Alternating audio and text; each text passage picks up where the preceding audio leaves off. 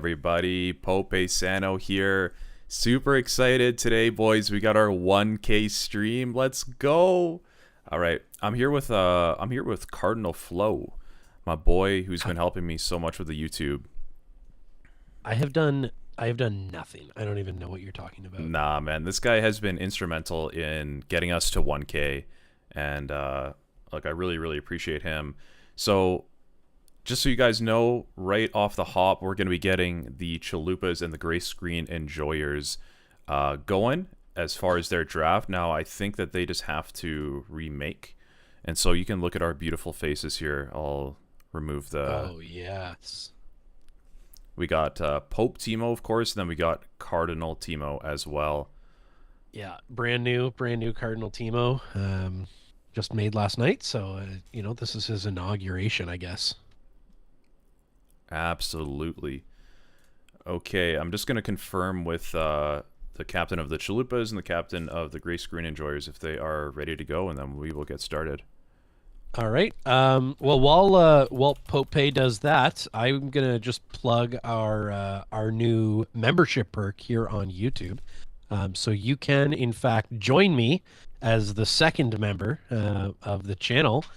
And if you do get access. I don't know if you can see there, but on my laptop there, right in front of you, you've got our emotes. You'll have access to those once we get 2 or more members. Then I have a whole list of emotes that we've already created that we will add to YouTube.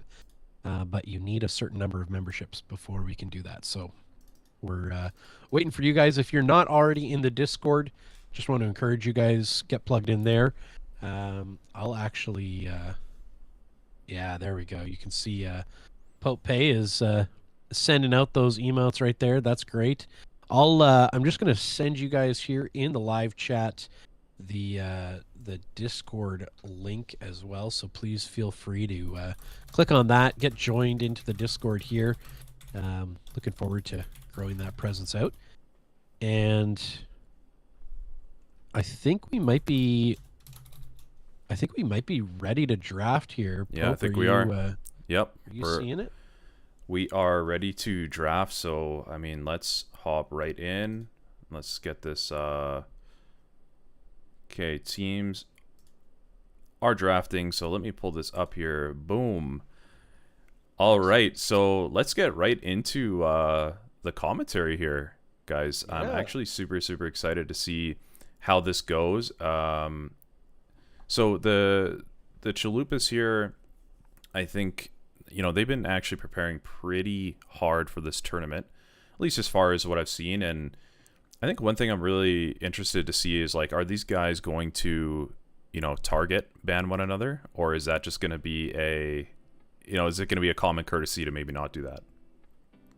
I've been watching a lot of these. They may not know this, but I'm constantly monitoring, just seeing who's in live chats. What are they saying in the Discord? And really, these guys have been on it. Like, they have been counter banning in practices. They've been practicing their drafts. They've been scouting out the other teams. And I think for how even these teams are going to be matched up, I think we're looking at something pretty spicy here today. You can see we've got a Zach ban so far, a Zeri ban, and a Seraphine. So couple of bot lane bans there, maybe a jungle ban as well, and there goes the Viego as well. Yeah, I mean, I know that so Doms, who is the captain of the Gray Screen Enjoyers, he is a Zeri. I don't know if we can call him a one trick, but Zeri is definitely his main champion by a mile. So, seeing that ban come out, I think that sets the tone a little bit for maybe what this tournament could look like, as far as, like, nah, we're not going to let you have your main champion. So we got, we're going to go into picks here. We've got Jarvan getting picked and Aatrox getting picked. So, we're getting a couple of these kind of comfort picks, couple of these OP picks getting out there. And absolutely. We'll see. Looks like Red is, they got about 10 seconds here, and we'll see what they pick. I mean, they've got quite a few jungles gone, so they may try to pick up a jungle here. I don't think that Aatrox is going to go jungle, so they'll get the Ooh. Nautilus Okay, we got a and couple or of Rel engaged or champions. I just want to interrupt draft for one moment. I just want to say to Georgios Maximos, thank you so much for becoming a member. He has come into the Deacon scene. Thank you, man. That is absolutely amazing. Your support doesn't go unnoticed. So seriously, thank you so much. And yeah, okay, so we do have two engaged supports, although, you know, could this, like, I'm thinking, could this Nautilus actually be a flex pick? I mean, the Rel technically could be a flex pick too, but I'm really interested to see if those are going to be the supports, or maybe we could see a Jungle Rel or a Jungle Nautilus coming out. You know, I think the Chalupas, if the Rel is a flex pick, I think the Chalupas have fallen for the bait because we do see a couple of these top bands going. I think they're assuming the Rel is going to go with the Samira. They picked the ADC right after somebody who's a typical support, but yeah, we'll have to see what they're thinking here. I do like the Ashe ban.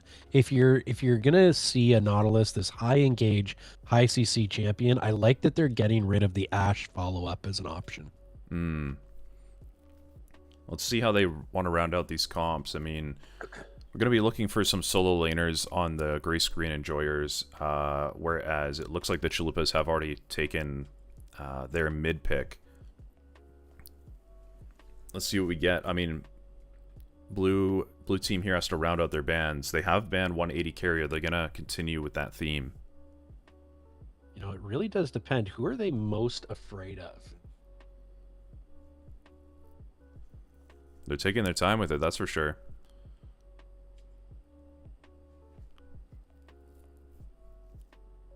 Oh, and it's going to be the Bel'Veth. Oh, that's very interesting. I know that the Chalupas have been practicing Bel'Veth recently, so I wonder if there's some OPGG scouting going on. And we're going to see a Twitch. Whoa. That's a pretty explosive pick. Are they going to lock it in? I don't know what other options they might have as far as who their 80 carry plays. Oh, they're going they with switch the it to the Karthus APC. last Whoa, that is a spicy pick. I really like it. You know, it could be tough, though. You got to remember, like, Karthus playing something fairly immobile in the bot lane against a Samira Rel, that could be very scary. They are going to have a lot of damage. And we've got a lot of AP there, too. Gwen and Talia. So a couple of AP, jungle, and it looks like they might be pulling out. So they decided not to go with the hyper-scaling ADC, but they've got a pretty good scaler there in Master Yi. He's going to just be farming like crazy this game. And him and Aatrox combined, I mean, there's a lot of damage there. And you know, if Malzahar can land that R, Master Yi's got a pretty free entry into these fights. You know, it'll be interesting to see. I think the Rel Jarvan combo is going to be a lot of fun. I think adding the Talia there as well is going to be super interesting. So, you know, looks like it'll be pretty AP heavy top and mid, but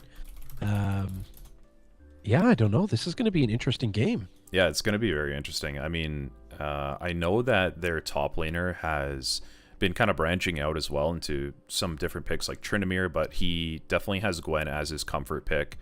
I think the top lane matchup will be fairly interesting as far as its volatility. You know, like this is going to be a...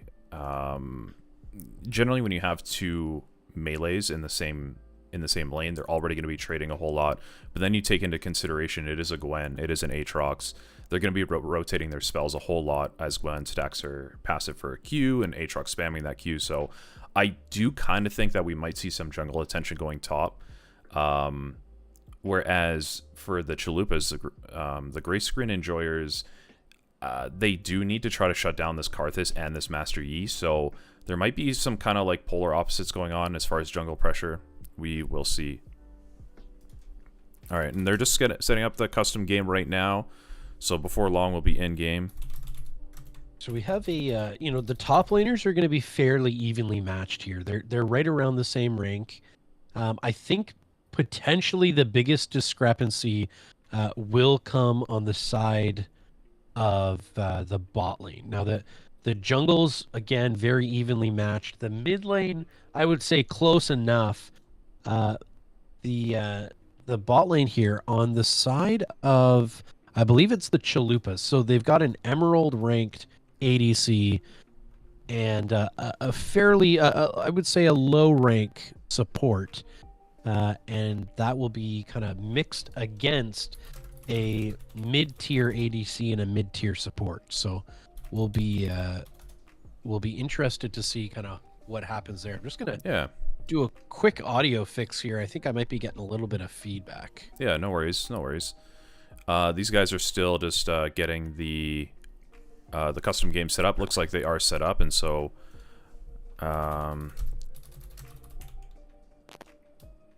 they are they're struggling a little bit. You know, creating custom games can be tough these days, guys, and so you know, they're struggling to get this going. But we will be in game here in a matter of 2 minutes or so.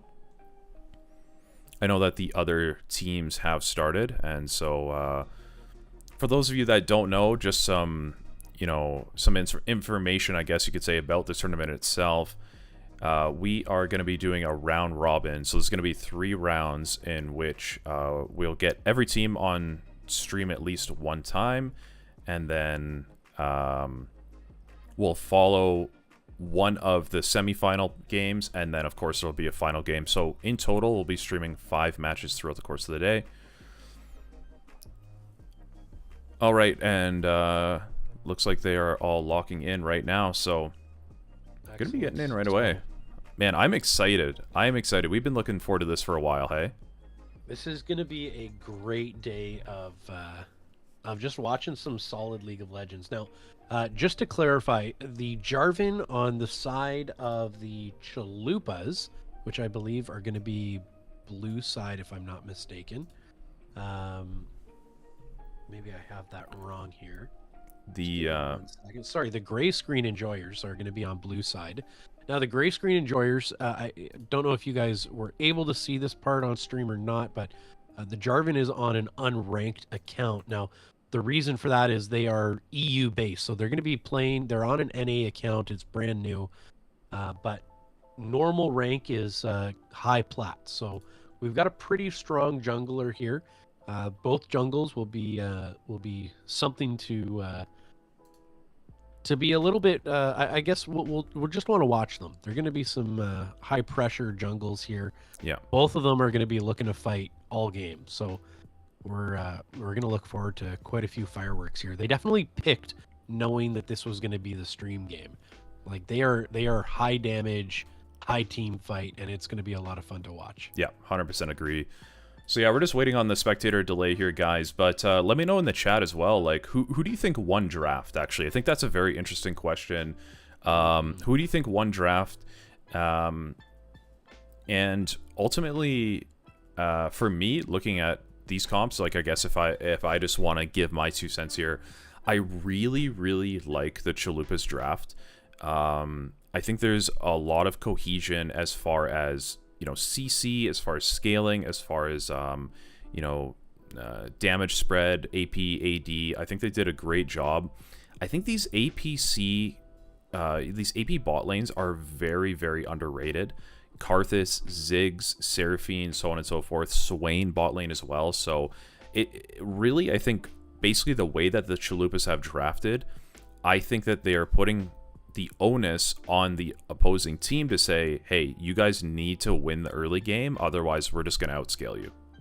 Yeah, absolutely. You know, the Jarvan just, it's been so strong for so long, and you just kind of, you're wondering, like, is this what Riot wants for Worlds? Do they want Jarvan to be this force to be reckoned with? I don't know. Maybe he's going to be a little bit different. We've seen a couple Worlds Jarvan skins, so perhaps they just have this list of who's the most fun to watch, and let's just try to make them busted before Worlds. This possible Riot strategy. But, you know, yeah, as some people are pointing out in the chat, like, I do agree that I think the Samira, the Rel, the Jarvan, the Talia, so on, they have the ability to wombo combo together, and like at the end of the day, these fights are going to be explosive. Where the gray screen enjoyers do have some advantage, I think, is going to be in these early skirmishes. 2v2s, 3v3s. If Rel can roam onto the map, so on and so forth, I think we're going to see the Chalupa's scaling comp probably struggle here. And so I think strong macro play early on the side of the gray screen enjoyers is going to be the key to this game. Now, Pope, I'm wondering if you can kind of enlighten us here a little bit. Looking at Samira, now we know Samira totally balanced, just has a wind wall that she can cast whenever she wants in a 360-degree circle around herself, which we all thought was a joke when Riot pretended to do that with Yasuo for that one April Fool's prank, and then they actually did it on Samira. I'm wondering, can you enlighten us? Does she need to cast that wind wall before Karthus clicks R, or can she cast it to stop the damage? That's actually a great question, and now that you mentioned that, I'm trying to think if I've seen this interaction before too often, and honestly, I don't know if I have. I don't think this is something that that Samira is able to stop. I could be wrong. I don't think that she has the ability to stop Karthus' arc from coming through. If she does, okay, which I don't think she does, but if she does, she'll have to cast when the damage is about to hit for sure. Right. All right, yes, and absolutely. we are in game here, so I am just going to. Great, we'll get that up on screen, and yeah, looks like we're so both teams getting out onto the rift here now. The Chalupa, or rather the gray screen enjoyers on red side here are going to be taking they're going to be taking this top side jungle. We got a kind of a pseudo 5-point there from blue side. Sorry, the Chalupas are blue side. The gray screen enjoyers are going to be on red side. So the gray screen enjoyers, they have kind of taken over that top jungle at the moment. Yeah, and it looks like they're just going to base here. Yeah, good. I mean, they were expecting the invade. Jarvan certainly has that ability to get long vision in. They've got, potentially some damage there with a nice long Talia cast, and we got Talia rather dropping a deep ward there. We've got one ward on red buff. I'm actually going to have to take a second here and turn on nameplates again, because I have been playing without those for a little while, and I want to know who everybody is. Yeah, I have not been playing with nameplates either. If you play with nameplates, you're a weirdo. Just kidding. It's not actually true. Mm-hmm. No, it is true. Yep, that's fine. You are the Pope, and therefore what you say is law and canon. All right, so just taking a look at the starts here. So both jungles going leashless. As we can see, the Chalupas do know that Master Yi is not started on his red buff. Or excuse me, that has not started at least on his Raptors, which is common, but what they're going to find out right away is that he didn't start on his red buff.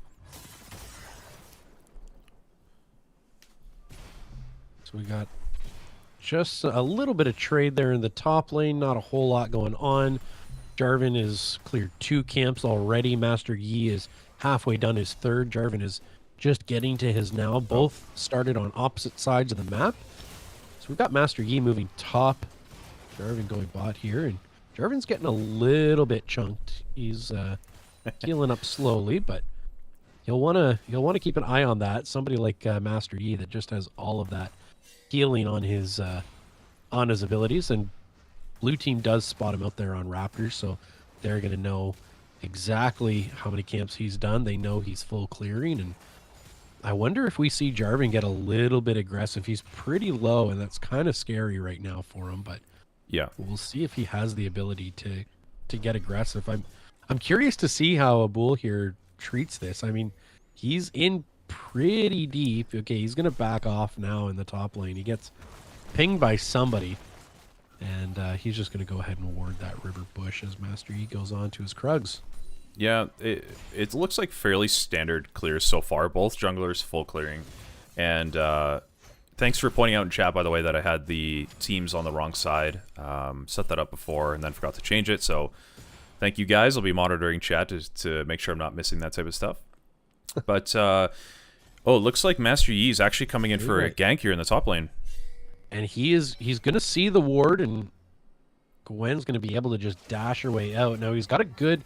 If you're watching there on screen, the way he walks into this... Now, Pope, you've said this a number of times in your videos. Don't hug that close wall on your side.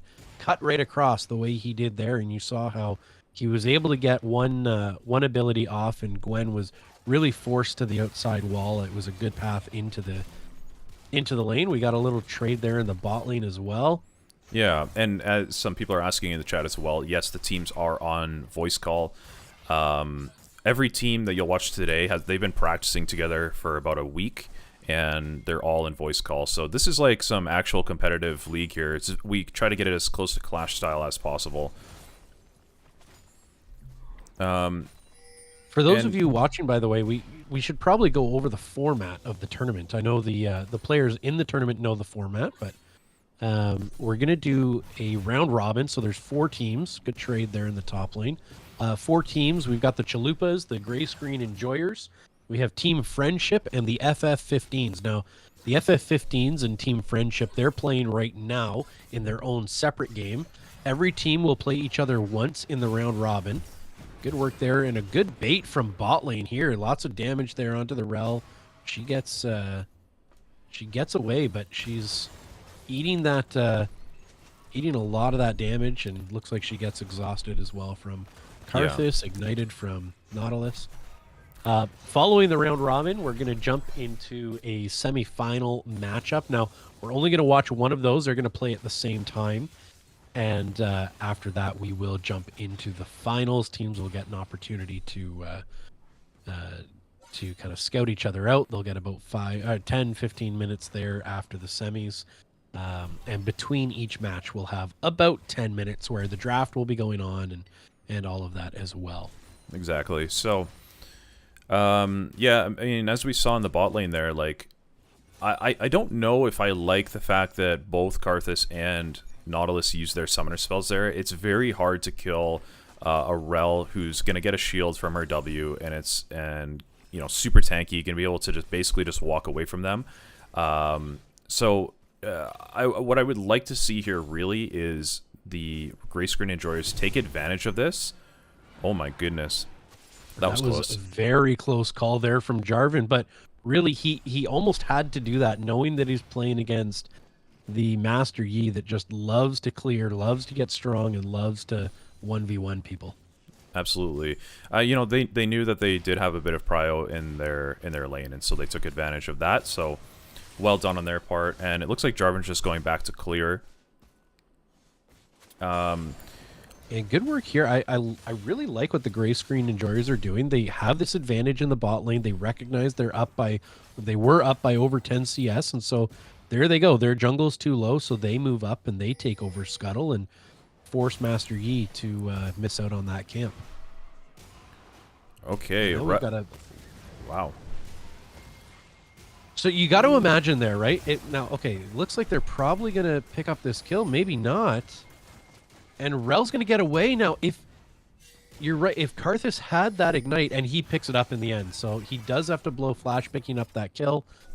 So good for him. Nautilus, of course, going down, but Karthus, had he have not blown his exhaust, had Nautilus not have blown ignite earlier on something that really they shouldn't have even thought they could get, then Karthus still has flash going into the next few minutes, but yeah, unfortunately has to blow that flash. Yeah, absolutely. And I mean, you can see how like those consequences do become actualized, and that's the thing about League. Like you can get punished very, very hard for play that you made. Oh yeah, we got a gank coming in. Okay. Ooh. So that was that was maybe a little bit slow on the part of Jarvan. I'm not sure if he was just trying to bait out the flash, but if that was his intention, then good work from him. He did a good job doing that. Yeah, I think looks like he's going to start.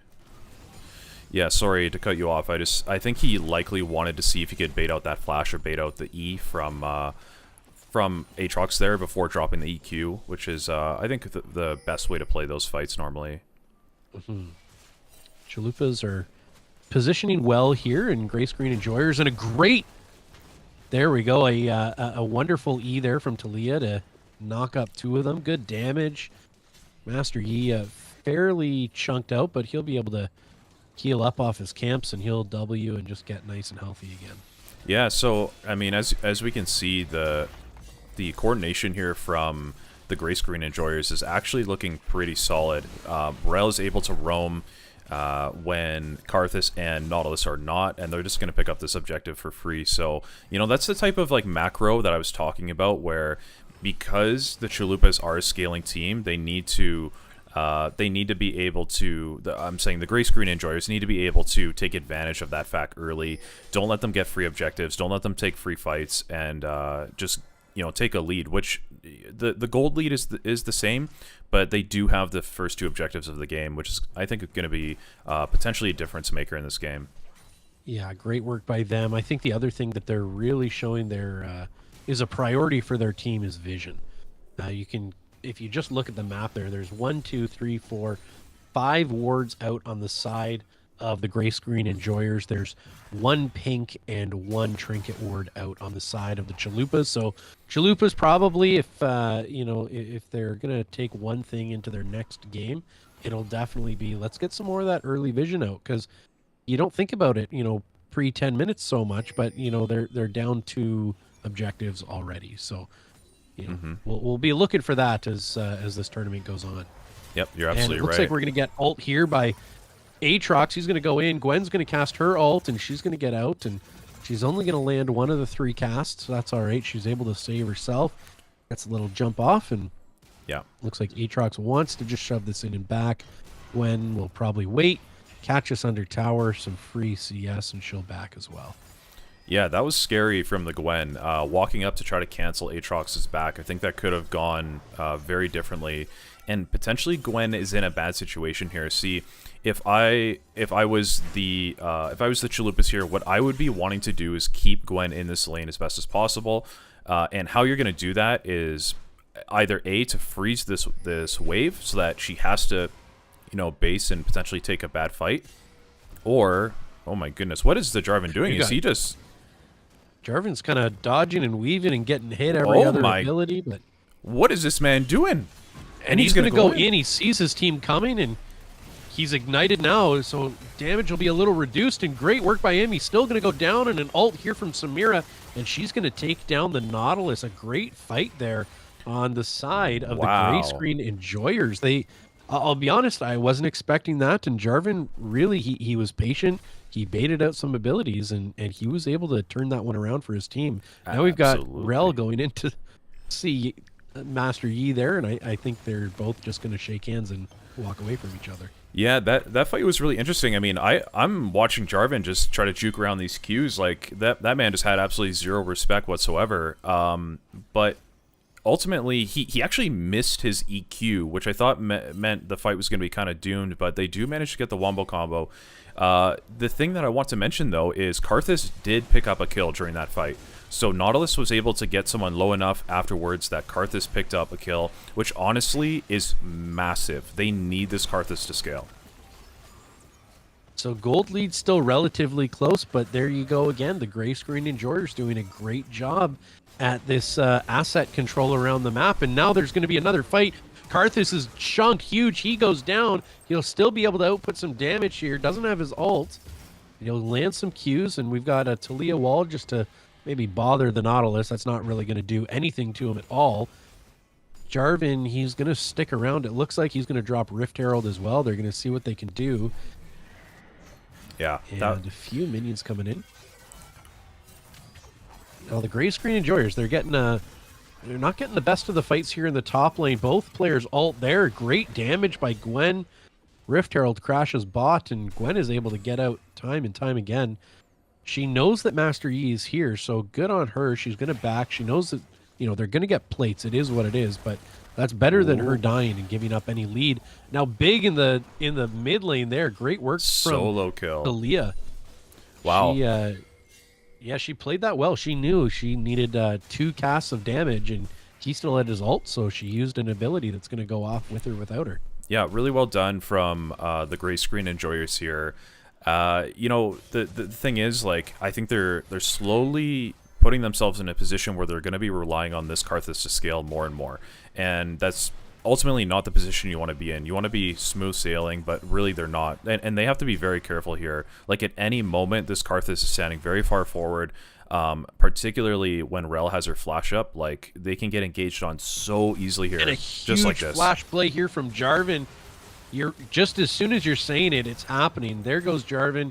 He's jumping in there. J4 able to get out. Still no ult there from Karthus after he dies, so he's going to go down, not take anybody with him, and great play there by Jarvan.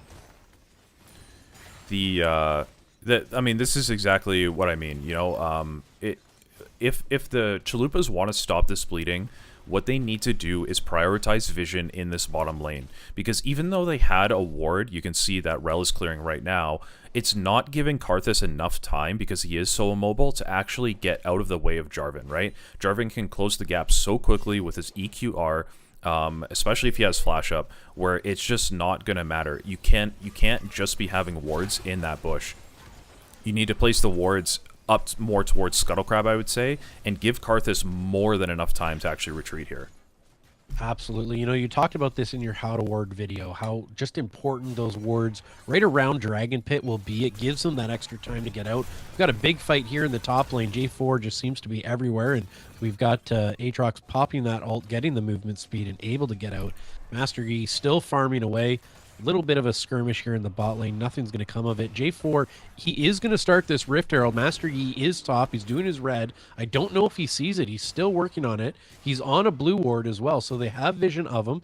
They're about halfway. Both teams just seeming to understand that this might be just the blue objective. There's nothing they can do about it, and Gray Screen Enjoyers pick that up. Yeah. And we've got a Hex Flash in here. And there goes Malzahar, just instantly down. Great work there from Talia.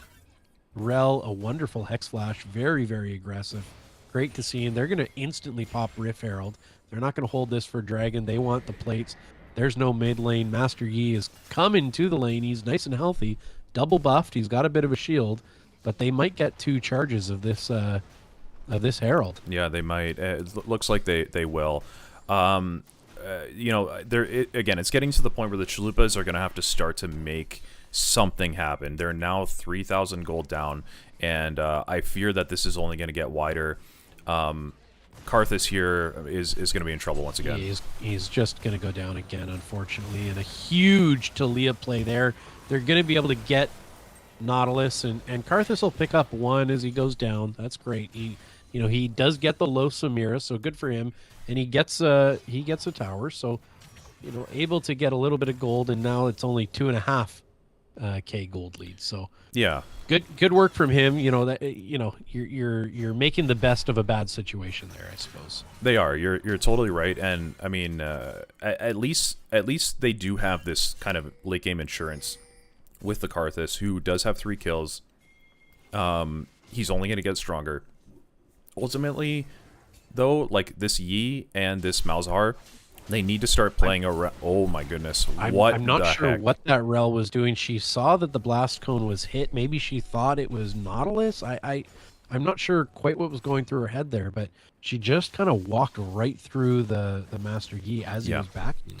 Yeah, and I mean, again, like when we're talking about teams that scale, like I sound like a broken record, but this does put. Now that the Gray Screen Enjoyers are ahead, they do have even more pressure on themselves to just end this game. Because if this game goes to 35 minutes, the gold lead won't matter anymore. And blue team steals the dragon. A huge play there from J4. He can't get out. He does go down. But excellent work there from J4 as he takes the blast cone right over and gets that last second smite. Wonderful play from him. That was absolutely immaculate. And we're gonna get another fight here in the bot lane. Samir, she has ult up now. She's gonna be able to sneak her way out, and a flash there.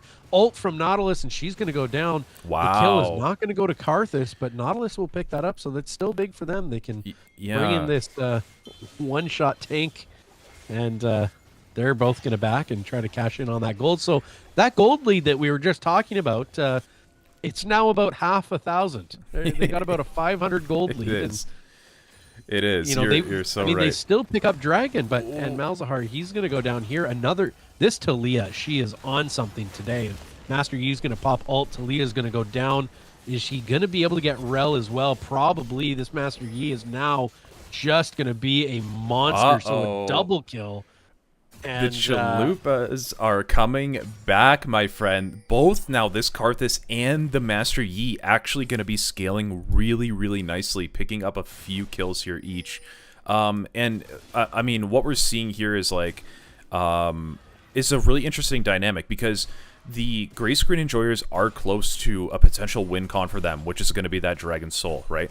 And getting far enough ahead that it won't matter. Okay, I'll just shut up here for a second. There's constant fighting in this game, I guess. I can't even talk.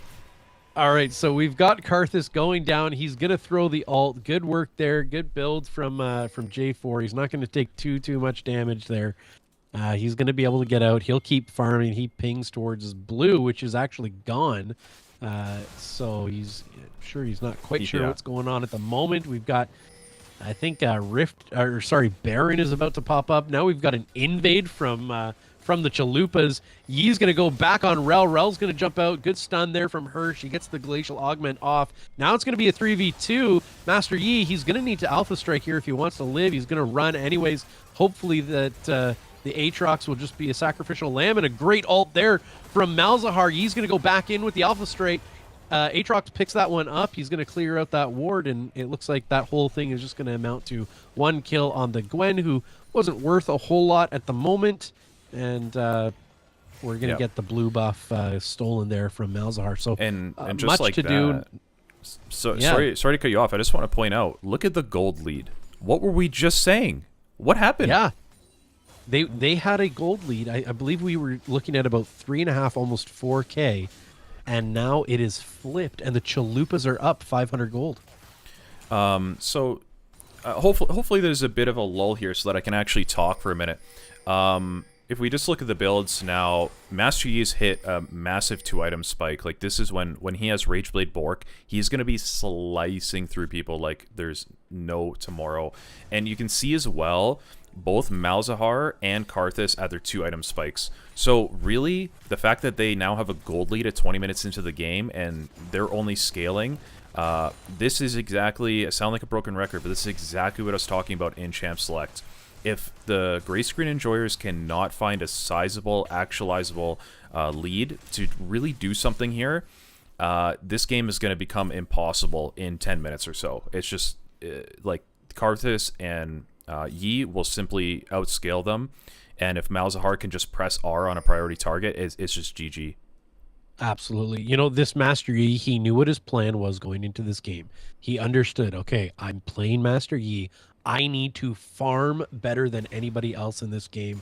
And that is exactly what he is trying to do. He is out farming his counterpart by over 30 CS now. He's got 2 kills onto Jarvan's 1. And he really wasn't trying to do those early fights. He knew exactly what he had to do. He didn't have a whole lot of vision to do it. And I just got to imagine, like, man, these Chalupas, I just wonder how much stronger they would be right now if they were playing those wards earlier than they have been. And now we've got the gray screen enjoyers trying to sneak a Baron, and I think they're going to get it. Master Yi backs, he doesn't know what's going on. Nobody on their team does, and they're just going to get a free Baron. 20 minutes into the game in competitive league, you need to have vision of the Baron, because teams will do this so quickly, right? When we're talking about team coordination. And now look, I mean, the Chalupas are forced to actually go to this dragon and give up mid priority, right? Because they can't give up Dragon Soul, but now they have to deal with the Baron going down mid. They're actually in a pretty bad situation here. This is tough. This is tough. And this is all from that early vision. Like, yeah, they're great right now. We've got a fight going on. So huge ult there from J4. J4 is going to go down. Malzahar gets another kill. Karthus gets 2. And a huge sweep there. Talia's going to pick up 1. They're going to go 1 for 3 on that fight. So huge damage from the Karthus. And we've got Master Yi. He's going to jump in there. I don't think Talia has any hope in the world of stealing this dragon. She's going to try just a little late. And we've only got Baron left on Gwen and Talia. So you got to wonder, was it better for the gray screen enjoyers, maybe in hindsight? But I think even in that situation, do you not just keep marching it down? You've You got do. dragons to spare. I agree. I agree. You just march it down. If they don't show, you're ready. I mean, they had a good idea that they were in the bot side, right? And so you just march it down mid, and then you're all ready to simply exit throughout the top side of the map. Because at the end of the day, the only engage on the side of the Chalupas is this Nautilus. The rest of them, they don't have any engage, and so you can simply walk away from them with your Rel and your J4 tanking. And so the fact that they wanted to fight there, I didn't like it too much. But, they did execute their combo well, but Samira simply couldn't get her ulti off fast enough. And I think the scaling is just too far now on the side of the Chalupas in that fight. So, yeah, that was absolutely wild. Like this game is actually pretty crazy. What a game one we're having. Gold lead less than 1,000, which at this point in the game, almost negligible. It's barely going to affect things this late, but here they go. 3 dragons to 1, 1 Baron to none, and the momentum seems to be shifting. We'll have to see here, but the Chalupas, if they fight together, they seem to be able to win. But the gray screen enjoyers, they just keep making these little mistakes that they weren't making earlier. All of a sudden, these players that they were dunking on 5 minutes ago, you see there again. Gwen overextends, and now this Master Yi, he's going to do Master Yi things. Great engage there from Rel. She's going to jump onto Karthus. Karthus is going to go down. We've got an ult there from Malzahar.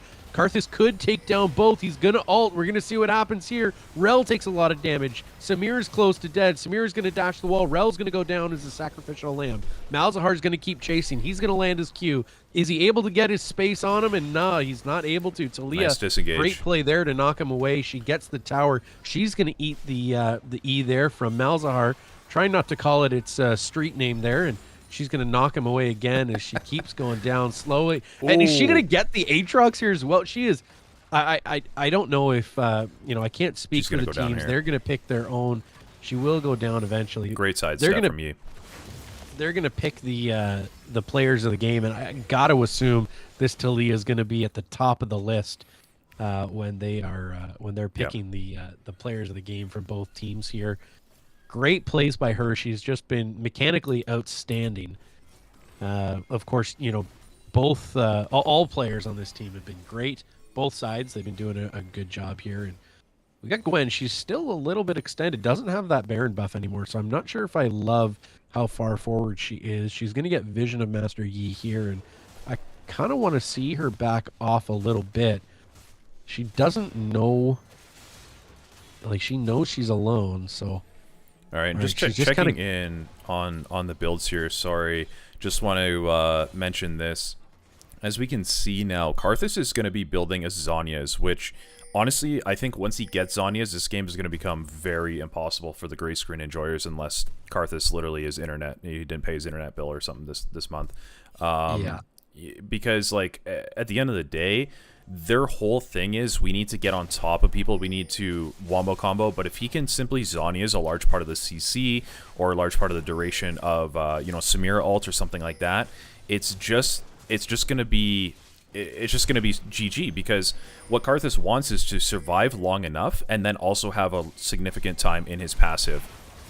And we've got another fight here in the top side red jungle, and Master Yi is going to go down, so a lot of damage is missing on the side of the Chalupas. Absolutely. So the gray screen enjoyers, they're going to send a Talia ult. She's going to get Ard. She's going to get suppressed. There's the Karthus ult. She might go down here. Stays up, and a huge play there from the gray screen enjoyers. Great work taking 3 of them down. Dragon coming up, Baron coming up. They may just be able to push. Karthus is still up. That's a ton of damage that they need to worry about. And a good Zhonya is there from Malzahar. Gwen, does she have the damage? She misses the Q. She pulls in her stun. There's the Zhonya's. Her invulnerability, and both of them, I think she might burn. And she does. She burns out. So now it's just Samira, just Talia. I mean, the 4 players with the most damage still left alive. They are going to know. They've got that pink right there. They can see it. They know what they're thinking. and we're just gonna. It's just gonna be a comparison of who does the most damage the quickest. Of course, Gray Screen Enjoyer is going to be at a disadvantage. Big flash there from Malzahar. Gray Screen Enjoyer is getting chunked down by Dragon. A TP coming in here from the Chalupas, Karthus and Malzahar. Karthus They're going to leave die. the Dragon so low here. It's going to be a 50-50, and Blue Team gets the soul. Samira is going to go down. Talia, big damage there. She's able to take down the Aatrox. She is just shredding through players right now. Wow. This game is absolutely explosive right now. You know, back in the base, that's what I was talking about with when Karthus gets his Zhonya's, he's a force to be reckoned with because you can't just engage on him, and he's still going to be dealing damage to you even in that Zhonya's because of his AoE, right? But as we can see, the Gray Screen Enjoyer is still able to find the fights that they're looking for. This Talia is honestly carrying really, really hard. This is very impressive to watch right now. Great work from both teams. So just checking in on the builds once more, we can see a little bit of magic resist coming out from the Samira, who now has that Mauve Malmortius, but I don't see much MR on the side of on the rest of the Gray Screen Enjoyers. I'd be interested to see really what the Jarvan is going for here next. Like, he does have that Frozen Heart, but he also built a Chain Vest, right? I think it's imperative that he builds some MR against the Malzahar and against the Karthus here if he wants to be able to stay alive. What the heck? And Leah she goes from being what? the best player on the team to, I don't know if it was just maybe nerves, maybe a misclick and her mouse died, but it was either that we're trying not to say her brain died, but it almost did there. I'm not sure quite what was going on, but she just goes right into the Malzahar R. A very funny play, to her credit. Maybe just playing for the stream here, trying to get people to have a good time, and good work there from J4 to try to save his teammate, but he's going to end up going down as well. Flash there from Aatrox. Aatrox chasing him down, and J4 able to get out. Great work, able to lay down a lot of damage. Gwen is going to go down to the burn there from Malzahar. A good ult from Nautilus to keep her from getting too far, and this is not looking good for the Gray Screen Enjoyers. It's not. A flash forward from Karthus here. Oh my goodness, what an aggressive flash. He's burning, so this is just a free Baron on the side of the Chalupas. We've got a TP going top. It's going to be Talia. She's back up. We'll see what she's able to do. I honestly don't think that she can team kill, but she may just need to try, and a bad... Oh, never mind. A good ward there, and red team is able to slay the Baron. Smite was missed there. Smite was missed there as Karthus picks up the Baron. That means that Talia had a real shot of actually stealing that Baron. That is scary. But I mean, look, now, like, the Chalupas, excuse me, are in the position they want to be in. Sure, they don't have Dragon Soul, but the thing is, they're continuing to scale, like, and they won't stop, right? I don't know what, like, Karthus secondary runes that he took, but if they have even a single Gathering Storm on either, Malzahar or Karthus here, it's gonna just continue to get even worse. And the fact is, as well, if Talia is not present, the Gray Screen Enjoyers, they have zero way of actually clearing this Baron. Like, that's part of the scary thing here. Can't the Chalupas just kind of walk down mid here and just siege with Malzahar and Karthus? I guess we're going to find out. And they're playing a little bit more passive than I would expect them to play. Okay, they've baited out the Talia E. We'll see what they do with that, and I guess nothing. They're going to wait for their next wave, and they'll lock in with this, so that's good to see. Yeah, so I mean, look at the builds on the side of the Chalupas here. 4 needlessly large rods, so that's going to turn into 2 Rabadons here very shortly, and the AP is just going to spike through the roof. And it's just going to start shredding. We don't have enough magic resist to deal with that yet. No, we don't. We really don't. The gray screens. We don't have enough magic resist on one side, and I think on the other side we don't have enough anti-heal, but I'm not sure that it even matters at this point. The damage might just be too high from the Chalupas. They might not even need any anti-heal. And I don't know if your game kicked you out. My game just kicked me out here, so okay. I did not get kicked out. That is... I'm not sure what is going on here, but I can hear the game in the background. There we go. Okay, we're back, and... Okay, good. I suppose that may be a spoiler of what is to come. We know, of course, this game is getting to a very volatile stage where one team fight really does Yeah, decide the end of this game. Either team and at Jarvan this is point, down. Yeah, this is yeah, looking no. really, really bad for the gray screen enjoyers here. So the Chalupas did a great job at pulling this one back. I mean, they knew they were playing for late game. They played their roles well. Ooh. I don't want to say that I think it's over, but it looks like it just might be. There goes GA and Doms on Samira, and we've Yep. got a big Talia ult coming in. Now Talia really did play well this whole game. I mean, had that one silly play kind of partway through the end of the game, and good kill there on her part, taking down Mal's, which is really a lot of their siege damage. So we'll have to see if she's able to land an E on the Karthus there. Then we may actually see this game go the other direction. But I think Chalupas, they're going to say, hey, you know what? We'll be right back, and we're going to do this fight again, but this time with Elder Drake. Exactly. Elder Drake is spawning here. They got so much off this mid fight, which, I mean, maybe a bit of an ARAM. They could have probably 4-1'd it here. But overall, they're gonna get what they want. They got an inhib. They got that pressure mid. They can simply turn on the dragon. To be honest, though, this is a bit of a 50-50. This is definitely a bit of a 50-50. Jarvan has stolen one dragon before. Can he do it again? I guess we're going to have to wait and see. If he does get it, then they really can, with the damage of Talia, they could clean this up and just march right down the mid or the bot lane. And good work from Nautilus there to try to delay them a little bit. A TP coming, and red team is going to get it. Jarvan gets in there, but Jarvan is going to go down to Elder buff. And now we've got a huge fight. Master Yi's going to jump on the Rel. Karthus has ult. A big Karthus ult, and he's going to take out Gwen with it as well. She's going to get hugely chunked. Master Yi still in ult mode, and I think this is going to be the end of game one. Gray screen enjoyers falling to the hand of the Chalupas. We've got Yi still ulting. He's going to get in there. He's actually going to go down, and good ult there. Samira is going to go down. It's just not Samira going to be will enough. pick up the kill on Yi, and you're right. It's just simply not enough. There's just too much damage. Talia, she's going to pick up another one. She's going to, not quick enough to get the Malzahar. Maybe a little bit of BM from him, knowing that he can take out the Nexus before he dies. But great work from both teams. Pope, what did you like in that game? Overall, I mean, the game really panned out the way that I think we talked about in Champ Select. You know, at the end of the day, as I'll make sure I'm showing the here's the post game stats so you guys can see that. At the end of the day, like the scaling was simply too much, right? If you put too much onus on yourself in a competitive environment, you need to win early, like when you pick a Samira, when you pick a Jarvan, when you pick a Gwen and a Rel, right? You are saying that, okay, we're confident in our ability to get far enough ahead where your scaling simply doesn't matter. But as we saw, even though they did get ahead, they weren't tight enough and able to, I guess, turn that into something where it was just like over, right?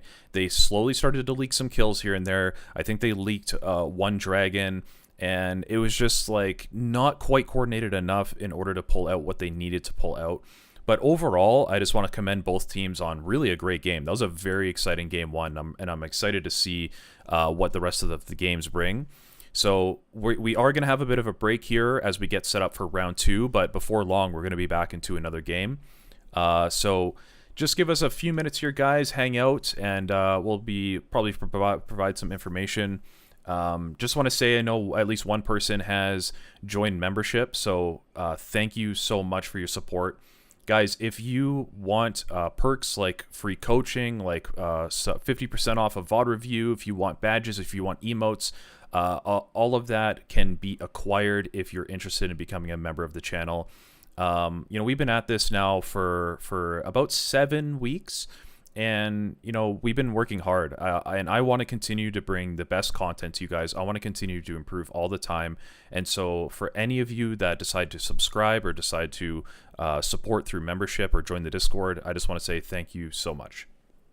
Yeah, we want to thank everybody for your contributions, both in not just financially, but also hitting the sub button, also liking the videos, interacting with them in any way.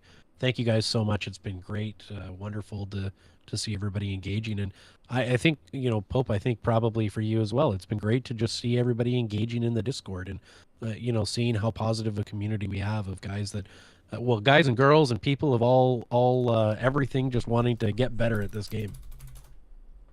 Yeah, absolutely. And I mean, for me, I want to build a community that is about positivity, that is about enjoying this game because it's something that we love, because it's something that we enjoy, because we want to improve ourselves and put our minds to something. League has been a toxic environment for a long time, and so I think this community has done a great job at starting to change that already. And I think that's a big part of why I've been enjoying, these first like just shy of 2 months of doing this. Yeah, absolutely. So we will get the result for the other game as well. We're going to take a moment and add the Discord link to the description of the video. We're just going to play some music here for you for a moment, and we'll be right back.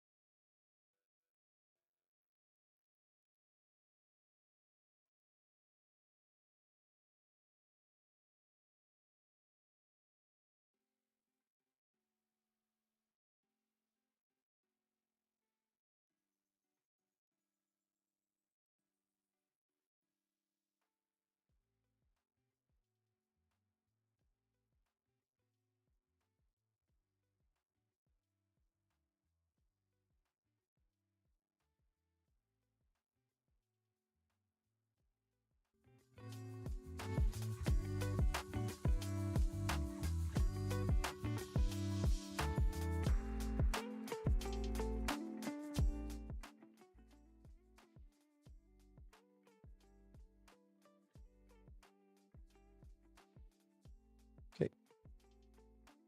All right. Well, ladies and gentlemen, we have the captain of the winning team, Cherry here. Cherry, what a come from behind victory there.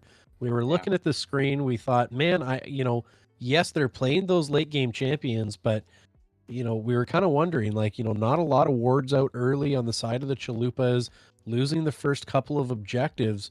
What did you tell your team there? How did you guys turn this one around? I just really told my team, like I knew we drafted a team that could really do well in team fights, and I realized this in the drafting, but I realized it more as the game went on. So I told my team, like, we are actually going to win team fights because all the fights that happen happening right now are just because of, you know, some of you are just roaming with Rel and trying to get picks. But I felt confident in our team fight potential, so that was really what we were going for. Excellent. Now, you talked a little bit about the draft pick there. I saw in your bot lane, it was hyperscaling always in the plan. We saw you hover the Twitch, and then you decide to go with the Karthus and partner that with the Yi. Was hyperscaling, was that the plan from the get-go? That was not the plan from the get-go. See, I play a lot of Jarvan and Zac, and Okay. well, they kind of banned Jarvan. Well, they picked Jarvan, that is, and They kind of targeted you a little bit there. yeah, they did. And then our bot lane, our West, he said, yeah, we're not gonna win bot lane. So he just suggested, I don't want to play Twitch, pick Karthus for me. So I was like, okay, I trust you. And then I just picked Karthus. And I realized as I picked Karthus, okay, this is actually a pretty good Yi game, maybe. So that was just going through my head. Excellent. Well, thank you so much for your take. I'm going to send you back to the Chalupas chat here and let Yes. you guys get ready for your next match, which will actually also be on screen. So we are looking for some of this flashy play style that we're coming to know and love out of this Chalupas team. Thank you. I'm excited. I'm very excited. Thanks so much, Cherry. Gentlemen, that was Cherry there on Team Chalupas pulling out that big victory. We are going to be right back here with the draft order. Oh, we have a winner to announce as well in the other game that was off stream between Team Friendship and Team FF15s. The winner, of course, being the FF15. So this upcoming match, one of these two perfect teams is no longer going to be, and one team will be 2-0. So good work from both teams. You can see there's the logo for the FF15s. It's definitely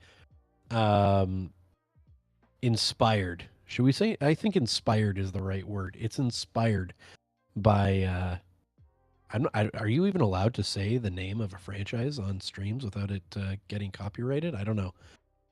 We'll just say it's inspired. You guys can probably figure it out. But the FF15s, they will be, it looks like, playing on red side. The Chalupas will be playing on blue side.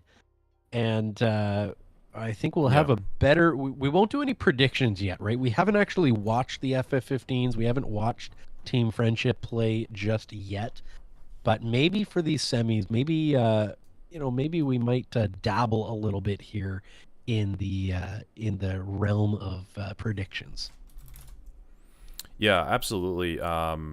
Look, if we can expect all the games to be similar to what we just saw, I am very excited for what's in store for the rest of this tournament. That was such a fun game one. It was so explosive. You could tell the teams had been practicing. There was a lot of coordination, and the other thing is, like, for those of you watching, if you're not aware, most of these guys didn't really know each other a week ago. They all signed up for the tournament. We try to balance the teams as best we can between like rank and role and all that type of stuff. And they were just thrown into a team, and they had to work together to come up with comps, to start scrimming, to start practicing together. And so it was just very, very, very, very impressive, and like it's really, really cool to see people be able to come together and play the way they are. And, that was their first game together, so let's see. I'm sure game 2, there might be even more cohesion. I hope so. Yeah, well, exactly. And, we're just waiting here on the spectate link being sent so that we can watch this draft. But yeah, no, absolutely. I think, both teams, they played well. And I think that's the great thing about this community that we're building here. And, just a bunch of people who don't know each other, that we're all able to get together. And these guys, like you said, I mean, they've been playing together for the last week or so, just constantly. Anytime I'm on here doing any work for the channel and just kind of hanging out in one of the mod groups or whatever, I look down and here's all these people just playing the game on the Discord. So yeah, super excited about that. And so I just want to let you know, my friend, the spectate link for the draft is up if you want to pull that up, just so you're aware. And I'm going to let them know that we're ready to start. All right. We'll get right into it here. And so this matchup, I mean, we have the Chalupas again, so same roles and ranks.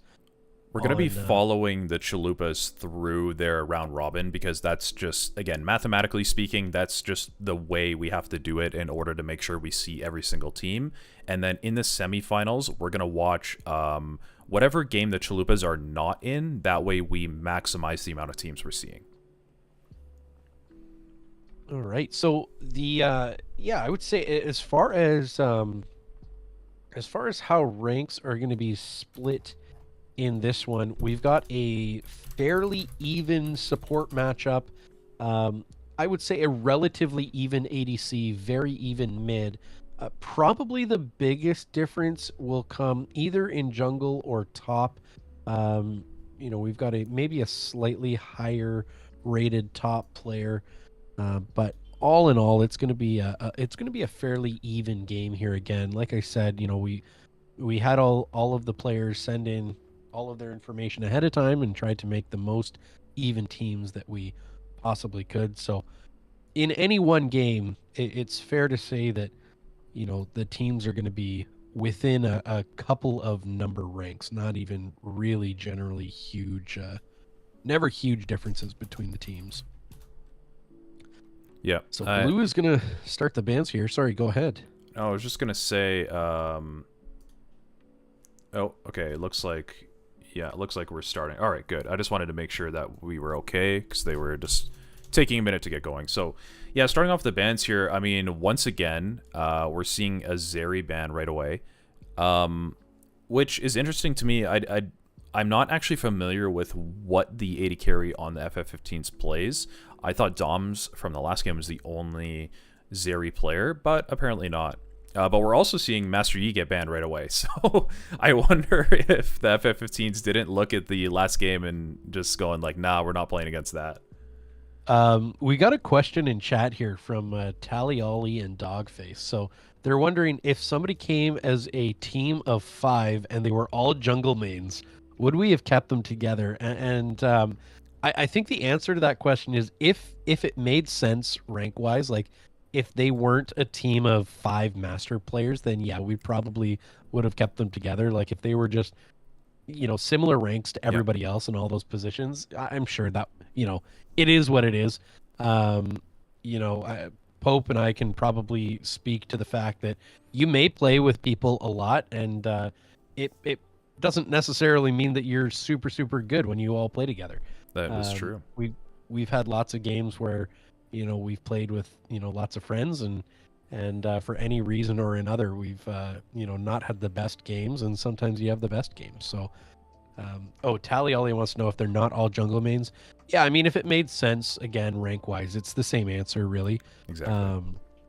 We didn't have anybody in that situation. I think there was only one pair of people that wanted to play on the same team out of everybody that signed up. So yeah, I mean, I think that just speaks though to how open this community is to just get to know each other, to play on teams. Like literally of the 20 people that signed up and including the subs, no real desire to play with any one certain person. But thank you for asking that question. If you guys do have questions, make sure to add those in the Discord or in the YouTube live chat. Make sure to get yourself into the Discord, and we'd love to continue these conversations. And we'll try to be on that YouTube chat. But we don't want to miss these 2 quick early jungle picks coming out. A Mumu getting taken on the side of the Chalupas. I like that pick a lot. I think he's a good kind of low mid elo jungler. It might be because I like solid. playing him whenever I get stuck jungle, but Yeah, Mumu is a solid pick. I mean, at the end of the day, this is the type of pick where it can be very flexible. You want to fight, you want to fight early, you can. He has so much CC. You want a team fight, you can. If you want a team that scales well, you can play a Mumu because he can become extremely tanky. But we might be seeing a bit of wombo combo come out from the FF15s, picking up the Misfortune. And we get the Twitch. Okay, so there's a hyperscale. Yeah. So the Chalupas, again, kind of leaning towards maybe a bit more of a scaling mid-game type thing, whereas the FF15s definitely, these 2 champions can scrap it out early. Like MF, especially if she's getting that Q bounce through minion or something like that, will deal big damage. Her love tap is great early. There's the Aatrox again coming in the top lane. So the tank will be in the jungle. Mordekaiser getting picked. I think we can assume that's probably going top. I mean, I've seen Misfortune getting flexed to support recently. I don't think that's what's happening here, but you never know. So it looks like what's available left to pick on the side of the FF15s will be likely their mid in support. I mean, I guess you could say Mordekaiser could flex to other positions as well, but probably mid support left to pick there on both teams, actually. Absolutely. And we see the Malzahar ban coming out. I wonder if they're going to ban Karthus. Like this in my head was, they did ban Karthus. Actually, I'm sorry about that. I totally missed that. So really, we see 3 of the 5 picks that the Chalupas had no longer available. Will they continue that trend? I guess we'll find out. But again, the Chalupa is kind of leaning into something really similar to what they had last game. Are they gonna go with something scaling in the jungle? Yeah, we'll have to see here. I mean, a lot of it looks like a lot of engage bans on the side of Yeah. FF15. So, I mean, you know, they seem to be playing a team here where they really do want to dictate when you go in, when we start a fight. But Chalupa's doing a good job, I still think, of kind of picking around that. I mean, Seraphine's got great engage, Amumu's got great engage, Aatrox love it. You know, he's great as kind of follow up engage. I don't know if he'd want to start the fight, but as soon as the fight starts, he's ready to go. Aurelion Soul, Twitch, you know, they're gonna be able to put out some consistent damage there on the back end. Yeah. But So you I know, mean, we do see the scaling, right? Here it is. We have Twitch, Amumu, and Aurelion Soul on the side of the Chalupas here, and a Graves pick. I'm stoked for this. I mean, but I don't here's know. the thing. I don't know what you think about it. Sorry, look, you go. No, that's okay. I mean, like, I gotta be honest. I'm not a fan. I'm not a fan of the FF15's draft. I don't think these champions necessarily. Oh, Spotify's running an ad. Nope. Okay. Sorry, All right, we'll sorry. pause that. Just had to mute that. So look, I'm not a big fan of the FF15's draft, to be totally honest, and I just don't think these champions necessarily all want to do the same thing. The really the way where I see the cohesion, if there is any, is they can potentially get prio and then go and invade, right? Although this bot lane probably won't have priority, but wherever Zen and wherever Graves go, they should. If they're not using their priority this game, I'm very worried for what the Chalupas have in store for them. Absolutely. Okay. We do need to take a second here and get that. Yep, they've started the custom here, so I'm just joining. That. I'll invite you as well, so that we can spectate. Sure. And then, if you don't mind, just adding, we'll add that Discord link to the video description. I think we should be able to edit the live stream while it's still on.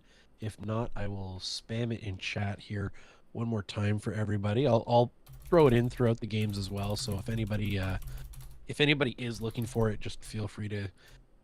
I mean, just type in Discord and I need to jump into spectate now. This game They need to remake the lobby because they did not allow spectators. Okay, that's all right. I mean, these things happen, right? It's a 1K stream. Maybe it's a 5K stream, 10K stream. You know, things are going to be okay. Yeah. Hopefully we can. I might have to release a guide on how to create custom lobbies. It might be the next video coming out. So you know. Yeah, absolutely. How are we doing audio wise? Everything. If you guys are in chat and better. Okay. If you guys do have any audio issues in chat, feel free to let us know. I mean, like we said, this is the first stream ever on this account, so if we're missing something or we can't really hear things on our end, we're not hearing what you're hearing, and that game lobby is gonna be full, and I won't be able to join. Oh. So they might need to remake this custom game again, which isn't ideal. Tally Ollie, thanks for that, Tally Ollie. He says it's good. I'll maybe just jump through.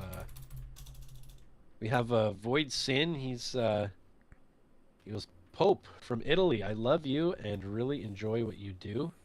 Ciao fratello. Welcome from Italy, my friend. I'm Calabrese. Where are you from? Let me know. My dad was born in Molito. Wow. So apparently you've been sent a friend request, and then you can join the spectate. Hopefully. Excellent, and it's full again. Okay. What? Okay. All right. One second. We're gonna get this going. Sure. Yeah. No problem. We'll just check through chat here and. Okay. Now try to join. Okay. Right, now join. I think I'm in. All right. We should be good to go finally. Well, I mean, we knew something was bound to happen, so that is a-okay. And both teams here just picking the champions that they've already drafted. It doesn't matter Yeah. the order of those.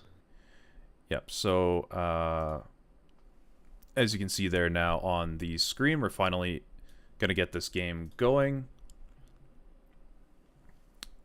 Yeah, uh, we have Isha Isha, Muhammad. yeah. Thank you, man. Great message. Yeah, yeah. Honestly, guys, like it really has been. It's been a super cool like month and a half. Um, we've been working so hard to get this channel going and to create a a fun viewing experience for you guys. And at the end of the day, like it is a lot of work. But we really enjoy it, and so uh, I can say for myself, I'm very committed to be bringing you guys good content. And if there's a video that comes out that you're not as interested in or something like that, just keep in mind, like, I'm still learning myself, and I'm trying to learn what I really want this niche to be. I think I'm going to be leaning more into that educational content. So, lots more coming this week. If you're watching as well and you're not subbed to the channel, it always helps me grow if you drop a sub. And just want to say as well, we do have membership, you guys. So if you want to be spamming some of the Pope Timo emotes, if you want a badge next to your name, if you want, at some of the higher levels, you're going to get exclusive streams, exclusive coaching, exclusive videos. If that type of thing is interesting to you, and you wanted to support me, buy me a coffee or something like that, your join to membership would honestly mean the world to me. So, all right. Thank you, guys. He remembers the first post in the Nico sub. It's been a really good journey so Oh far. man, that's so cool. Honestly, that was a good first post. I think that was one of the first Reddit posts that really got a lot of positive feedback. yeah, it did get positive feedback. The Nico mains, they're wholesome. The Nico mains are very wholesome. So when I did coaching for, I think it was a bronze Nico support player, that was a great experience to post that into the Nico mains Reddit and to see a lot of good feedback from people. But what else can you expect? They're Nico mains, right? Of course they're going to be nice. Exactly. There's a few subreddits out there. Let me just put it this way: there's a few subreddits I've been in, sharing some coaching and stuff like that aren't necessarily so nice. You know what? You are correct on that one. I'll let you guess at maybe who that might be. I'm not gonna say it. No. We would never. Okay, Tally Ollie says should do fiddle mains. Is that going to be a good experience or a bad experience? Will the fiddle mains be nice to me? yeah. Are we getting set up here? That might be a bit of a setup. Yeah, a weird for the AD, like for the on hit, W maxers. You guys are Chads. Not like the. They're a whole different brand of Nico mains, really. I mean, still positive, but just it's an apple and an orange. They're still fruit, but they're completely different. Yeah, exactly. And let's just say we love vitamin C around here. Yeah. Okay, Tally Ollie wants a promise, and you know what? If you promise to become a member of this channel, then I think we're gonna keep pumping that out. But all right, let me get these name plates set up properly. So, guys, we do have the Chalupas and the FF15s. Oh my goodness. All right, I think. All right, we are in game with the Chalupas and the FF15s. I'm just going to zoom out a tad so we can see everything, make sure we are on directed camera, which we are. All right, guys, I'm super excited. Let's get into it for round 2. So I'm always interested to see what they're going to do level 1, right? We see some pinging going on towards the Chalupas here, pinging towards their own side of the jungle, and it looks like the FF15s want to invade, maybe. And we actually had a Mumu forget to buy his pot, so he's backing now. He's got that pot, and we've got a good deep ward there by the red team, so they're gonna grab a vision of top blue side. Blue knows that, so they have pinged it already. Yeah. Absolutely. And red side pinging Mia on the bot red buff. So They may not be sure where Amumu is going to start, but now they are sure he shows up on vision. Man, I just want to say, Dione, I'm sorry if I'm not pronouncing your name exactly right. Oh, 1 second, I'll get to that in a moment. And a big fight down here. It's starting level 1. Glacial Augment goes off. Big damage flash. here. A flash from Twitch. He's going to go in. MF gets the double shot off the Q. A missed Q there from Seraphine. Ali is going to stay in the bush there, and Twitch is going to get another shot off there. So good damage on both sides of the team there, and I think the Chalupas are going to walk away with a slightly more healthy bot lane. Yeah, and so I just want to get to what I was saying earlier. Sorry, it's not about the game. Oh, but maybe I need to be quiet again. All right, not quite. So, Dione Rosario, like, just honestly, those comments mean so much to me. We're going to continue making great content. Thank you for your support. And, like, to see a comment say that I'm your favorite LOL channel, like, that genuinely almost makes me a little bit emotional because it just doesn't feel real for someone to say that. You know what I mean? So, seriously, thank you so much.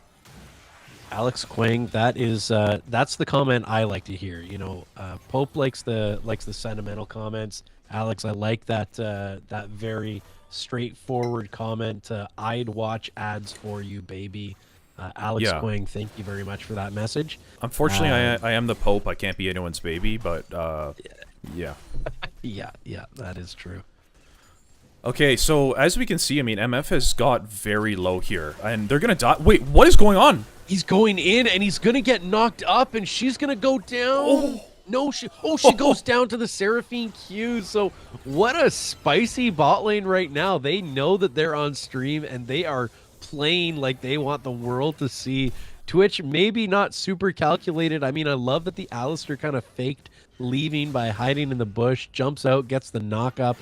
Good trades happening across the board. I don't know if we really talked about this enough. The fact that there is a Xin Zhao in the mid lane. Yeah. On the FF15. So yeah, this is definitely so. But here's the thing, right? That was a really cool flex pick that we definitely overlooked that in draft.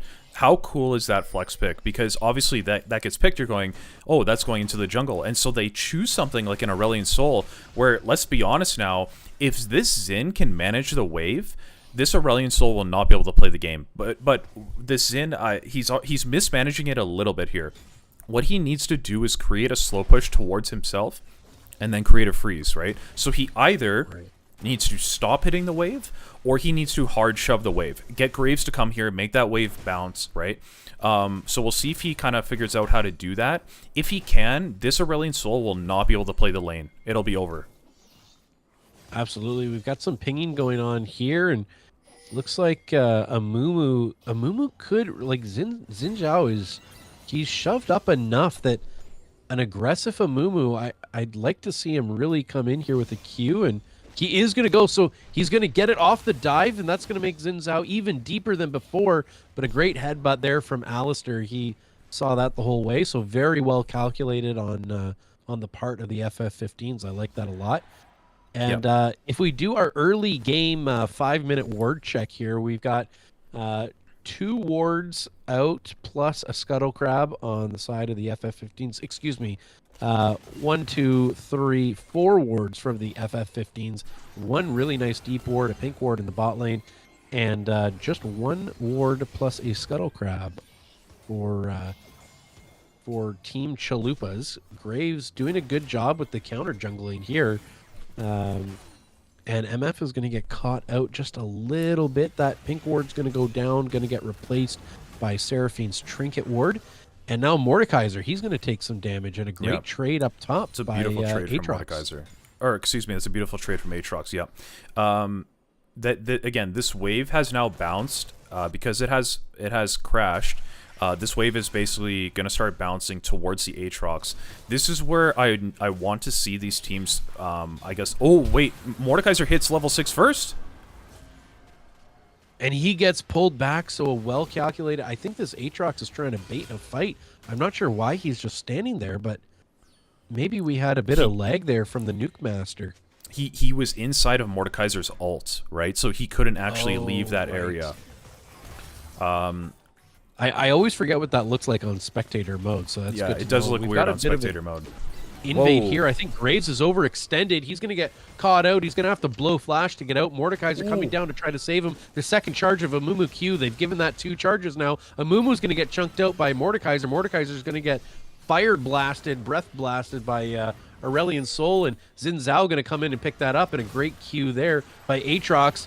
And we're going to see Graves. He's going to take a lot of damage, and he's going to stay alive. Xin Zhao, he's going for the tower dive. He dive. gets the ignite. Oh, We get a pull from Mordekaiser and a great play there. And is Aurelian Soul going to burn? No, he lasts with about 25 health, so good Yeah. for him. Graves going to pick up some health here from the jungle, and the counter jungle is just going to continue on the side of Graves.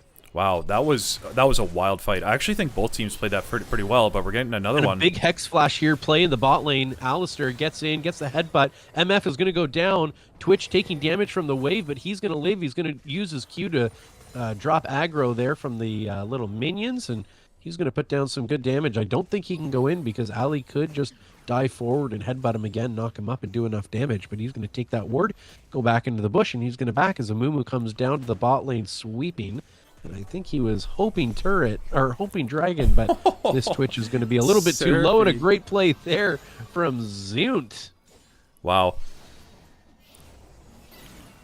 Now Mumu doing a little bit of counter jungling himself, and Misfortune is not going to notice that.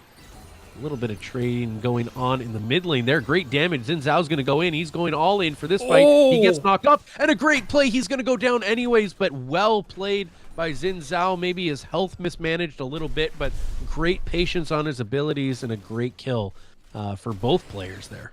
Yeah, wow, this game is getting explosive out of nowhere. Like, we had a bit of a chill kind of level 1-ish. Well, actually, no, we didn't. I forgot about that fight. This game has actually just been crazy the whole way.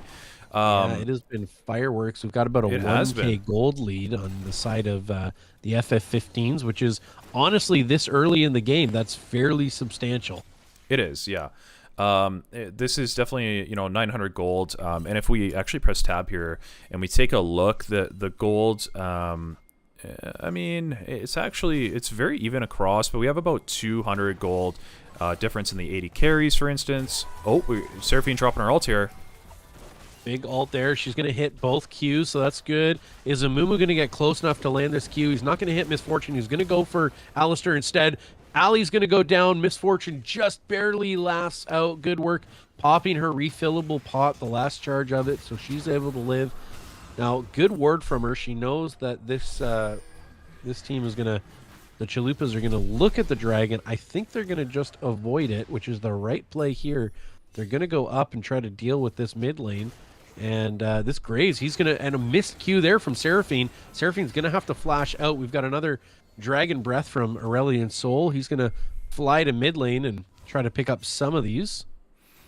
Yeah, so, I mean, I think overall the game has been played okay, but I'm honestly seeing a lot more sloppiness this game than I think we saw last game. There's definitely a lot more mechanical misplays going on, and that might be because, there are a few people in this game that simply don't necessarily play the roles that they're on, and so trying to get used to new roles, trying to get used to new champions, maybe we're seeing a bit of that come out here. For instance, I think as well what we're not quite seeing that I would personally like to be more is more wave management and more jungle play around wave states. I don't think I'm seeing that really happen whatsoever. It's just a lot of scrapping, which, don't get me wrong, is very entertaining, but it's just not it's not what you expect always from 5v5. And we got a Twitch Wow. ult here with the flash forward, so great work there. He's able to land his cask of poison and fight the MF that whole time. So now, on the side of the FF15s, they are going to start this this Hextech Drake, Yeah. and I think they're going to claim first dragon. Good word there from Graves, just to check over the wall and make sure Seraphine is going to show up, but Graves having Smite will likely not lose this, and he certainly doesn't. That would be an unfortunate thing to see happen on stream. For sure. This first dragon going down about double the time that it took dragon to go down last game. So, you know, Soul probably won't be an option for either team for a while. Like, this is definitely a ways out. So we're going to be looking at other factors to see, you know, who's really feeling ahead in this game. Oh, another big ult fight coming here, out. an ult from Mordekaiser. So Aatrox he's gonna pop his ult while he's inside Mord ult. Mord healing up well, misses the initial Q. Can he land the second cast of it? No, he's just gonna get out and stay alive. So Yeah. good patience there from Aatrox, able to dodge and weave just a little bit, and you know, looked like some high hopes from Mordekaiser, but unable to follow that up with a kill. And I just want to point out, look at this vision here. It is so much bot lane vision right now. Yeah. Great work from Zoom out, we Graves. can see He's it. got 3 wards in the enemy jungle. The Chalupas have 1. I mean, I guess you could call that a ward in the enemy jungle, right over top of the bot side bush, just over the wall there. So they don't really have a whole lot of vision of what's going on. Really, most of their vision is just centered around that bottom bush. Yeah. Now, Absolutely. of course, that ward here helping them out quite a bit. They're going to be able to see this one coming. Good Q there from Seraphine. She's able to thwart this. Huge She's going to ulti. hit the ult. If this Twitch has his ult, which he does, he could clean up. He gets 1. And it doesn't look Wow. like he'll be able to follow up, but look at that ward. They're able to see, okay, this Graves, he has the ability to traverse walls very easily. So I like that ward right there. They knew what he was thinking. Absolutely. And what an ult from Seraphine. I mean, that was just beautiful, connecting with all 3 players on the red team there. And oh my gosh, Twitch is just going too crazy. And he's going to pop his heal. He's not going to go down. This Graves does a great job at just hanging back. He may, you know, he's just going to scare the Seraphine away. That's the right move there. And we got Xin Zhao going in the mid lane here. Yeah, and there was even a solo kill. There was even a solo kill that just happened in the top lane. So like, there's some fireworks going on right now.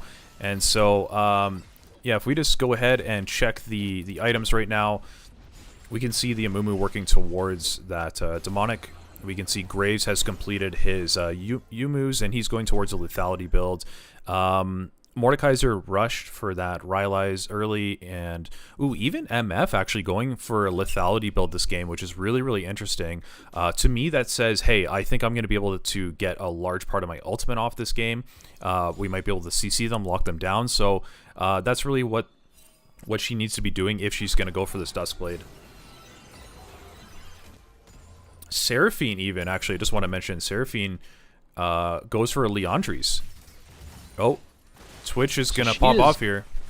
She is hoping to do some burn damage. Twitch still ulting, not able to get that Alistair down. Can't cast the E in time. And he will settle for just chunking him out of lane. Both MF and Twitch equally healthy right now in the lane.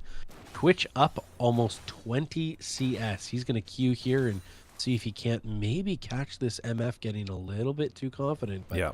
he's going to stay under They're tower. looking for He'll it. throw his cask. And Yeah, so again, like, what's really interesting here to me is that like, Seraphine did not go for anything defensive, right? She did not buy an enchanter item here. She's actually just going for AP, and so is Amumu, right? One of the things that I was thinking about early on was, is this Amumu going to just build tanky items right away, or are we gonna get? Ooh, okay. big ult there. She's able to, unfortunately, only gets the ult on the Alistair. The TP is going to come in, and Twitch is going to go down, and Seraphine as well going down. So you got to wonder, in that situation where Seraphine misses the ult as Twitch, do you keep trying to fight the MF? Do you try to fight the Alistair, or do you just disengage altogether? Wow. This honestly, this game is shaping up to be very similar to last game, with just the constant fighting where I can't even get 2 words in, man, because there's just another fight going on. Oh goodness. So yeah, just want to see if there's anything crazy going on with the items here. Ooh, Aatrox is gonna pop his ulti and go ghosting. Coming in here, and he does get pulled by the Mordekaiser. As soon as Xin Zhao comes, Mord ults him, so Mord wanting this solo kill, absolutely. And I think he's going to leave it maybe for Xin Zhao. No, he's going to pick that one up. Aurelian Soul just living. The Graves are there, so Aurelian's going to have to back.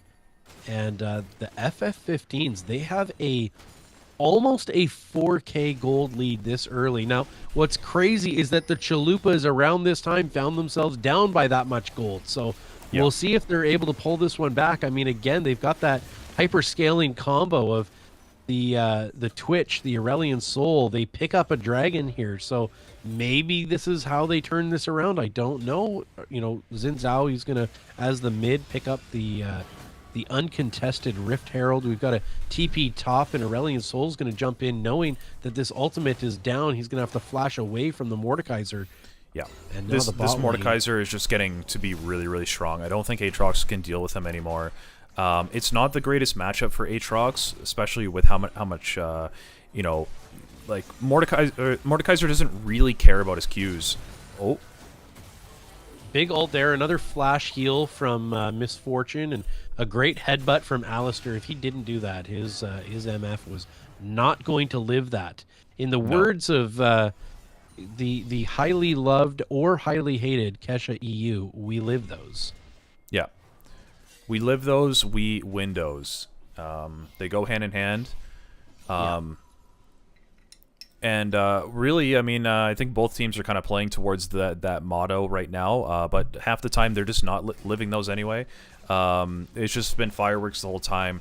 But here we see Mordekaiser is going to pick up the first tower, followed closely behind by the bot lane here of the Chalupas. This And bot lane is going Yep. to die. Yep. Now, Twitch, I love what he just leaves Seraphine. Yeah, Seraphine he just- probably tells him over comms, hey, listen, just leave me. It's Yep. fine. Seraphine doesn't blow anything. She had ult up. Smart move by her. Just leave it. MF almost checks that bush and then decides not to. So good work by Twitch. They are going to get this bottom turret probably for free. They bust out the Rift Herald. It's going to be pretty easy to clear this. Amumu's not going to really be able to do much here.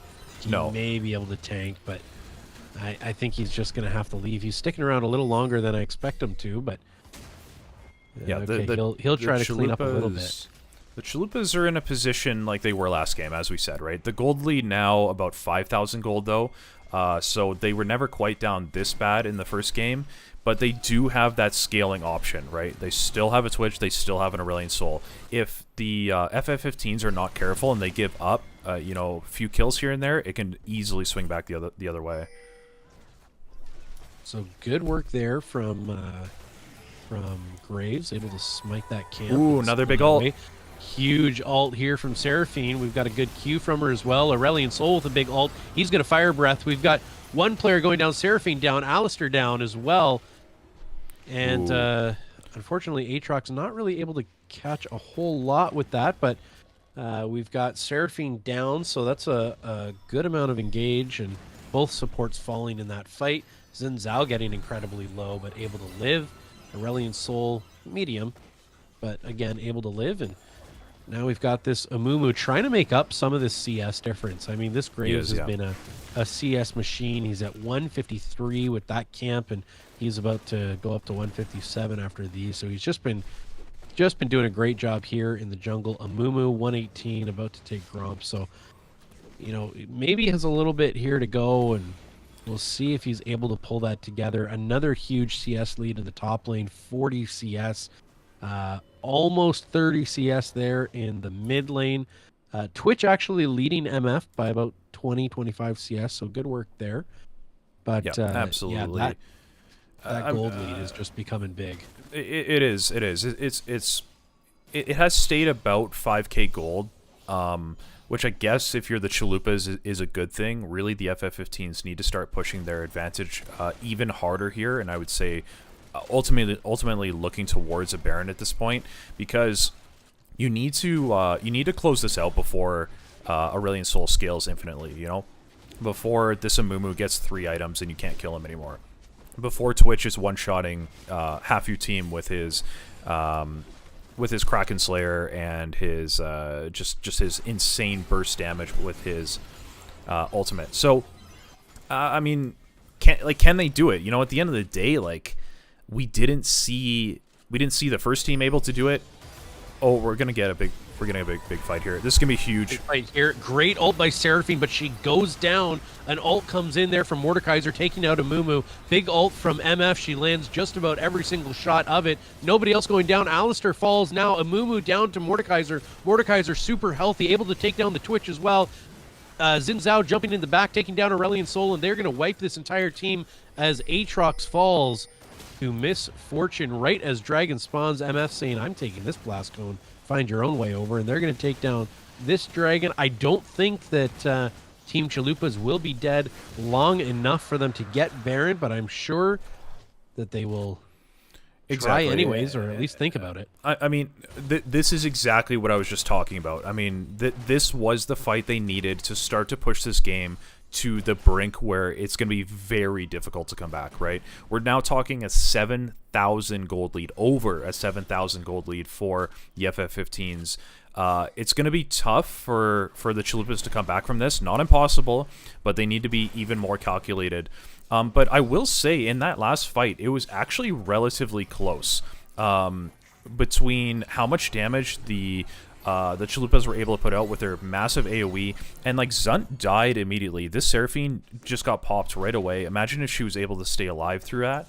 So we'll see. You know, I think there still is a slight glimmer of hope here for the Chalupas, but it's going to be tough. They're going to have to play this very well in order to come back. They almost have to not make a mistake the rest of the game, and frankly, with how big this lead is, I mean, you see there's 4 shutdowns right now on the side of Team FF15. So yeah. I mean, maybe you take down the Graves that has a 650 gold, shutdown, and maybe that helps you get back in this a little bit. But I mean, when you're blowing your flash and getting caught out like the Seraphine is there, it probably isn't going to happen. I'm sure in comms they're saying that, hey, Aurelion Sol needs to be farming side lanes, but he doesn't have the ability to do that on his own, so they've sent Seraphine with him. But at the end of the day, it doesn't help if we're just still going to get caught out, right? We need to be a little more on point than this. I will say, though, this Twitch is extremely strong, right? He's now hit his 2-item spike. Twitch is only going to get scarier. If he can find a flank in these fights, he will annihilate Xin. He will annihilate MF. So, yeah, we'll see.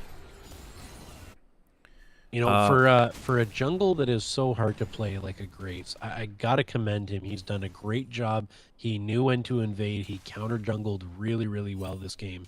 He's been involved in a lot of fights. I mean, 10 kill participation in a 17 kill game, and they see they've got the priority here to go to Dragon. I don't think or to Baron. I don't think they'll actually start it necessarily, but they're definitely posturing and trying to make the other team think that they will. And Mordekaiser will pick up this blue buff for free over the wall.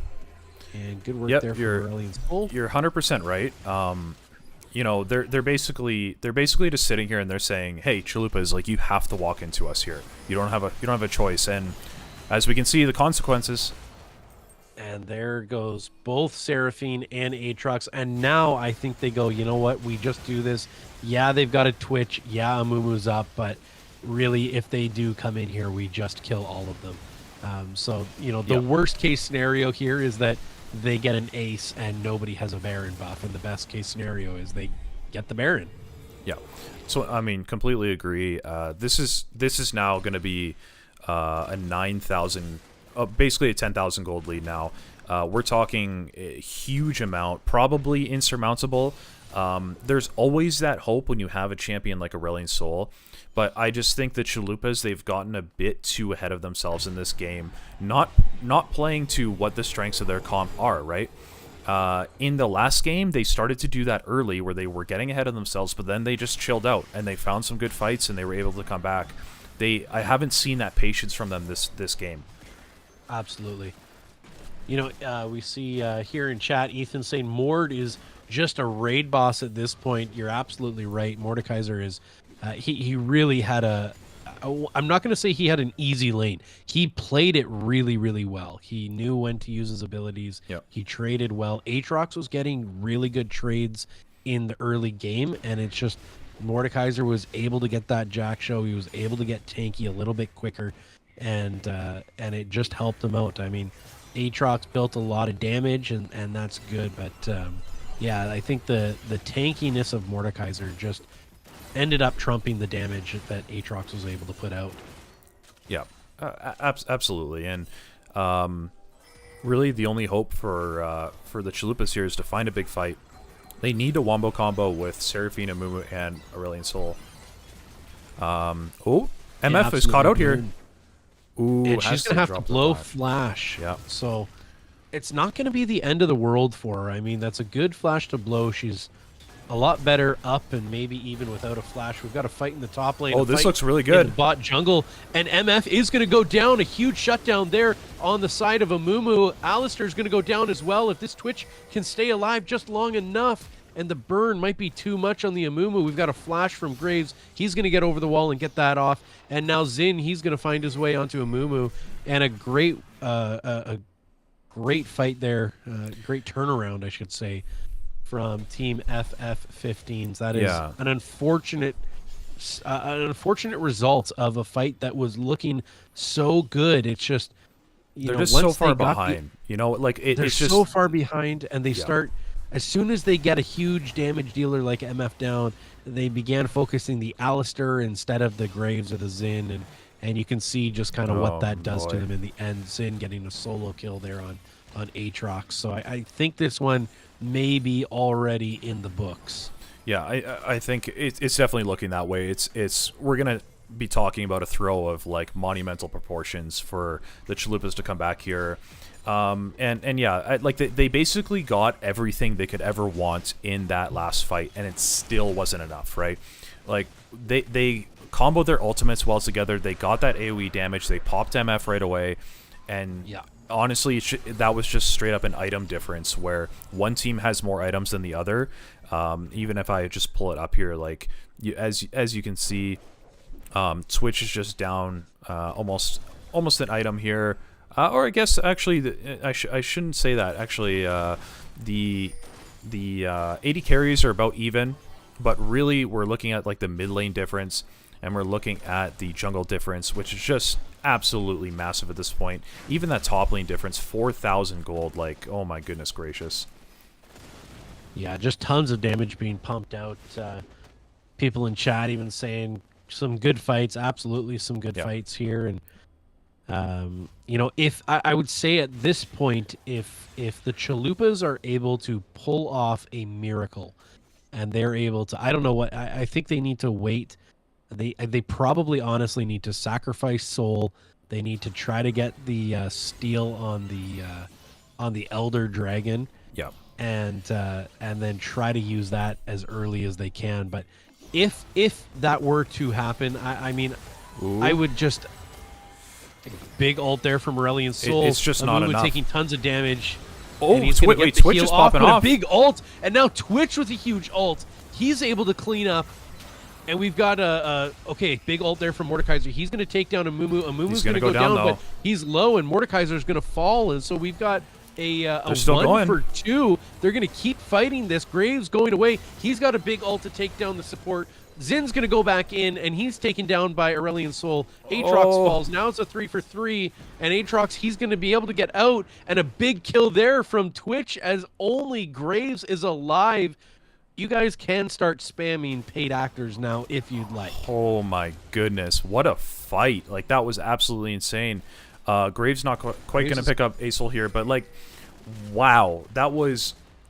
That was actually really well played from the Chalupas, who were so far down. They were able to actually make something happen. They picked up a bunch of shutdowns, as we can see in the chat. Let me just press Z here so we can see the chat. Twitch, let's see, Aurelion Sol picking up an extra 500 gold. Aurelion Sol picking up an extra 600 gold. So like this Acel actually just got a big rubber band back towards where he's supposed to be in terms of his scaling. Now he's at 3.5 items with Sork boots.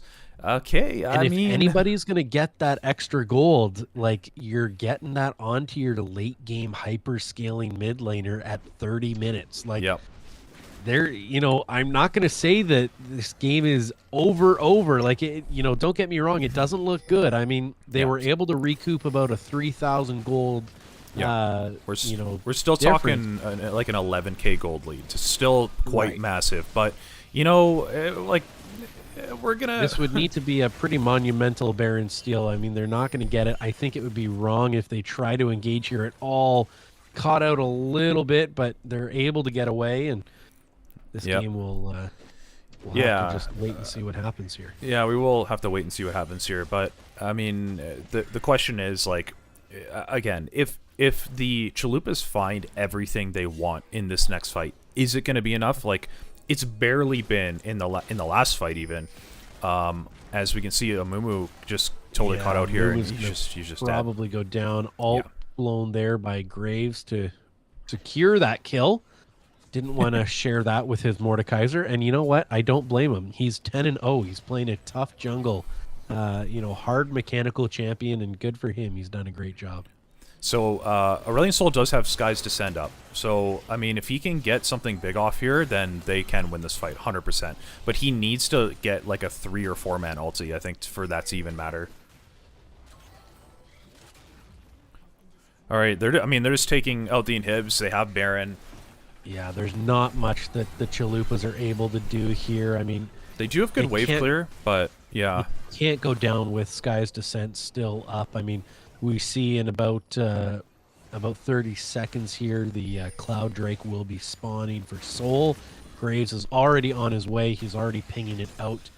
And the FF-15s will kind of clear out that top side. It looks like Alistair's going to back for some wards. Everybody's resetting for this dragon just about to spawn. Yep. I'm sure that the Dragon Soul should go pretty neatly over here to the FF15s. Amumu's still in that bot lane. They're gonna kill this dragon so fast. They just have way too much damage. I don't think there's no hope of stealing here. Well, and it's almost not worth. You're basically guaranteed. Sure, maybe you get the one dragon, but now your team is going to be 5v4 against an already fed team. I think the right call here is, clear the lanes, get what gold you can, try to be alive for this last fight. As we say that, though, Amumu getting caught out. Good Q and there. Twitch is not here. Twitch is not here. An excellent ult from Seraphine, but it's not going to be enough as Zin and Graves go into the back line. Graves with a huge play there. Zin taking down Aurelion Sol by himself. Graves getting Aatrox one-on-one. Down goes Aatrox, down goes Aurelion Sol, down goes Twitch, down goes Seraphine. Only Amumu remains, and he is getting soloed by the Mordekaiser. Are they going to let Mord take this one? Doesn't look like it. Graves wants that one again, and that game is over. That game is over. GG's, everybody. That was another. Excuse me. That was another fun game to watch. Let's maybe pull someone in for an interview while we get set up for round 3. Yeah, I think so. I think we'll need to get the captain here of the FF15. So we will, as I work on getting him in here, we will also find the result for the other game for you. Okay.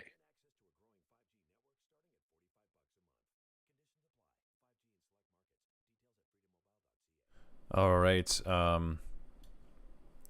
Yeah, GG's in the chat, guys. If you want cool looking GG's like this, excuse me, I've got something in my throat, guys. Sorry, I'm gonna have to grab a glass of water. But if you want to see GG's like this, become a member of the channel, and you're gonna get Pope Timo GG and a bunch of other awesome emotes that my friend here, my co-caster, has worked so hard on. So, guys, I think we're just gonna get an interview going. We're gonna get set up. So, let's hear what they have to say. Yeah, well, here's Christian, the captain here of the FF15s.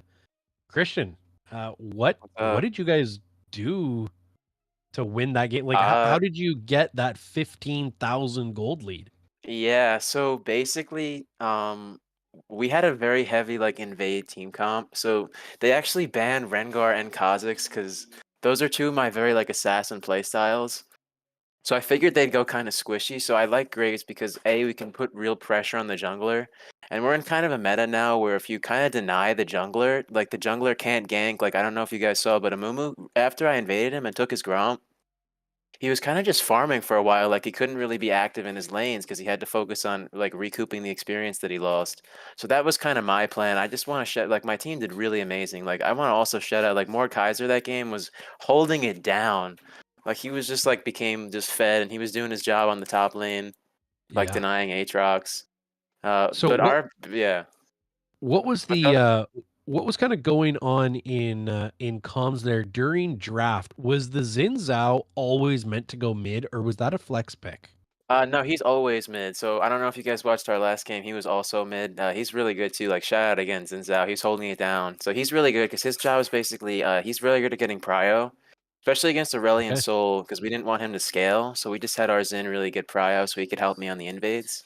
So that's kind of what we did on excellent. that first play.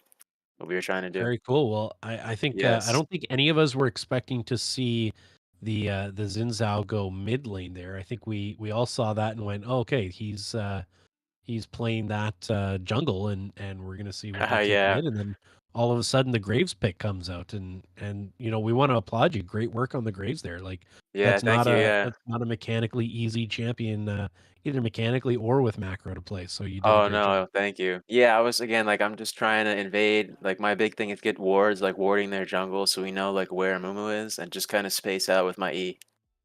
Sure. Well, hey, we're gonna move you back into your team chat as you All get right, ready for sweet. your next match. But good luck in that, and we'll talk to you Yep. later. Thank you. See you guys. See ya. All right, man. That was awesome. And like that's the type of sportsmanship that I want to hear out of this. You know, he's applauding the rest of his team. Like the Grays, Christian, he played fantastic. So we're gonna obviously say, well done to him. But to hear him, as well as the fact that he's the team captain, just being like, hey man, my top laner, my mid laner, like they played fantastic. I mean, that's awesome to hear. Does it remind you of any, let's say, relatively famous recent draft pick into like some sport and their wonderful interview skills? Let's just say that depending on the sport, there's some, there's a different level of we's being used and I's being used. You know what I mean? And then there's another sport that we enjoy up here in Canada where there's just zero personality whatsoever, and that's the way we like it. Well, exactly. I mean, we yeah, we're about the business, right? We like the business end of things. That's about all. So, Yeah. sorry for those who missed that interview. It looks like a couple of you may have had ads during that interview. That's not Pope's call. That's all the Cardinals. You know us. We got to make our bags somehow. So appreciate that. If there's if there's any frustration towards the ads or anything like that, you can direct those towards me. I made Pope do that, so that's Yeah, that is he's on me, not on. he's stealing all the ad revenue as well. So I don't know. I don't know what to do, Yes, guys. yeah. I'm trapped in a basement right now, actually. Yeah. Sorry about that one. That is my bad, but Okay, so it looks like that we're actually ready to go for the round 3 draft. However, I am actually just going to take 1 minute and grab myself a glass of water, and then we can get straight into round 3. okay, let's put on some music, and I'm going to do the same thing. All right, let's do it.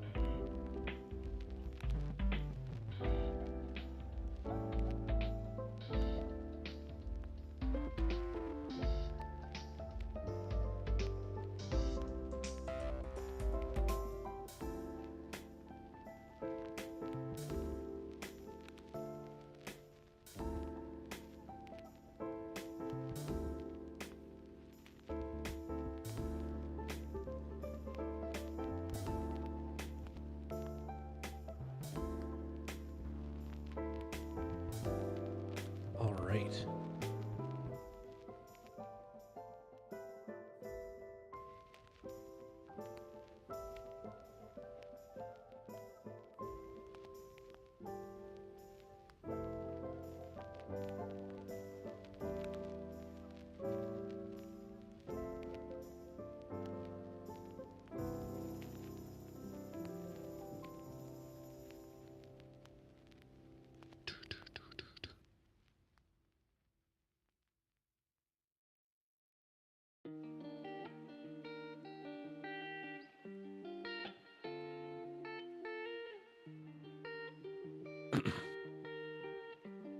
All right. Okay. I'm back. I have my trusty water. Excellent. Are we we're unmuted on stream too? Yes. Excellent. Yep. We are Ladies and gentlemen, if you unmuted. haven't got water, make sure you do that. There's two things that I believe in. That's drinking lots of water, changing your underwear every day. You know, got to keep the insides wet and the outsides dry. So make sure you guys do that and stay healthy. Gotta love me some wet insides. All right, so up next, it looks like we have Team Friendship versus the Chalupas. So just gonna get the overlay set up here.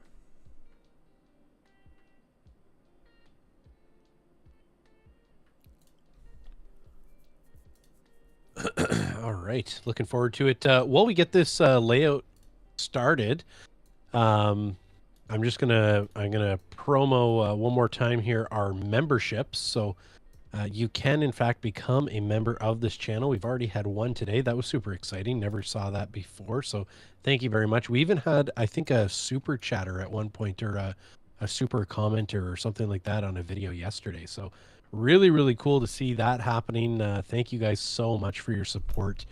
We do have 3 levels, or maybe even 4 levels of membership actually now. So you can jump in there at any level.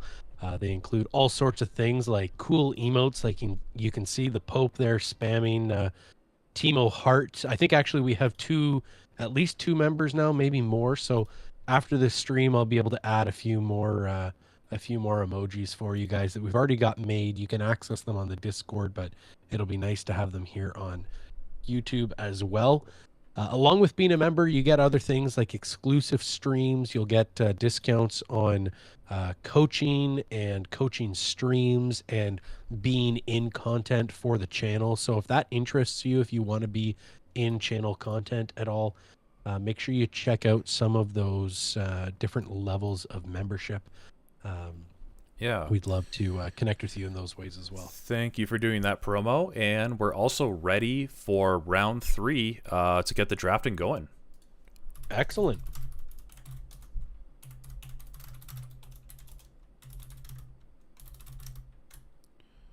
Both teams here just kind of hanging out, it looks like, maybe at the moment. Just getting ready for Yeah. I'm this big draft. just letting them know that we are good to go, so they'll start any moment now. So we have Team Friendship ! 1. Yeah. Team they said that they want us to pronounce it as Team Friendship 1. You know, we gotta Team Friendship. Okay. Yeah, because we gotta, like, they have exclamation points, right? Yeah. So I mean, you know, I'll just let you decide if you want to do that or not. I will absolutely be doing that going forward. Great.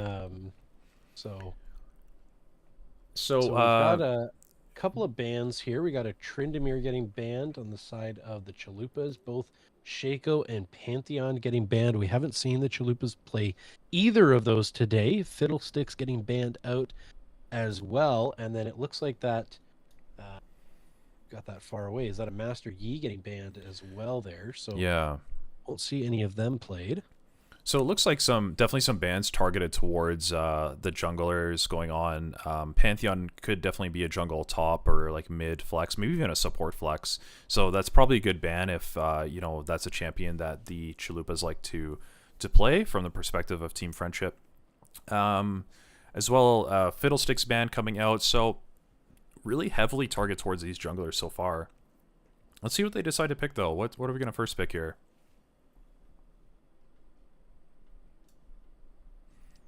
They're thinking Team about it. Friendship, 10 seconds left. Yeah, they're talking. They're trying to figure this one out. And a first pick Bard. I don't know if So I've seen a first pick Bard maybe ever. yeah, and so the support player for Team Friendship is a big Bard player. He's a Bard and Thresh player, and so I think for sure it was going to be one or the other, right? Really, I'm not too surprised there. I guess the surprise there for me is, did they think that the Chalupas were going to take it away? You know? Perhaps, yeah, perhaps they just wanted to get it done early. So we've got the Malzahar Nautilus. So there's going to be a lot of CC on the Chalupa's side. They're going back to what works. That's a good idea. Team Friendship pulling out the Lilia and the Bard. So lots of damage. Bard, obviously, lots of mobility. And Jinx, I guess, still hovering. Not locked in yet, but we'll see. And there they go. Yep. They lock in the Jinx. So There's a yeah, Jinx. definitely a high damage pick there. The last two picks, Lilia and Jinx for Team Friendship. Yep. Um, Yeah, so yeah, good for them. really mobility focused too, right? With Jinx get excited, with Lilia's Prance, with Bard's Tunnel as well, with his magical journey. So that's actually quite fascinating. Like, we'll have to pay attention to their positioning, their movement, how much they're able to run down or even disengage from the enemy team this game, which might be a good thing considering that that the Chalupas have picked both Zac and Nautilus here. So I believe, if I'm not mistaken, that Zac was actually a comfort pick here for the Chalupas. This was somebody that he wanted to get in game one, but it was banned out. And so he will get it here in our third and final round robin game. Yeah. So we will we'll look forward to seeing what happens here. So the Gwen gets banned by the Chalupas, so Team Friendship won't be playing this Gwen. That's right. And again, for Team Friendship, they do have Sorry, somebody. Sorry. What team? Oh, Team Friendship. Oh, yes. Okay, I know. Yeah, Yeah. I got you. Okay. Just yeah. Of course, I don't want there to be any confusion. But the top laner here, he definitely plays a lot of Gwen. That's been his main comfort pick. And so other picks here are the Tryndamere, which has already been banned. So as we can see, the Chalupas really targeting this top laner. So I don't know what they're going to pick. It might be an Aatrox. I actually would not be. Ooh, a Briar ban. There goes Okay. Briar. So we have not seen. I was kind of hoping we might get to see Briar on stream, but it's been banned a couple of times so far, and so the games that we've at least gotten to see, there has been no Briar. And we will There's not been no see it Briar. again. Yeah, we won't. Which I'm actually a little sad. I kind of hope we see it come out in the semis or the finals, because that would be pretty cool. She's a really fun champion to watch, actually, especially with those like cross map ultis. Now, Ooh, the Alawi. Okay, so I really Alawi. like the Ornn ban because, with the Nautilus, with the Zac, that's a lot of engage, and I think that Ornn would have just made it that much scarier. Alawi is a great top laner, but she's so where she's good is very dictated by where she can actually get a fight to happen. There's not tons of engage. There is still some for sure, but not as much as I think you would see team wise with an Ornn. So I think that's a really good ban, but it's also a great pick in Alawi. Yeah, it's a great pick in the sense that she can be self-reliant, especially if she gets a bit ahead. They can definitely kind of hang out in this top lane, maybe do some split pushing, build hull breaker, like that type of thing. But it doesn't synergize very well with what the rest of the Chalupas want to do, right? Malzahar, Nautilus, Zac, they want a 5v5 team fight. Alawi doesn't necessarily want a 5v5 because that means she needs to be able to set up her tentacles in that area beforehand. She wants people to come into her, whereas the Chalupas want to dive onto them. So not too much synergy there, but maybe their plan is to just say, we're just going to 4-1, you know? And we're going to see the Aatrox picked up again, Yeah, although for the first time, not on the side of the Chalupas. They are going to pick up the Twitch again, though. So that was a strong pick for them last game. Not a ton of late game necessarily. I mean, Mal's is good late game. Alawi she just seems to always be good. But just kind of the probably the primary hyperscaler on their team for sure. I do really like the Belveth pick. I feel like we did skim over that. I think that's going to be very exciting to watch play. A super tanky Chalupa team, a super high damage team friendship team. So Yeah. I think they're I think the Chalupas are going to really have to play a protect the mouse kind of play style here, and just Yeah, really hope, 100%. hope that this Twitch can do what he did last game. Okay, so we're getting an invite here to the custom game. Oh, game lobby is full. Of course, they did it again. Okay, so they're gonna have to remake this game lobby. You want to try one more time? I am in spectator, but it may or may not work for you. Okay, I'll try once more. And join spectate. Alright, now we should be okay here. Okay. Excellent. So we'll get their support just needs to join that side. We'll get this on stream for you guys here in a moment. Yeah, so I see that Tally Ollie asking if there's going to be more tournaments in the future. You know, honestly, as I continue to grow, what I would love to do is have sub battles that are specific for elos, right? Where we can do 5v5 full bronze team versus full bronze team, and so on and so forth, right? So I really want to do that type of stuff. The other thing I really want to do is 1v1 tournaments. So kind of in short, yes, there will be more tournaments. In more of a long form answer, I want those tournaments to look a little bit different each time. All right, so we are now getting into game, well, they are getting into game. We are gonna head over to the client now. So we've got It's Susu saying, for real, I'd love to play when I don't have school stuff. Absolutely. Maybe a Christmas tournament. Not a bad idea there, Susu. Yeah. Make sure that you get subbed and join the Discord. And I don't want to I'm not gonna spoil or promise anything, but you might be onto something. You never know. Yeah, you might be onto something there. Honestly, guys, I'll just say that the more milestones that this channel hits, the more we're going to be doing these types of events. If you are sub to this channel, or particularly if you become a member on this channel, you know, you want to buy me a coffee basically once a month, then you're going to get even more perks. There's going to be even more tournaments. There's going to be even more exclusive content, like exclusive coaching and exclusive videos that only members get to see. So definitely consider doing that, guys. And at the end of the day, it just helps me grow. It helps me just do this type of thing more. Sense here is saying the Lilia pick is crazy. Yeah, I think the Lilia pick is going to be something else on this. You know, for a team that wants to 5v5, she's going to have a pretty easy time, I think, late game landing that E and just getting a full team sleep off. And honestly, once she does, I think that just gives Belveth that clear lane into the Twitch. We'll see if Twitch gets hit by that, but certainly the Nautilus, the Zac, the Alawi, I think it's going to be relatively easy to sleep them on this team. Maybe, you know, I think that was a really good suggestion as well from Nathan Frostad earlier there, saying, you know, if you're going to run an ad, maybe run it in that that pre-game timer. Yeah. So I think maybe we'll take just a quick short ad break here. And we'll be right back in about 30-40 seconds.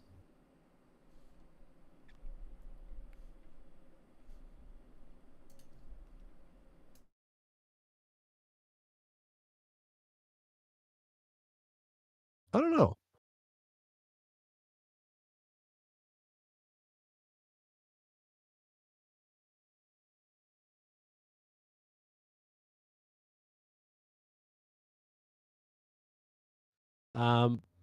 Please send the word bubbles. I feel like bubbles is a good word. Like nobody's going to say that normally. Yeah. Well, yeah, we're trying to figure out how the ad stuff works. So if you can still hear me right now when we think ads should be playing, yeah, just say bubbles, and we'll figure it out. But honestly, if we're trying to get, we're also learning, right? Like we haven't done this before, and so we're just trying to make it look like we know what we're doing, but we kind of don't. Okay, so I am a member of the channel, so I think I am not seeing ads. Uh-oh. Tally Ollie said bubbles. Okay. All right. Well, hey, everybody. We're back from the ad break already. That was a quick one. We're going to do a self-ad. Become a member and join the Discord. There we go. Ads over. So we've got about 28 seconds here until the game starts. So that's good. Thanks, Tally Ollie, for...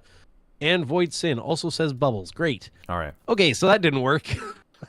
Okay, Tally Ollie says I have ad blocker built in. Okay, maybe that might have been why, and that's fine. You can take the silver spoon out of our mouth. That's okay. We understand. It's not like it's just free or anything like that. Oh, ad block might ruin that. Haha. Yeah, that's okay. Don't worry. That's fine. Okay, That's fine. they're sending hearts, I think, or maybe that's just my chat doing that. I'm not sure. Yeah, what's I going can on see there. some hearts going on too.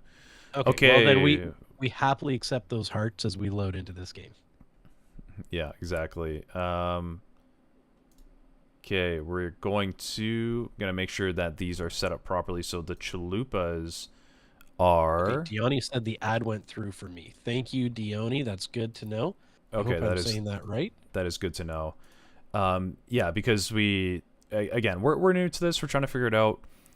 Okay, sorry. So the team friendship is on the blue side this game. The chalupas are the ones going to be on the other side. Just let me make sure that I get this right. All right. All right, we're into game. Super excited. Let me get us all set up here. Zoom out a little bit. I think we should be good to go. Audio seems okay. That's good. Yeah, I think we are all set and ready for this game. So, you just need to watch the first 30 seconds of the ad to get the Pope the cash. Yep, that's great. This Pope doesn't sell stuff besides coaching. So that's all we sell here at That's our right. No indulgences. Vatican. Well, Yeah. actually, I can probably sell you indulgences for the sins of your solo queue experience. Yes. Yeah, exactly. And so that's if you're what interested VOD in that. reviews are, really. When you Yeah, send they the are. VOD review, we are simply just, the Pope goes through and it's confessional, really. He's showing you, listen, this is what you did wrong and you need to repent of it. And Yeah. the cost of it is For whatever. sure. So, that's great. We appreciate everybody who's actually if anybody is in chat and has had their VOD reviewed, we'd love to hear from you. I know we've got a whole section on the Discord for coaching testimonials for those of you who have gotten coaching from Pope and have grown. I saw one guy in there. I think Pope, maybe you can speak to this. The other day he was like bronze like a month ago or something like that, and now he's like gold or low plat or something like that. That was really cool to see. There's been not that we should talk about the game here soon, but the thing is, like, not that there has been people that haven't seen like too much growth, but the thing is, I have seen so many people in this Discord, really working on their own game, getting VOD reviews, getting coaching, watching the videos, getting advice, and it's been paying off clearly. So it's been awesome to see. Absolutely. So this Belveth, maybe we need to talk about this a little bit. I don't know why this didn't trigger in my mind here, but of course Lilia, we know, is in the jungle, and the Belveth going mid. We've got a big hook from the Nautilus and a little back and forth there. Not a whole lot is going to come of it. Yeah. So the Belveth pick is really interesting. It's really similar to what the last team was, what the FF15s did with Xin Zhao, right? Where you play this into a mage that is immobile, that is maybe a bit vulnerable early, especially if you get on top of them, and you're just doing your best to really put out that type of pressure. The only difference here, though, is Belveth doesn't have a great way to proc Malzahar's shield. What she needs to do is land her W on top of that, proc the shield, and then look for a re-engage after when her W's back up, right? Because she can Q forward, W for the knock-up, and then that knock-up actually resets Belveth her Q forward again. So that's how you want to get on top of this guy. But the thing is, you can only do that if his spell shield is down, right? So a bit different, exactly. a bit different in that the Aurelian Soul, there is no spell shield. Yeah, we'll have to kind of wait and see how this Belveth is able to play this out. Of course, getting the Malzahar E, having to deal with the minions fairly chunked out right now, below half. The top lane staying relatively even. good trades back and forth. A missed E there from Alawi, going in anyways, getting a good W, and both champs having very similar. I didn't realize how similar those animations we are. go. And there, the shield goes down. We've got Lilia coming in, able to land the sleepy bubble. The Zach looking potentially for a re-engage here on a very low Belveth. He's not going to go for it, and Yeah. good work there from Belveth. He casts the sweeper ward. The way she jumps back, he thinks, oh, she must have vision of me, but no, she just played that really well, and good job from Belveth realizing, I don't know where the Zach is. I need to get out of here. Absolutely. And a good E from Alawi. She puts out some good damage. Aatrox can win this. I don't think the Aatrox realized that he was going to actually proc his Conqueror there. I think he had the drop on Alawi. I don't think... See, again, like Alawi didn't have anything up at that point. She had used everything, and it was Aatrox's turn to start hitting back. And, you know, he proc Conqueror, and he just pulled off a bit too soon. So maybe just not realizing what his champion could do there. Absolutely, absolutely, yeah. I think I'm going to have to just jump ahead here. I had my game pause there for a moment. Oh, that's okay. No worries. What time do you have on screen there for me? 501, 502, 503. Okay, I'm going to be relatively behind here. I'll just catch up. Yeah, no problem.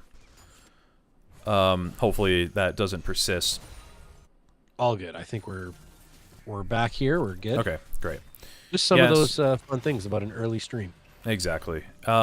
So here Aatrox is sitting under tower, but like this could get really scary, especially Alawi having her flash up. Alawi can literally like flash W, Q type thing, and Aatrox will die here and lose this whole wave.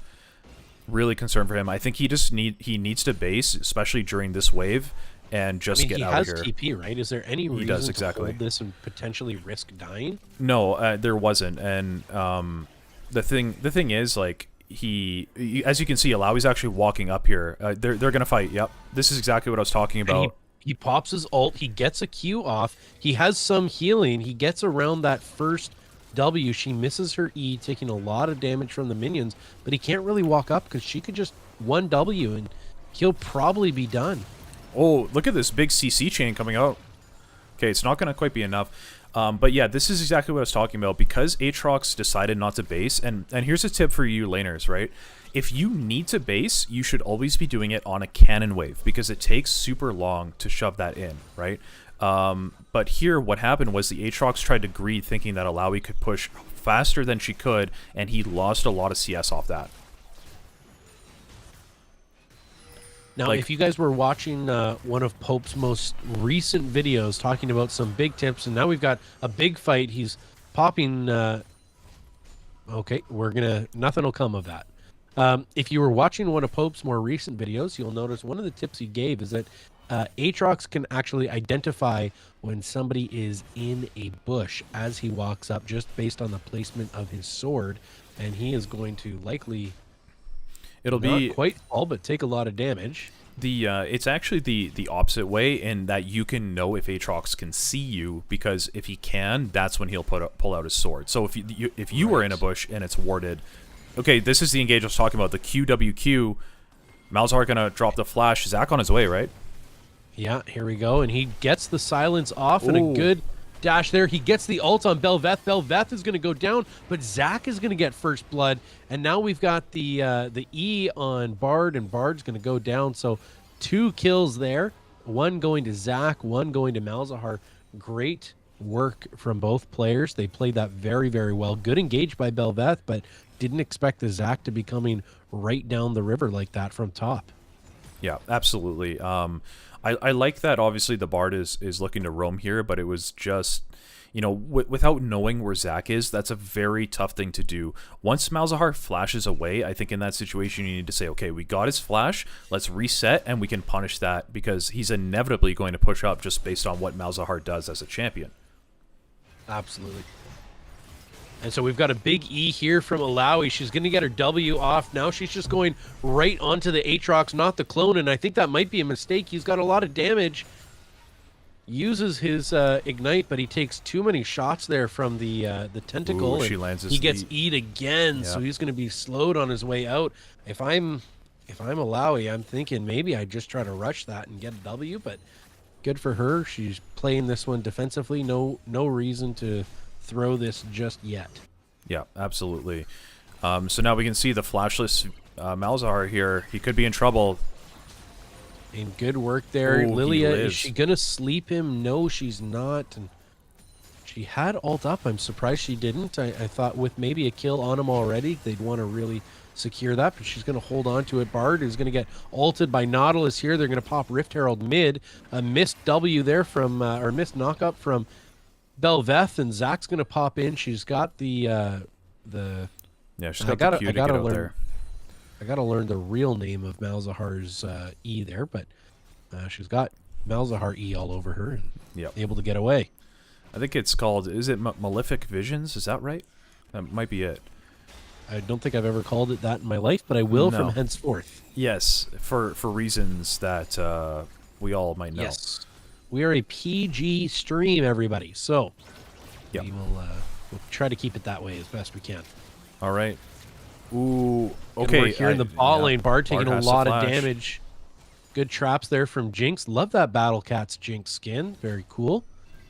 And good work from her. She's able to get out. And now Aatrox again low. Doesn't have TP this time. And now we've got the Ignite engage, a Q engage. She's going to get ulted by Malz, but it's not enough damage with the ult on top of him. He just can't output it. And Yeah. she's able to pick up that kill. So great work from Belveth. So really well done there from Belveth. So what she did, if you guys didn't notice, she actually dropped Ignite on top of Malzahar, which procced his shield. That way she could land the knockup afterward, right? If she tried to just Q forward and then W, she would have no way to get on top. The other thing here, if we notice, that Zach actually based after doing his Krugs, which I think is a relatively massive error. I haven't been pointing out too much stuff in the jungle, but I'm gonna try to do a bit more. It's a massive error because if we can look at in the top lane here, this Aatrox completely stuck under tower right now. And Alawi was strong enough at that time, and Aatrox was low enough at that time that Zach needed to go there and just dive this Aatrox. Don't let him play the game. But instead, Zach decides to base and come back towards the bot lane, and they miss a huge opportunity, I think. So we see Alawi, she is going to blow her, she's got Unleashed TP now, it looks like it's changed, but she's going to blow that into the top lane, so that will be down, and Aatrox will have TP up in Alawi probably flash. about a minute, Oh my goodness. and there's a big ult there, and he's able to just get out, bleeding a little bit, and good work comes there. Lilia.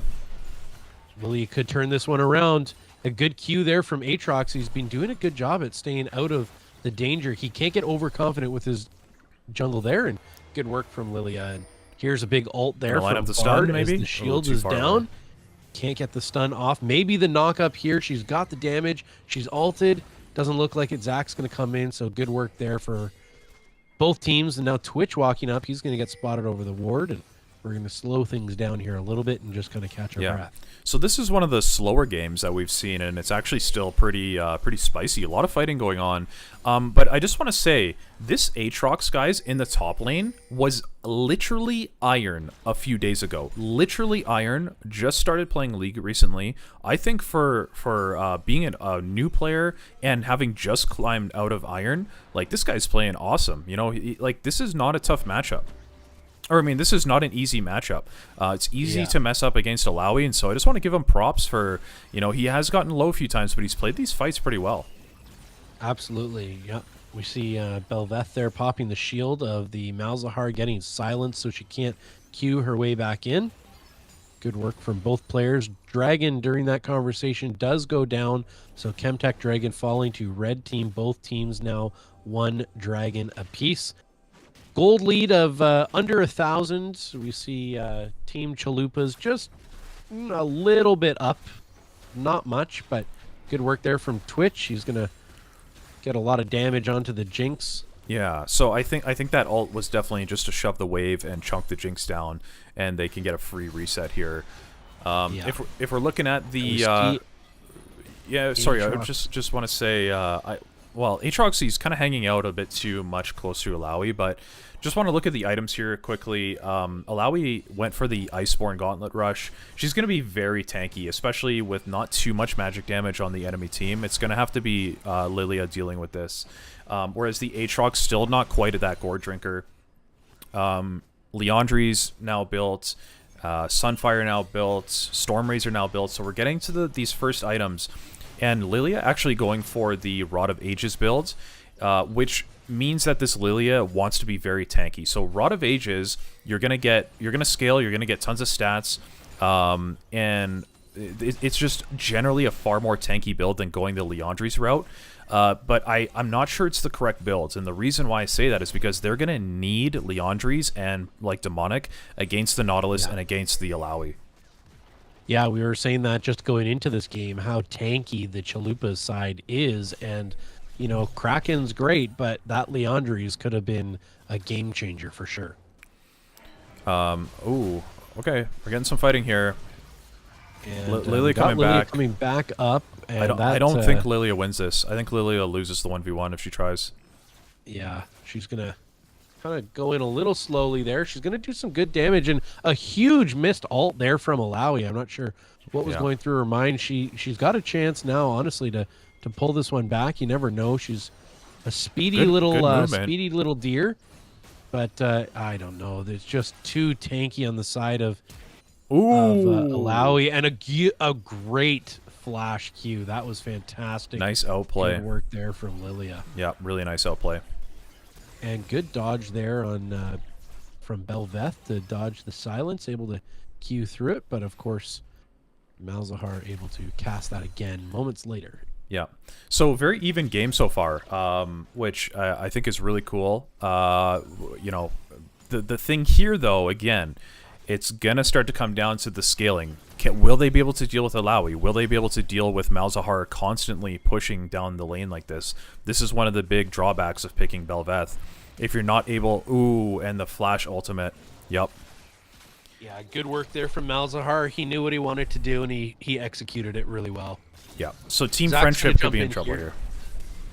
And a great grab by him. He kind of blows the ult there right into a Jinx trap, and Jinx is going to try to... she does pick up the kill on Twitch, and she might be able to pick up the kill on this Zach as well. Nautilus, of course, coming in. A flash there from Jinx, and she's going to get ulted by the Nautilus. If he can do a little bit more, maybe there's hope, but no, he's going to have to just back off. There's not enough damage, and Zach is too low. And while that fight was going on, we missed a solo kill up top as Alawi took down the Aatrox as Lilia cleans up her jungle, and looks like she may try to go and hold a little bit, throws that E just a little wide. Yeah, so definitely back and forth right now. Really, where Team Friendship is going to get themselves into trouble potentially is just the fact that Malzahar can push so hard. Alawi's definitely going to be split pushing this game. It's going to be really difficult to deal with. They don't have great wave clear between Belveth and Aatrox being the solo laners, so I'm definitely worried here. And Belveth definitely messes up this engage, but it doesn't work. So he's got Lilia bubble. She's going to sleep him after all, and I think he's going to go down. Yeah, Lilia picking up that kill. That's great. She's 3-0, playing this quite well. Has a 150 bounty on her. Belveth will pick up the ultimate mark on her, and it looks like both teams are kind of posturing around Dragon. Red team pinging it out, hitting that Scryer's brush, and noticing that fresh ward. They'll probably take that one right out of there. And they'll put their pink down. They'll clear the other pink ward from blue team, and I think blue team, we'll see. They could potentially do this if they wanted to. I think they're going to need to maybe win a fight. Here comes TP from Malzahar. He's going to be a little bit caught out here, and luckily he had his spell shield up, so he actually missed the Jinx traps. They were thrown just a little bit short, and so he's able to Aatrox does TP mid as well, right? And picks up that tower. So if he can come here and they can fight this could be really good. But he's not walking over. He's not. He needs to. He needs to be moving there right now. He's walking back top. He's not even walking towards the fight. Now he is. He's coming in now, but it's just going to be too late. Lilia, arguably their most important member, gets ulted. And here he comes. He's a little bit late. He's landing those Qs. We see Ooh. Bard is going to go down. Lilia goes down. Nautilus goes down on the side of blue. Jinx is going to fall to Twitch. Aatrox is going after them. Belvetha is too. She's got Zac and Twitch. She can't deal with both. She's going to have to pick one. Twitch comes out of blind, and she's going to try to get away. Twitch falls her.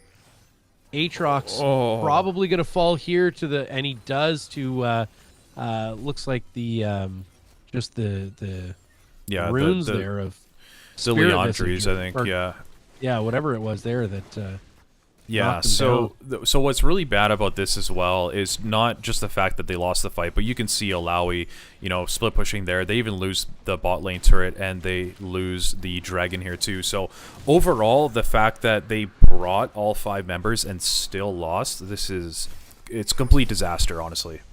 yeah, it was for this time in a game that was pretty rough. Bard going for a long magical journey there as Lilia follows him, and they're actually going to put out a lot of damage. I don't think she's got ult ready to go, so she will fall here to the damage of Lilia, who's got demonic embrace now. So that'll kind of help a little bit with the big tanks, but maybe not quite as much as Leandri's would. But an item that I think we all want to see, and we're going to see, is this Alawi picking up Hullbreaker as Twitch takes down this Bard. Bard trying to ult them, and the spell shield of Malzahar just able to get him right through that safely. Twitch getting knocked up, it's not going to do much. Yeah, Jinx landing the a couple Bard rocket. the Bard needed to auto attack there or Q or something before he actually dropped his ulti. Mal's with his spell shield, obviously it just won't affect him whatsoever. So And okay. Nautilus throwing that as he misses the Q, and then Jinx missing the ult. She may still have enough to get all the way down there. I'm not sure if they do. They're probably going to need to back off. I think there's just too much damage right now coming out from the Malzahar. So Yeah. Lilia will start this invade a little bit as they pick that one up. So good work on Lilia. She's going to hit that cone. Aatrox probably just needed to get out, and he's going to end up falling here. So that's He does. a bit of a bummer for him. I think he probably just wasn't quite sure what Lilia was doing there, and got a little bit confused with her kind of looking like she was re-engaging, but just trying to get to the blast plant. Yeah, absolutely. I mean, like the blue team here, the Chalupas, they do, or excuse me, the Team Friendship, they do start to get something going, and then they just make a bit of a weird call, maybe macro-wise, or they overstay a little bit, or they're not piloting their champions perfectly, which is not always the issue, but the point being is that they need to just take what they get and then ensure they're not giving something back on the opposite end of it. You know what I mean? You take a tower, just leave. You don't die, right? You get a flash from the enemy team, you don't have to chase. Just take that flash and be happy with it. So, it's not too late here. Like, this game is still relatively close. We're under 3k gold lead. So, we'll see if they can come back. I actually really like the purchase here from Zac, getting that second item, Jack Show. That's great. He's going to be super, super tanky right now. Yeah. And he's going to go in and just try to make quick use of it as he knocks down Bard. Twitch is going to try to clean up this Lilia. Good ult there from Malzahar. Lilia doing a lot of damage, but just can't keep herself alive. And now Aatrox is going to go down, probably solo to Alawi. No, she's going to back off. And she's going to ult. Still picks it up, but then falls to Belveth. So good work from her. And now Red Team is pinging Baron. They could do it if they want. They've got 30 seconds on Lilia. Plenty of damage, but Twitch is in the bot lane. And I think they just have to settle for turrets right now. Yeah. Again, I think like they're starting to fall apart here a little bit. You can see that they're taking too many just like fights where they're as 2 or as 3. They tried that 5v5, but they weren't quite coordinated enough. And it's really, if they want to stop the bleeding here, they need to do their best to just focus on the waves, play as a team, stop getting caught out. Like it's doable, but it takes, maybe you could say it takes discipline in order to come back in a game like this. Absolutely. Yeah, Preston McLeod here in chat saying that the Mal's persistent burn is rough. You're absolutely right. And, I think that's where Pope was really trying to say, like, man, this Lilia could have had that same thing had she have bought the Leandries, but went with a bit of a tankier build. I understand that. I mean, you do have a newer top laner, and he's, he seems to be pretty comfortable on the Aatrox, so maybe you just try to find a little bit of tank in other places. Rod of Ages can give you a little bit of that, so I understand maybe why they did it, but I think with how strong this Lilia is, with how talented she is as a player, maybe you just try to give her that extra damage. And here goes that top laner we talked about. Just kind of falling there, overextended. He doesn't have any turrets up, and he's just trying to farm all the way up in the middle of his lane with enemies close by. I'm not sure if that was the best idea. Well, and that's not on him necessarily, right? Like, at the end of the day, when we're all in comms, like, we have to be communicating what is safe and what is not. Exactly. All right. So big play there. Bard picking up a kill there, and we see Zach. His looks pretty ult good. is now popped. Bard goes down. Red team picking up more kills. Jinx putting out great damage. Hits the W. Gets vision there. Twitch is going to kill away. her. Zach is low. Twitch is right behind. She could turn this. She picks him up. Alawi able to jump into the back and get that triple kill on Jinx. So great work from Nuke Master 9000. I think just Nuke Master in Discord, but Nuke Master 9000 here in on the Rift. That was maybe a bit of an item differential going on there. Like, I think though this Jinx picking up a few kills is really good for Team Friendship, and I think once a Jinx, like, if she can get a LDR, Lord Dominic's regards, or at least if she can get the Last Whisper component, I really think she's going to be putting out a lot of damage here. So they do have this option. Aatrox going down again though. Yeah, here goes this Aatrox. I think, you talked about, in comms, we got to be communicating what's safe, what isn't safe. I think that might have been one where you go, man, that you probably should have known that one. You were up a little bit too far. Good on him. I mean, he's got 2 turrets down in a tough lane. So, ultimately, definitely not the worst in the world for sure. Yeah, and to reiterate, like, this player is brand new. Like, I think this guy has about 4 months of League of Legends experience. Like, I've been playing this game for over 10 years at this point.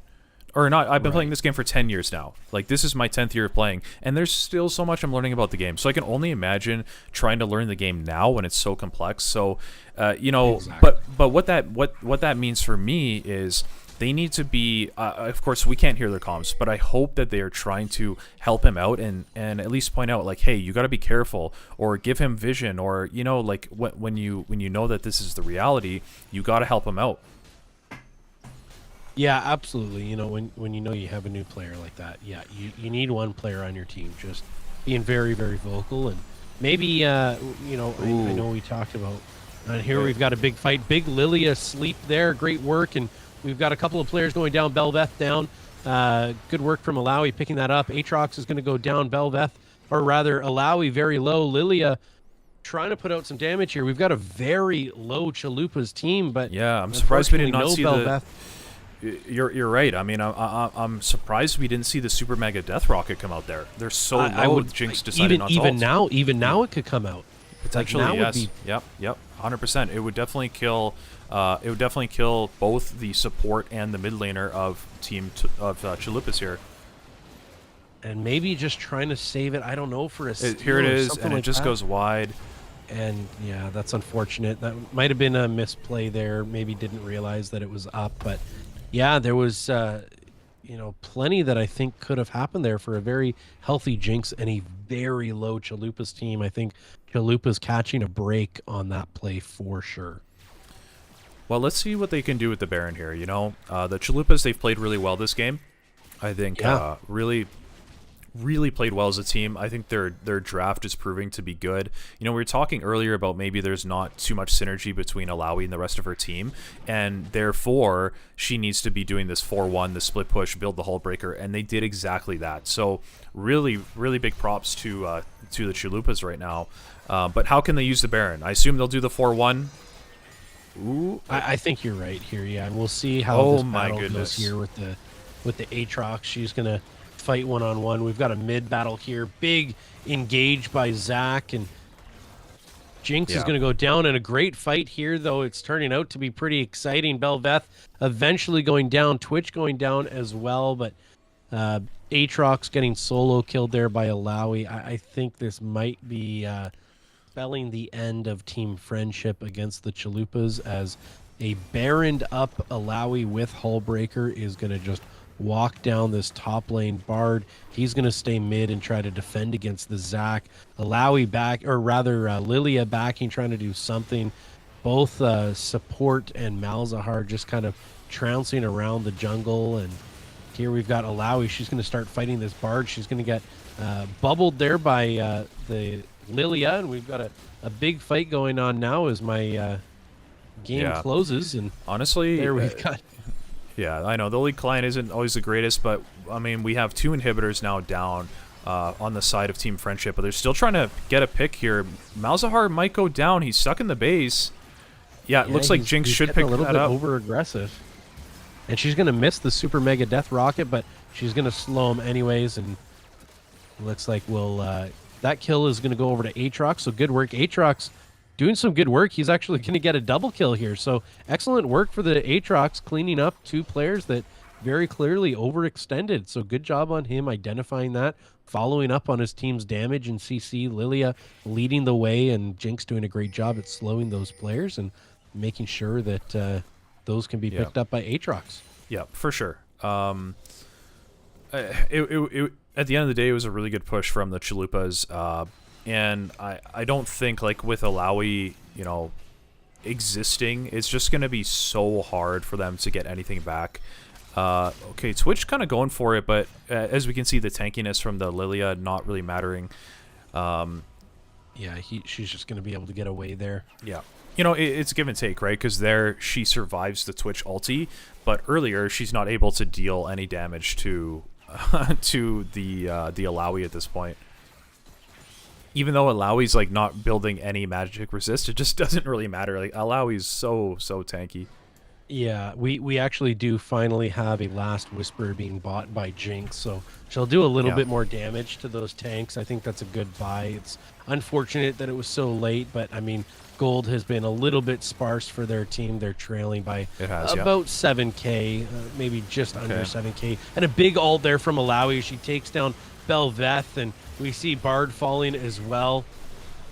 Potentially another kill here. Yeah, we've got Malzahar taking down Aatrox, and Zac is going to jump to the back end. We've got a good E, good W from Alawi. Alawi's going to take out Jinx. Jinx was 1 auto from getting that away, and they're going to ace them. They're going to pick up quadra kill for Alawi. Amazing play there. Pick up Infernal Soul. I don't think Alawi needs to back here. I think they probably could just push down with 2 inhibs. Twitch very obviously, and she'll TP. So there you go. That's just me not having my eyes open there, but they're going to push this right down. And, so wow, that GG. That so Chalupas with a really strong game. I mean, I do think that there was some itemization problems on the side of Team Friendship that made this game very difficult. Like, the Chalupas were just far too tanky for them. They didn't respect the fact that they were going to become that way, and it just got out of hand. So, but GG overall, it was a fun game to watch. We're going to move on to the semifinals here right away, but I think we're going to have an interview. Yeah, I think we're actually going to. I think we're going to try to pull in the captain of Team Friendship, because we have heard from both other captains. So, you know, you don't always want to hear from a captain after a win. So we'll try to pull in Opossum here very soon. All right, yeah, GG guys. That was a fun one. We're gonna have the semifinals coming up, and so we won't be watching the Chalupas game. We're gonna, you know, quickly take a look at basically where the standings are at. We'll share that with you now that we're done the round robin, and we're gonna end up watching one of the semifinal games, and then it'll be the grand finals after that. All right, well, ladies and gentlemen, here comes Opossum. He is going to be joining our call here, so we're just gonna pull him in. Opossum, welcome to the live commentary that is live here on the live stream. That was a tough game for you guys. We understand that was not not, I'm sure, the way that you guys had written it up, not the way that you hoped it would go. What do you like from your team? Was there, you guys were in it, I'd say, for a long time. Not the most one-sided game by far that we've seen all day. You guys really were in it for quite some time. What did you like from your team? I liked that despite everything, we were still trying our best to keep our heads up. Things were starting to look a little rough, but then we got a couple of shutdowns. Morale started to prop back up again, but again, I think it was a lot of itemization issues. We weren't prioritizing the anti-tank items, and it just got really out of hand fast. Yeah, we did notice they're, picking up, Jinx late there, picking up Last Whisper, maybe wanting that a little bit earlier than, towards the end of the game. But absolutely, what we were kind of wondering, what was kind of the air in chat there? Were you guys, still, were we positive team friendship, or was it, were we getting a little bit bothered by things going on? How was that? Well, to be completely fair, from the last couple of games, we probably have been getting a little bit down to the dumps, but we're team friendship. We stay positive. We try our best to not tilt, to not blame anything on anyone, but that was definitely something that was looming over, I'm pretty sure, a lot of our team's heads. But like the Jinx in our game, just constantly like, it's okay, we can just give it, we play later, we play next, stuff like that. Well, not play next Yeah. as in FF, but Yeah. for... No, I mean, we appreciate that, right? That's kind of the, you guys would be the quintessential culture that we're looking for here on the Pope Paisano channel and Discord group. Just, regardless of the outcome, we want to be positive in it. We don't want to blame each other. When things go wrong, there's always things that we can do to make sure they don't happen. So, no, I appreciate that take. I think it's a very good take for people to hear, especially for those of us who are watching that maybe want to climb the ranks. I think, that positivity, it goes a long way. So thank you so much. Good luck in your semifinal match. We're going to wish you luck. I'm going to send you back to your team here and let you guys kind of get your heads in the game for this next match. All right, sounds fantastic. Take care, guys. Thank you. All right. Guys, I just want to reiterate, that is the type of attitude that I want in my community. The games aren't going well. It's tough. You're maybe not meshing as a team quite the way you thought you would. But at the end of the day, it's about positivity. It's about encouraging each other. It's about getting a bit better every time, right? I don't, like, at the end of the day, telling someone they suck, telling someone they're bad, telling someone that, all the other million things that the League community says to each other, it's not helpful, right? And so here in this community, we're about just being encouraging and positive with one another. So I love to hear that from Opsopossum. Great captain, obviously. And I think what we're going to do now is just take a look at the standings, right? Because we need to get those semifinal matchups set, and then we'll be hopping right into the semis already. It's gone by quick. Yeah, so I think we know actually what the matchups are going to be already. Do you want me to spoil it now? Do we want to? Yeah, why don't you go ahead and let us know, and we can. Okay, so it looks like it's oh, sorry, I just, before we get into this, we do need to highlight Cody Christ. It's about drive, it's about power. We stay hungry, we devour. Absolutely. You took the words right out of the Rock's mouth, out of our mouth. That's fantastic. So good work there. Great comment. So the next matchups, if I am understanding this correctly, the FF15s went undefeated, and I believe Team Friendship ended up in 4th place after the round robin. And so our model will be first place plays 4th place, and second place plays 3rd place. So if I'm correct about where Team Friendship and FF15s landed, then we will have Team Friendship versus the FF15s. Yeah. And then we will have the Chalupas versus the Gray Screen Enjoyers, which would be a rematch of the first game that we watched as well.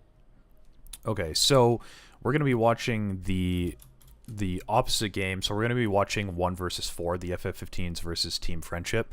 So, you know, this game's going to be we're going to try to give Team Friendship some redemption here. I mean, here's the cool thing, right? They had a really rough round robin, but they get another chance. If they win this game, they go straight to the finals. That's how this works. Exactly. It is a knockout round now. Exactly. We're not doing, multiple games. We're going one game. Whoever wins moves on. And, in their defense, Team Friendship, did the wheels kind of fall off at the end? Sure, of course. But they were in it for a long time. Like that gold lead, at no point during that game, I think was the gold lead more than like 6,000, which we've seen gold leads of 15,000 the game before, and I think even more after that. So, great work from both teams. I think the Team Friendship team here, they honestly, like, no team is out of this. 4th place, 3rd place, 2nd place, whatever.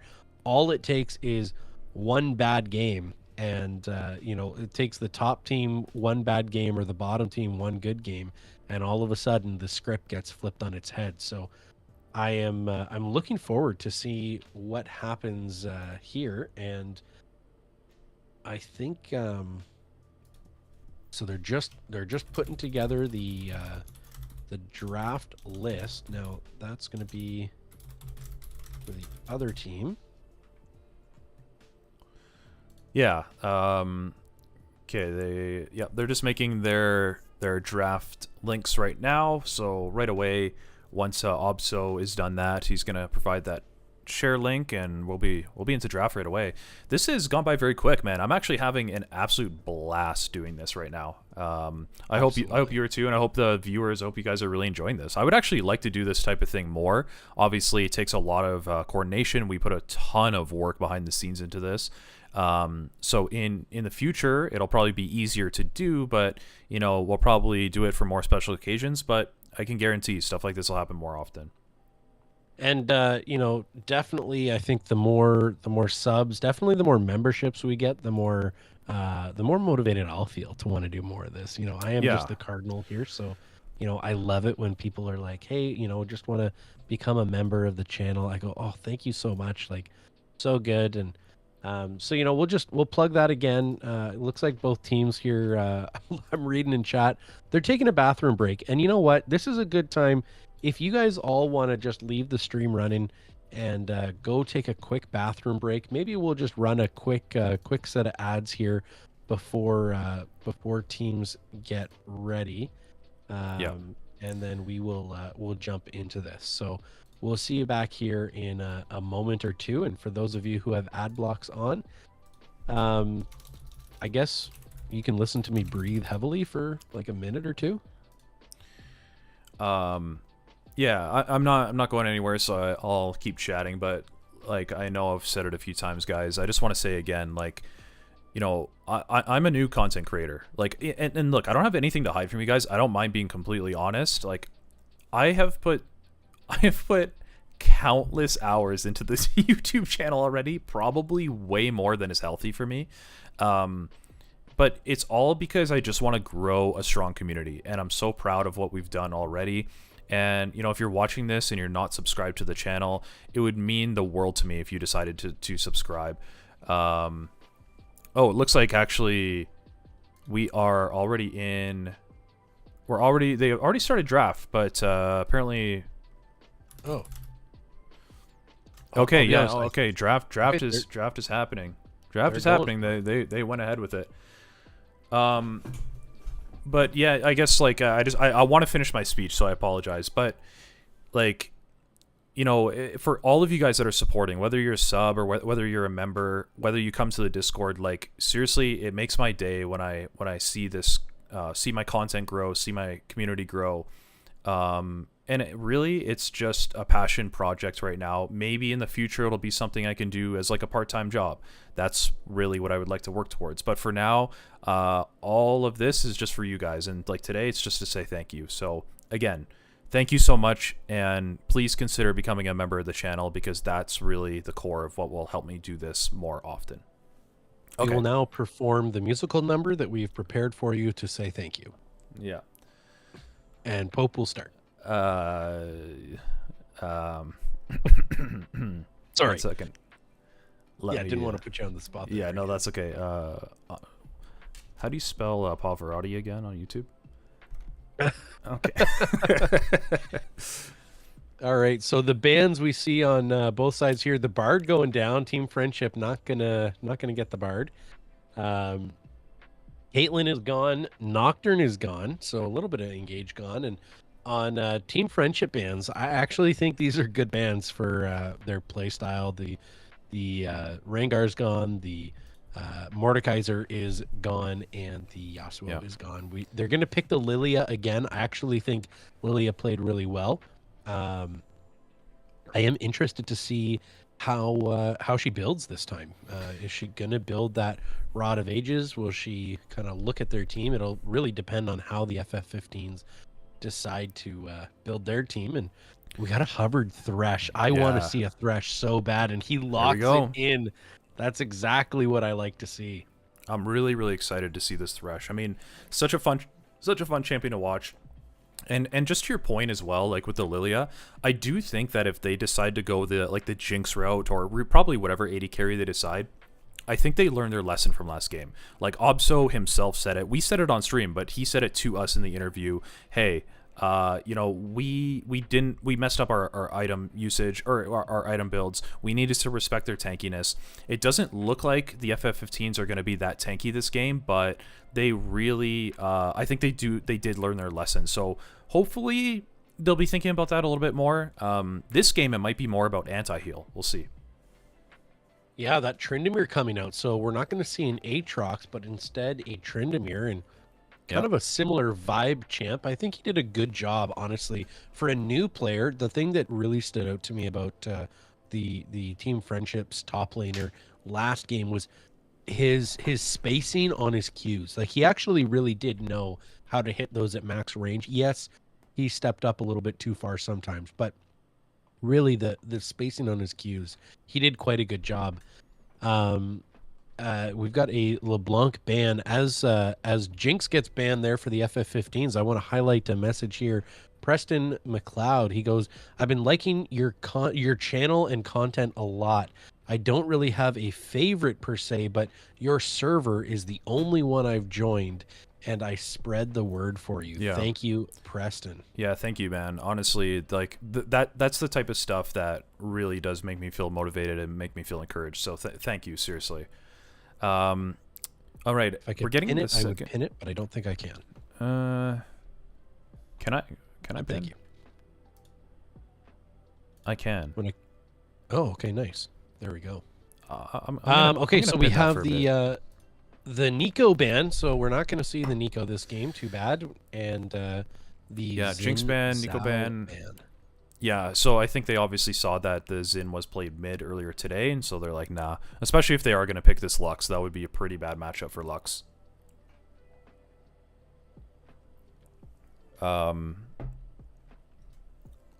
So they do go ahead and lock in that Lux, which is I don't know, man. I don't know. Okay, against an Azir, it's fine, actually, because you can outpush Azir, and I would be very interested to see if this Lux knows, like, basically the mechanics behind how to hard shove waves as this champion, because it's actually quite down to his science. Ooh, and Nasus getting picked, maybe. Okay, Ooh, so wow. Nasus versus Tryndamere.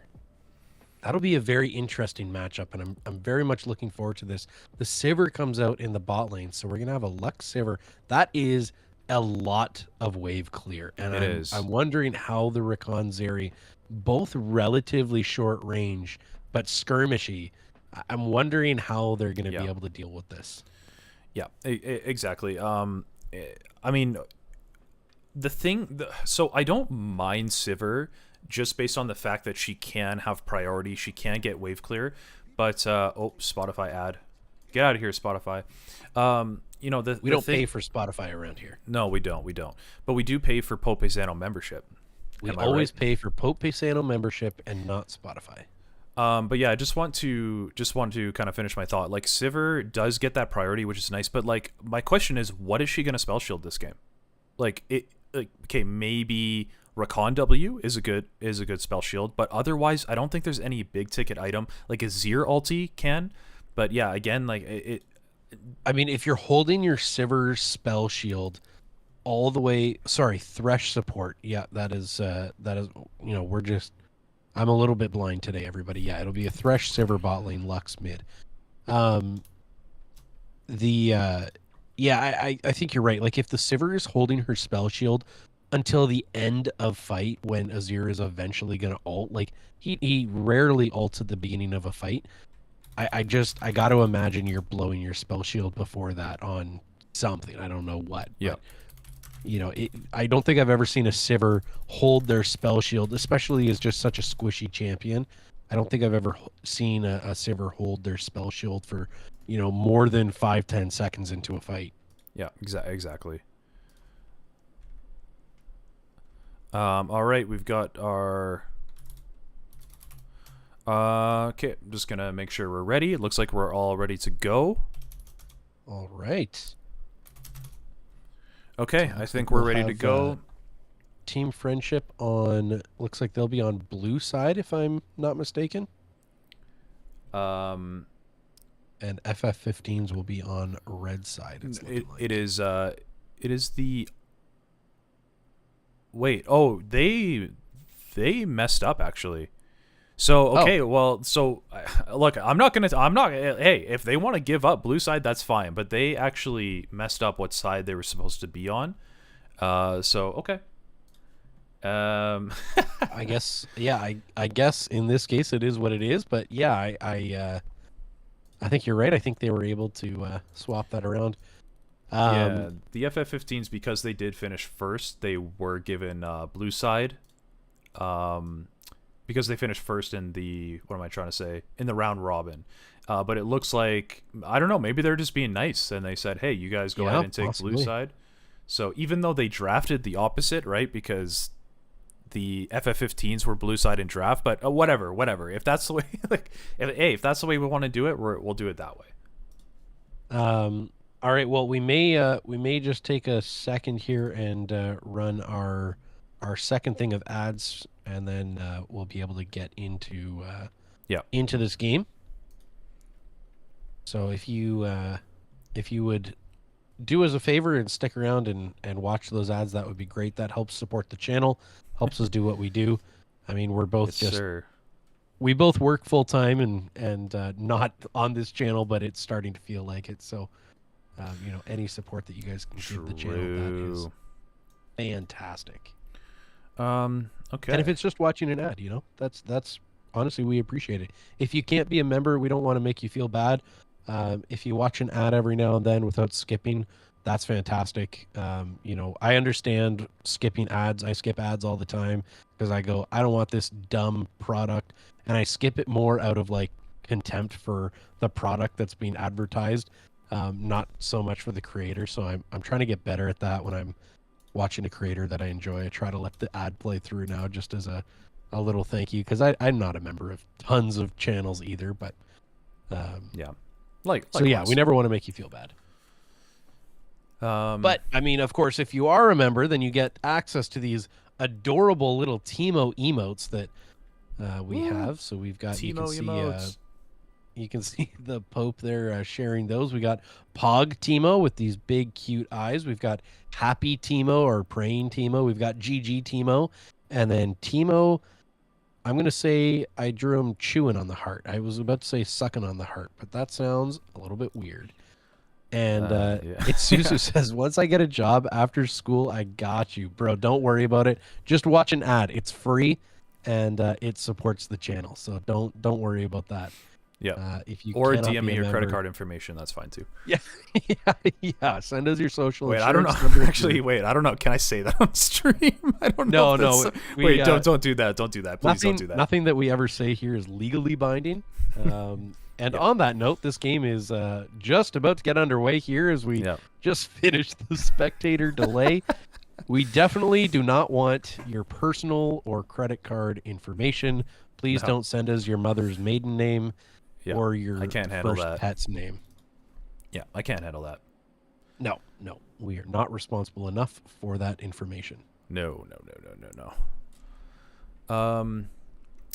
All right, I gotta ask, what's your favorite pick of the day so far? Now that we're in the semifinals, what has been your favorite pick? Okay, are we going favorite just kind of like overall pick because of the potential, or my favorite pick based on how it actually did? Honestly, I'll leave that up to you. Whatever you want. Whatever you want. I'll be honest. I'm gonna say Graves because looking at the whole thing, I was not expecting to see a Graves in this tournament. Not only that, I was not expecting to see a Graves do extremely well in this tournament. Yeah, that's a great point. So, Yep. yeah, I think I'll have to pick him. Okay, well, we have another Graves for you. Gonna trade hard with this, with the Lux early. It's not really gonna matter. It's early enough in the game that she should just get her HP back. Yeah, good, good little skirmish. They get some deep vision there, and Tryndamere doing a good job at just warding that tri-bush. I mean, how do you look at that ward? I mean, if all goes well, does that ward basically just show whether or not Nasus leashes? Like, is that really the only thing that ward does at this time of the game? If that's the point of your ward, I would say you should just be standing in there probably. Because if you think he's gonna leash, then just literally go and sit in there. You also, as Tryndamere, you have E level 1, right? And so if they do show up, you can escape pretty easily. So to me, this ward isn't excellent just because I don't think it's gonna get really the type of information that you're hoping that it would get. Ultimately, that ward might be saying to me, hey, maybe Graves might try to look to gank me level 2, but again, you're Tryndamere, and neither champion that you're playing against has CC at that point. So, yeah. Right. Not a huge fan of it. And I guess it doesn't really matter, this Zeri Rakan combo. They just kind of happily go right to lane. So they don't hide and try to make you think where's Graves starting. So Yeah. Just Exactly. broadcasted to the whole team, hey, we will start topside, and that's just how we're going to do this. And looks like Nasus actually kind of getting shoved off the wave a little bit, and Tryndamere doing a little spin action towards him. It ends up missing a little bit of CS, but that's all right. Yeah, look at this Tryndamere as well. He's going to proxy the wave. That's crazy. Wow. Yeah, this is our this is our This is our new probably player. lower our newest player in this tournament. He is he's pulling a little bit of high elo moves out. He is. I like that a lot. And here we have Graves going for a bit of an invade right as his ward dies. He sees Lilia. Lilia does not see him come into the bush. So he is completely out of vision. And he is going to go He does take away the Gromp, yeah. and I think, yeah, he does get that Gromp. So good work there from Graves as he is able to steal that.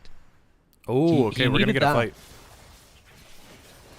And a big E there from Lux, a flash from Graves. They're gonna gonna punish get him. the Tryndamere, and Tryndamere gets the first blood. And we've got an Ignite on Azir. Azir's hit. He's bleeding a lot. Lilia's doing a lot of damage. He gets a flash, and there's Lux picking up a kill. Nasus is gonna make it back to lane pretty easily, and Tryndamere is gonna back. So Wow. just like that, the team friendship.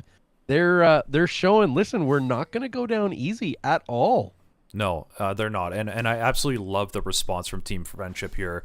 Like the Tryndamere popping ghost instantly coming, like that dude. That is fantastic because this team. Remember, I don't think they haven't won a game, right? They've been having a tough Not yet. time, but look at this. Yeah. They start out the semifinals really strong here, and a nice hook, And nice a flay. great hook there from Thresh. We've got Ricochet going there for Sivir, and she's going to do a little bit of damage. We do have the flash getting blown from Thresh as he gets out nice and safe. And Tryndamere, he's doing a good job, honestly. Like, you see him move, you see him pop Ghost. That was one of the critiques that we had of him last game in that Dragon fight where he was playing Aatrox and just kind of didn't really respond when we felt like he should respond. Well, now he's got a wave that he can just sit here under tower and farm, and he's already up in farm with a kill. He can. So good work. You're absolutely right. I mean, I think what he should have done, just going back to look at the wave here, what he should have done was tried to hold that wave outside of tower range. But now he's put in a position where it's going to slow push away from him, and really Nasus is going to freely collect all of this. If he was able to freeze it there, Nasus would have been forced to walk all the way up to him, and that's when Lilia could easily come and gank, right? But Good work there from Sivir as well to stop that back. No, you're very right. I mean, you don't want to critique necessarily everything that they do, but yeah, I think that's very fair. I think that was absolutely one of those times where he should have tried to freeze it, and we got a flash there from Lux as she is trying to get away, and now her bot lane is here. Ooh, nice and we hook. get a hook onto Azir. That's exactly who you want to land that one on. He's going to get chunked really hard. Lilia just focusing on Graves, doesn't even try to go for the Wow. Azir, and there goes both players. So that's Azir and Graves falling. So where was this team last game? Yeah, what is going on here? Who are these people? Did they all just get, did they all get kicked off their computers by their older brothers? Like, what's going on? So man? I think what happened is actually during that commercial break, they pulled up the Pope Sano Jungling 101 series and quickly sped run that on ×2 speed. Of course, watching all the ads in between. Yeah. And all of a sudden, they are significantly better players. I mean, there really is no other explanation here. Yeah. But yeah, great job, obviously, picking up this dragon. As we can see, I really love what the Tryndamere is doing, trying to put pressure on the Nasus. But it looks like that Graves could potentially be looking towards top here.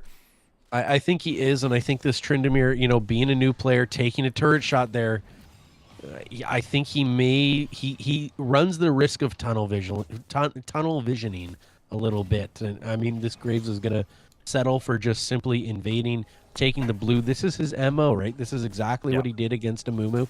He went in, he tried to invade, tried to make sure that, he couldn't do much, and now he's pinging, hey, I'm coming top lane.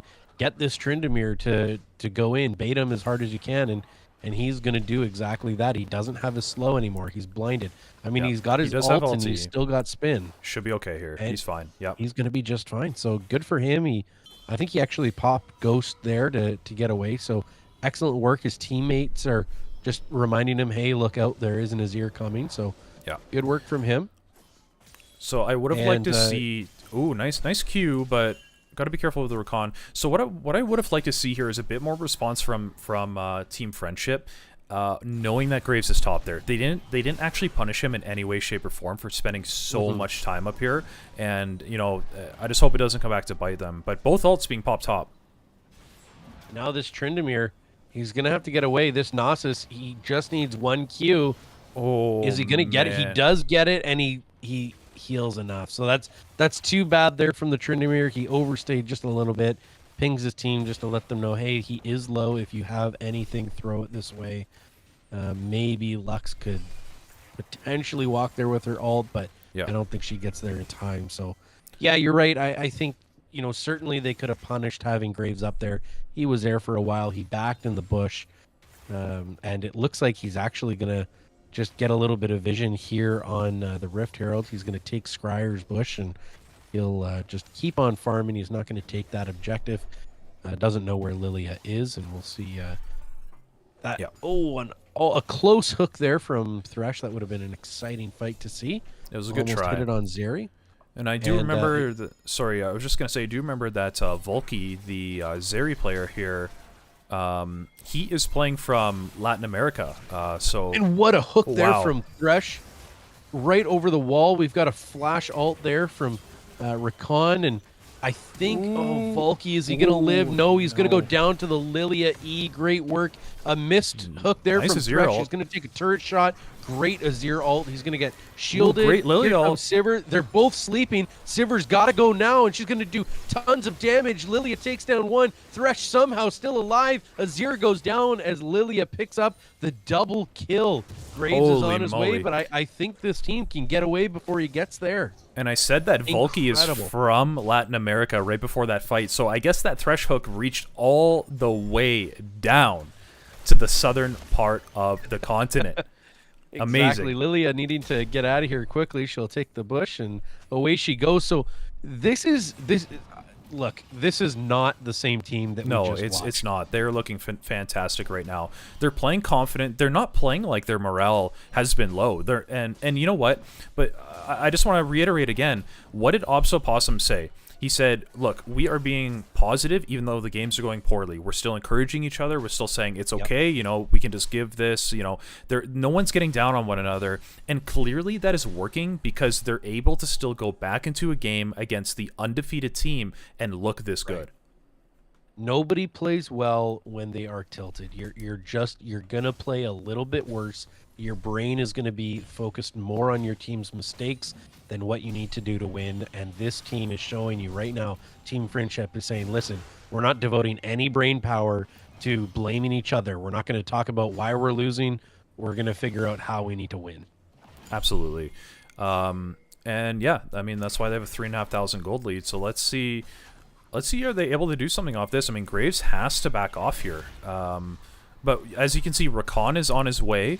Thresh is far behind the Rakan. So if Rakan can get here, there is potential for an engage with Nasus.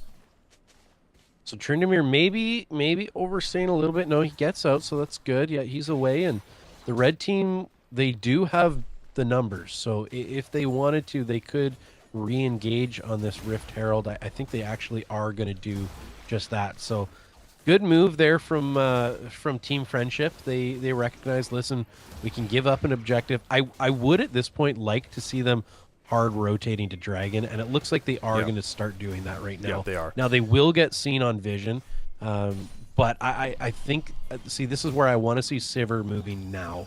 I want to see her going there, starting this thing. You've got two guys top. Tryndamere, he's got his ultimate, so he can pop this and just delay this, and it'll be a free Dragon. Does he have Q to heal? Oh. No, he doesn't, so that's too bad. He goes down to the Ignite damage. So good Ignite there from Rakan. Might be top tower, although it does have 5. I don't think it'll be top tower. I don't think they quite have enough to get this, especially if you know, the tower's just going to get very tanky here. So only 2 plates. So here's the thing. I really don't like the way that they dropped Rift Herald here. If you guys remember, Rift Herald gets tankier, or excuse me, the towers get tankier every single plate that gets taken. What they needed to do was go and probably take 1 to 2 plates on their own and then drop that Herald, which would maximize the amount of turret plates they're able to get. Now the thing is, the Sivir able to reciprocate and get a whole lot of turret plates herself. Exactly. So you see both teams basically the same number of plates taken. So good work from there. A big Hex Flash from Thresh to take out that ward. That's probably play of the game. And we'll make sure to include that in the highlight reel. Agreed. Yeah, so just looking at the items here, the Lilia very far ahead. She's got that stacking Roa like we saw last game. I think Roa is a bit better in this game because there won't be quite as much HP on the opposing team. Yeah. Lux very close to her first item, but Lux built a tier, which I'm not a fan of because that's going to delay your item spike by quite a bit. And in fact, it's it's delaying it right now. As a Lux, that, you know, she is, like, yes, she is all abilities, but I wouldn't say as mana hungry as some champions. Is the Lost Chapter sufficient if you just try to first buy that? Yeah, absolutely. The Lost Chapter will easily be sufficient for Lux. She definitely does not need the tier. The only reason I could see going tier here is if you're concerned about just survivability and you want Archangels later. And we've got a big fight here happening in the top side. Lilia, good engage with the E. She doesn't have...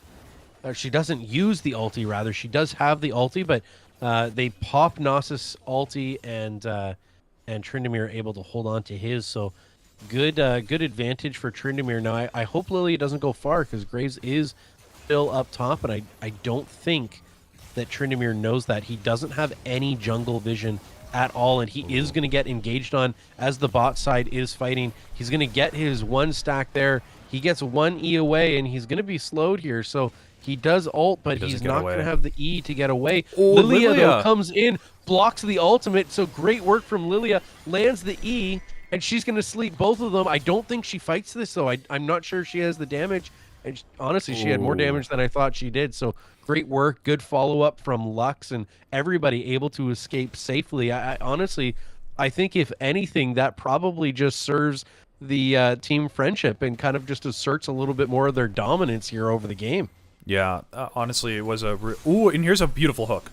Great hook by Thresh. Say we're going to go in, and my game is frozen here, so you're going to have to take over. Okay. Well, yeah, let me know when you are back. But overall, I mean, this game, I'm actually shocked with how well Team Friendship is playing this game. I would say the Thresh pick looks way more comfortable to me, landing way more of that important CC. Even the Lilia playing way better in more of the spots that she needs to be compared to the last game.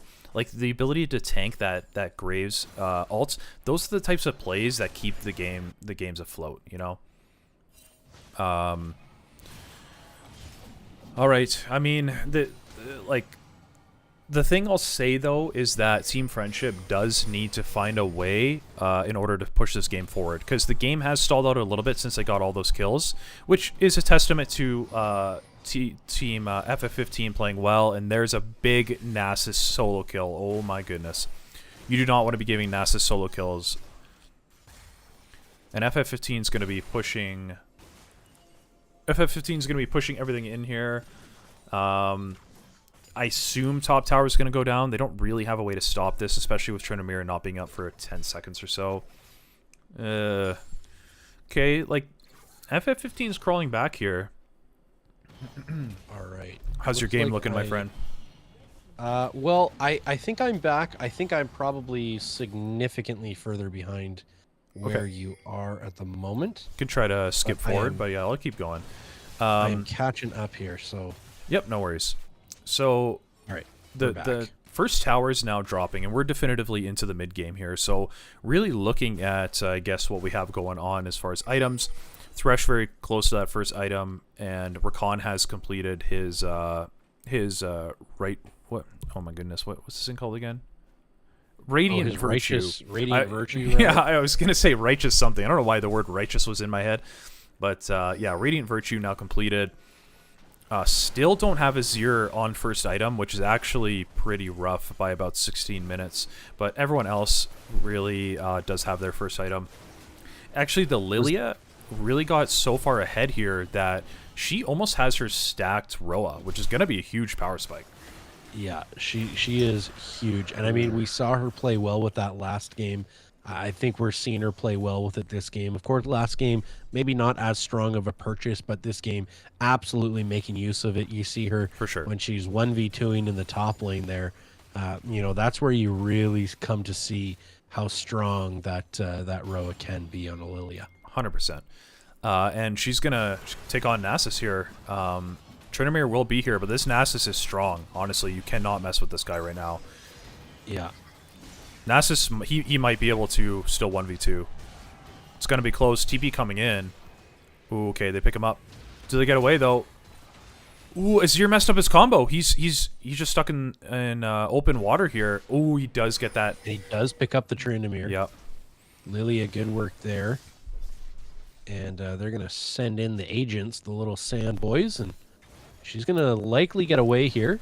Yep. And that's going to open up team FF15s here to the Rift Herald. Yeah, so, you know, good on, I will say, like, we've been praising Team Friendship a lot, but seriously, good on Team FF15s for clawing their way back into this game. Ooh, as I say that, though, big fight. Huge play by Lux. You've got Rakan, who tried to cancel the ult by taunting her with his ult, but great hook there as well from Thresh, and unfortunately I think Graves is just going to get out, and Graves actually has to flash over the wall. That's huge. Here comes Lilia over the wall with her flash. She gets blinded. She can't quite get there in time. She lands a Q, doesn't have anything left to slow him up. No ult, but she will help herself to these jungle camps and get nice and beefy. Okay, so they're going to walk up and try to siege this. Going to use the Demolish proc and the Lux ult to try to just shove this in. And a good Q there. Another good hook from Thresh. And I think they may just have the damage to take this one down. Yeah, this is a bit of an overstay, though. This is a bit of an overstay. It just took them too long. They didn't recognize quite fast enough. They can get punished here. Yeah. And a huge ulti there from Azir. Thresh is probably going to go down. Somehow he lives. He gets out. Incredible work by Thresh. That's why you always buy boots first down in the bot lane. Okay. Wow. And now Graves going to take his red buff that Lilia didn't have enough time to take. So This is turning out to be a phenomenal semifinal. Really glad we're watching this one. this is great. This is absolutely Preston McLeod congratulating the Lilia on the steal. Yep, absolutely. Playing very, very well. Deftones has to be very careful here. I think he's just too slowed. I don't know if he gets away here. He does pop the ulti. Graves doesn't quite have his ult, but he's in auto range. And there he goes down. Now the Azir turret doing a little bit of work where that mid turret did fall. You know, both teams seeing a couple of turrets go down here, or rather one turret on the side of Team Friendship, and 3 turrets on the side of FF15s. So Nasus is approaching 350 stacks, which is decent pace, especially for like a competitive game. Not too bad. And you know, that's going to be a big factor in how this game gets decided, right? At the end of the day, right now, Team Friendship is looking like they're in a pretty good position, but this Nasus is always going to be that X factor for Team FF15s. He's just going to continue to stack. You can't get around that. So we do want to see Team Friendship trying to push this game forward, you know, really every minute here. Absolutely, yeah. You want to see them try to get this thing done early. You know, use the advantage that they have, because I think the later and later they go, the smaller of an advantage they're going to find. Graves here getting chunked a little bit. No hook there from the They Thresh, didn't pull the but trigger in time, he though. He is going to get drowsied, and now it's a bit of a 50-50, and you're going to see Thresh go down. And this Nasus, you see those stacks going to work. Wow. Sivir is going to fall, and this gold lead they're going to see slowly wither away. Tryndamere able to come in. Lux able to pick up one of the kills. Tryndamere is ulting. He's going to go down anyways to the Nasus. Another stack going towards this Nasus. So Yeah. unfortunate result there for Team Friendship. It's not what they wanted to see, and I don't think anybody was hoping for that result watching either. Yeah, you know, obviously that's exactly what Nasus wanted. He needs these kills. He's getting further and further ahead. He's going to keep stacking, as we've said. It's not like the worst result in the world. You know, Team Friendship is still ahead a few thousand gold. They're going to be only tied in dragons here. So, you know, it's like the game is not looking dire by any means, but this type of fight, what it basically means is like, hey, we need to really attempt to expedite our lead here. We need to get something like tangible going. We need to find a pick. We need to get Deep Vision. We need to get Baron. Like, they're going to start to feel that pressure as this Nasus continues to stack up. It's only going to get worse. Absolutely. And I think you're right, too, about this Deep Vision. You know, I think this Thresh needs to take it upon himself. Maybe bring Sivir with him, bring somebody with him, and he needs to start getting some wards in deep. Look at the map right now. We see 1, 2, 3, 4, 5, 6, 7 red wards. Thresh just put his first blue ward down on the map in quite some time. So only 2 wards out for Team Friendship. And really, you can't win this game if you can't collect the information that you need to win it. So they need to get some vision out there. They need to see it. Rakan doing a good job at clearing that. They want to make sure that whatever they're doing, they can do in the dark, and he's doing a great job at that. Yeah, 100%, man. I mean, like as Volcanic Viper said in chat just now, that the lead is slowly bleeding, and these are scary situations to be in League, where, you know, you're ahead, but you can feel that, like, okay, maybe we're 3K goal ahead, but it sure doesn't feel that way, you know, like that's not a good feeling. So let's see what they can do with it, though, because at the end of the day, they still do have a tangible lead, but they need to make it work. This is not looking good for Tryndamere. I think he's going to go down here. Tryndamere is going to start this fight, and Nasus just does too much damage. Now Nasus is even going to flash the Prestige, and I don't know about that BM in a friendly tournament, but yeah, we're going to see. I did mention that we probably want to avoid that, so I'm going to probably mention to some of him after the game, because we have I did make that, you know, rule clear. Don't flash your mastery. Yeah. But well, actually, I said you can flash your mastery if it's like tasteful, you know, if it's every once in a while kind of thing. But maybe we're seeing a bit of spam here. That's okay. I'm sure he doesn't mean it in like a negative way, you know. No, and I mean he's played this well, right? He started in a tough matchup where, yeah, Tryndamere got ahead early. Tryndamere was up 20 CS at some point. Like, we weren't expecting that, and you know, this Nasus has really clawed his way back in, and he's going to take the blue as his team starts on Baron already. So great work here from man. Gnosis. I mean, is he staying too long? I don't know. Yeah, he's starting to overstay a little bit, but the thing is, he's too tanky. He's getting chunked right now. They just TP don't coming in do from quite behind. enough damage. And there's FF15s. They're coming in now. They can the, steal Azir maybe. is Oh, in not quite. behind, and down goes Thresh. Baron's low. Red team ends up getting it. Zeri somehow Okay, that's has a big shutdown. a wall ride, and she goes away. Still don't know why Riot did that. She's still alive. She gets slowed here by the Tryndamere. If Tryndamere has E, he can catch this Azir. He does, but Azir is able to jump to one of his sand boys and gets out of there. Yeah. Graves is taking this red buff. Tryndamere can't quite seal it. Good try, and Graves gets away. In the meantime, the Lux doing work in the bot lane. You know, overall, like, this was actually not bad for Team Friendship. They pick up a shutdown off of off of Nasus, and they get a bunch of the Baron buffs off. They do take one turret, and does Azir bleed out here? He might. He might actually go down. Oh man! And he just... Oh, and he does go down. Okay. Yeah. Wow. Yeah, he does go down. So, like I said, actually not the worst for Team Friendship. Like, yes, they lose the Baron, but they No. actually get a good fight off of the back end of that. They pick up about 3-4 kills there. They get one turret in the bot lane, completely unrelated, as Lux was split pushing, and Yeah. they've almost got that second tier mid turret down. It's about one more hit, and it'll be gone. I love, by the way, the pathing of Lilia. She's getting very efficient at that. That's great to see. Yeah, Lux is going to get caught out here, though, unfortunately, and that's pretty tough at this point in the game, like, to be alone like that. But, you know, I'm sure that Team Friendship, they won't let that bother them. We know their mental's good. In fact, they're kind of looking to get aggressive here. I don't know about this, They though. are. They're a man down. I'm not sure if I would be doing this. And all right, they'll take the lantern out and get ready for that 30-second dragon as Azir gets his passive turret up. That's a good idea because that mid turret is low. Unfortunately, blue team, I think they're backing at just such an inopportune time that the Team FF15 is already going to be out on the map. They're already going to have control over that dragon pit. Yeah. And we're just not going to see Team Friendship get there in time to really be able to contest the positioning of it. They do pick up this And now- mid tower, at least. Yeah, Tryndamere doing great work there. He's able to get through and pulls enough of their focus away that maybe this Lilia can burn it. I think they have to Yeah. turn and fight. I Nice think she hook. has to stop focusing the dragon for a minute. And a great work there from Lux. Fantastic play. Zeri goes down after her ult. Big hook there onto Graves, and Graves goes down. They need to get this Susan down. He's slowed. They're fighting him.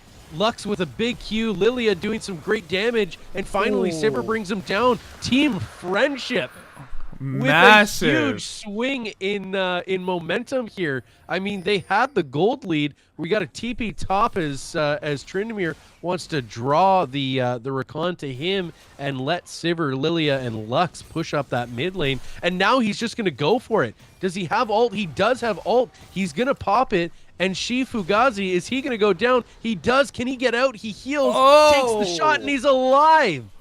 Holy moly, guys! And look, I just want to point this out. Okay, he gets executed. No, he gets executed. He doesn't even give the kill away. Incredible work from the Team Friendship here. They are showing everybody here the power of friendship. You heard it once when you watched Care Bears as a child once. Now you're hearing it again from Tryndamere. You're hearing it from power of Lilia, from friendship, Lux, baby. Sivir, and Thresh. The power of friendship, ladies and gentlemen. Holy This wow, wins wow, games. wow. Guys, this is fantastic to see. And look, I just want to point out as well, not only an amazing fight, not only an amazing fight around the dragon, not only an amazing tower dive from Tryndamere, and not even getting killed, but getting the execute. I just want to point out, Tryndamere dropped the level 4 mastery right after that play. That is the tasteful mastery that I'm talking about. It's just a small way to give it back to the Nasus. I love it. So Frofa in chat here saying, I don't think anyone was expecting this after the previous No, matches. not at Frofa, you all. are exactly right. You can have this job if you want it. That's exactly what we're thinking. Nobody expected this. We saw a disjointed team, a team that just kind of didn't really know what was going on, was relying on a couple of hyperscalers. All of a sudden, they don't really pick a hyperscaler on their team, and now everybody's playing well. Everybody's having to battle. And you love to see it. You love to cheer for the underdog. And this team is absolutely that. Yeah. But they have a 5K gold lead, just over, actually, over a 5K gold lead. This is incredible. Yeah, this is a phenomenal game so far. I'm really interested to see, how they can try to start to close out this game. Because again, you still are on the clock. Okay, are they playing well? Yes, but you're still on the clock with Nasus. Right. Okay, Lancer gonna come down here. Doesn't take the Lantern. Oh, and he doesn't take the lantern. Okay, he's going to have to spin. Unfortunately, that gives Rakan a clear jump He gets right out, into though. the team. And a great play from Sivir to pick that up. A great hook as well. Another good hook on the sleeping Azir. Azir's going to pop his Zonias. Nasus is This is here. bad, Azir though. gets out. Azir is burning. They have to get out. They got to disengage from this fight. They can't keep it up. Graves goes down. Great work there from Tryndamere. He's going to go down now, too. They cannot keep fighting this. Oh, my Another kill there. goodness. Zeri goes down. Sivir picking up the Zeri kill. And the Lux, split pushing she Lux. is just going to split push. And now the Susan, he's going to TP all the way back. Lux has to get out here. She's got... Oh, Azir- and she's going to... Oh, she doesn't quite pick up the kill on Azir. Maybe this is it. Maybe Sivir and Lilia can come down. They're not going to follow. They're just going to hope that the supers can do work, and that's great. They've got 2 down. Maybe they go to Baron here. I'm not sure what the play is for them. It looks like they are thinking, let's go Baron. Let's take it down. Sivir sweeps it. They've got the damage to do it. Lux has enough CC that she can probably keep them out, and they know there's no more TP left on that team. I guess Azir does have TP, but they've swept it. They know that they're safe to do it, and there they go, Man. burning it down. Absolutely do. What an incredible game so far. And even through that tougher fight that they just had around the Baron, Lux is still just split pushing. They're making things happen constantly, even though this Nasus is getting scary, but they're just they're keeping their heads above water. They're not just keeping their heads above water. They're thriving right now. They're playing this game really well. They are 7K gold lead. Preston McLeod in chat says, shout out to Lux. She has kept that bot lane up and pushed while still being relevant. You are absolutely right, Preston. Yeah. She has done a great job. It is, you know what? Split pushing is one of those jobs that's very difficult to do while also being relevant. So that's a great call out there.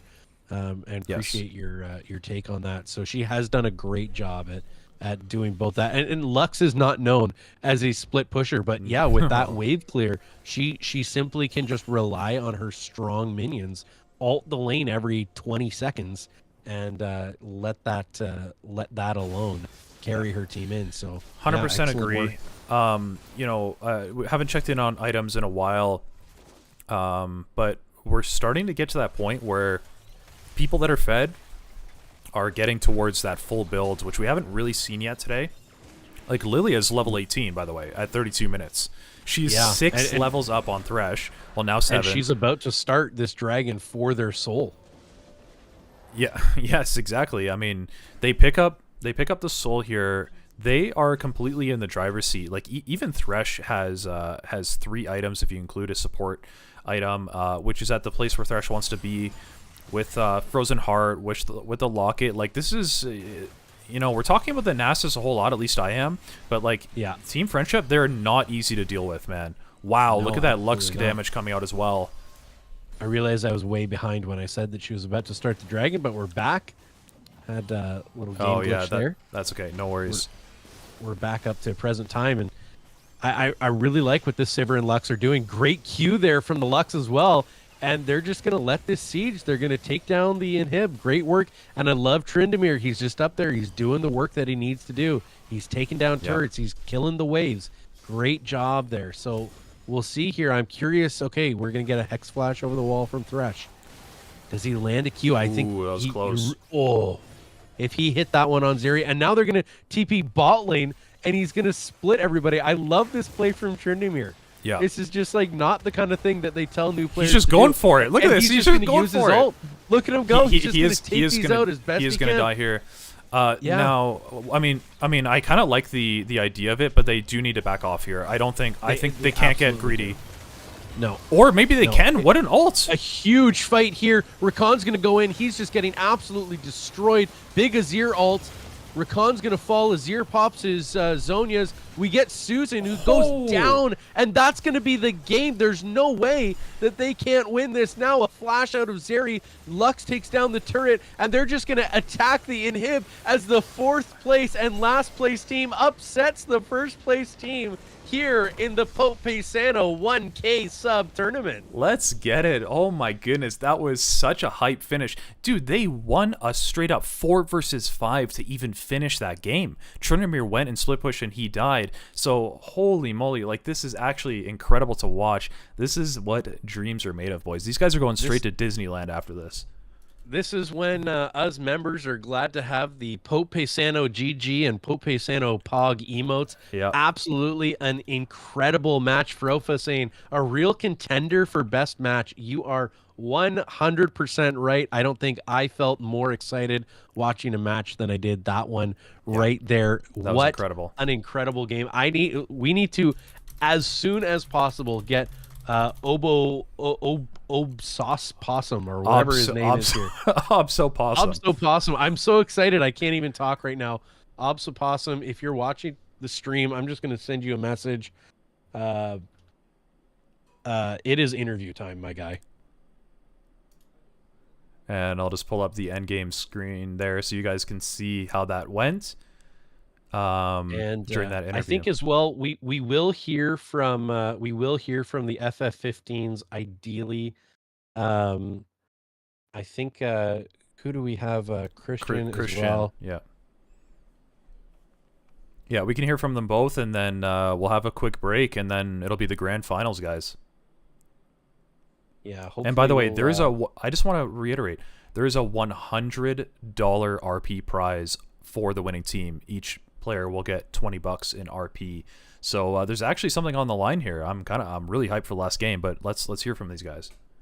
All right, so I'm just gonna pull Christian in first here. So we've got Christian in the call. He is deafened, unfortunately. Oh, there he is back. So Christian, I mean, a tough game there. Like, you know, don't get us wrong. That was a tough game. I mean, you guys played well. There were huge swings in momentum. A couple of times where your team was down by just a couple of K gold, but it felt like you guys had all the momentum. And then there were times where it felt like you guys were clawing back and then did so. And, you know, what are your takeaways from that game? Yeah, that hurt. We're all kind of a little sad after that one. Yeah, we just had a really bad early game. A few bad invades on my part. I got a little too greedy, and it just set up my laners because we wanted to scale because we had Azir and Nasus. That's what we were trying to do, but we just lost too much momentum in the early game, and from there it was just kind of like the whole time we're clawing back. Do you mind if we bring in the team captain of Team Friendship and we can kind of do a little bit of a pro interview? Okay, Yeah, perfect. I don't care. Here he comes. Oh, well, there we go. That's not working. Why is that not working? Hey Pope, can you try pulling Obo Possum? Obsawsome? Oh, he's here. Okay, perfect. Okay, cool. Obso Possum. Can you Obso Possum? Is that how you say your name? Can you Yes, it's correct me? Obso Possum. Okay, great. Well, okay, so we've got both team captains in here.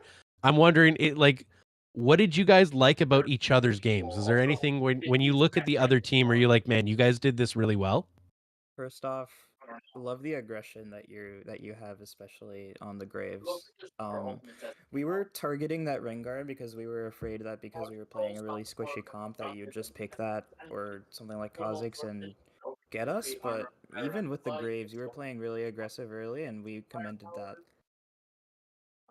Yeah, you guys did a good job countering the invades in the early game. Yeah, I made the mistake. I should have just played Viego. That was my best champ. I was saving it for the finals, but I should have just pulled him out and just man. not messed around. I did ego it. Yeah. Well, it's unfortunate though. you both, honestly, both of you guys played amazing. Christian, I loved watching that Graves. It was a Thank you. lot of fun to watch you play that. So great work on that. Possum, your team, I don't know what you did. I don't know what it was about the Care Bear power of friendship that you guys had, but whatever it was the X factor in this game. We were saying maybe they went back and just had a quick watch party of Pope Paisano's How to Jungle 101 series or something like that, because all of a sudden they just exploded and came rolling onto the scene. So what we're gonna do is Obso Possum, I'm gonna send you back to your team here. I'm gonna let you guys get ready for the finals now. And Christian, thank you so much. You guys, Yeah. I mean, you're welcome to play a third game match or a third place match. It won't be on stream, but I just want to thank you guys so much for your competitiveness in round robin. Thank you for being a part of the tournament. It was a lot of fun. Yeah, no problem. Great It to was be really here. fun to Yeah, be thank you here. guys. Yeah. All right, see you guys. See you GG's. later. Thank you.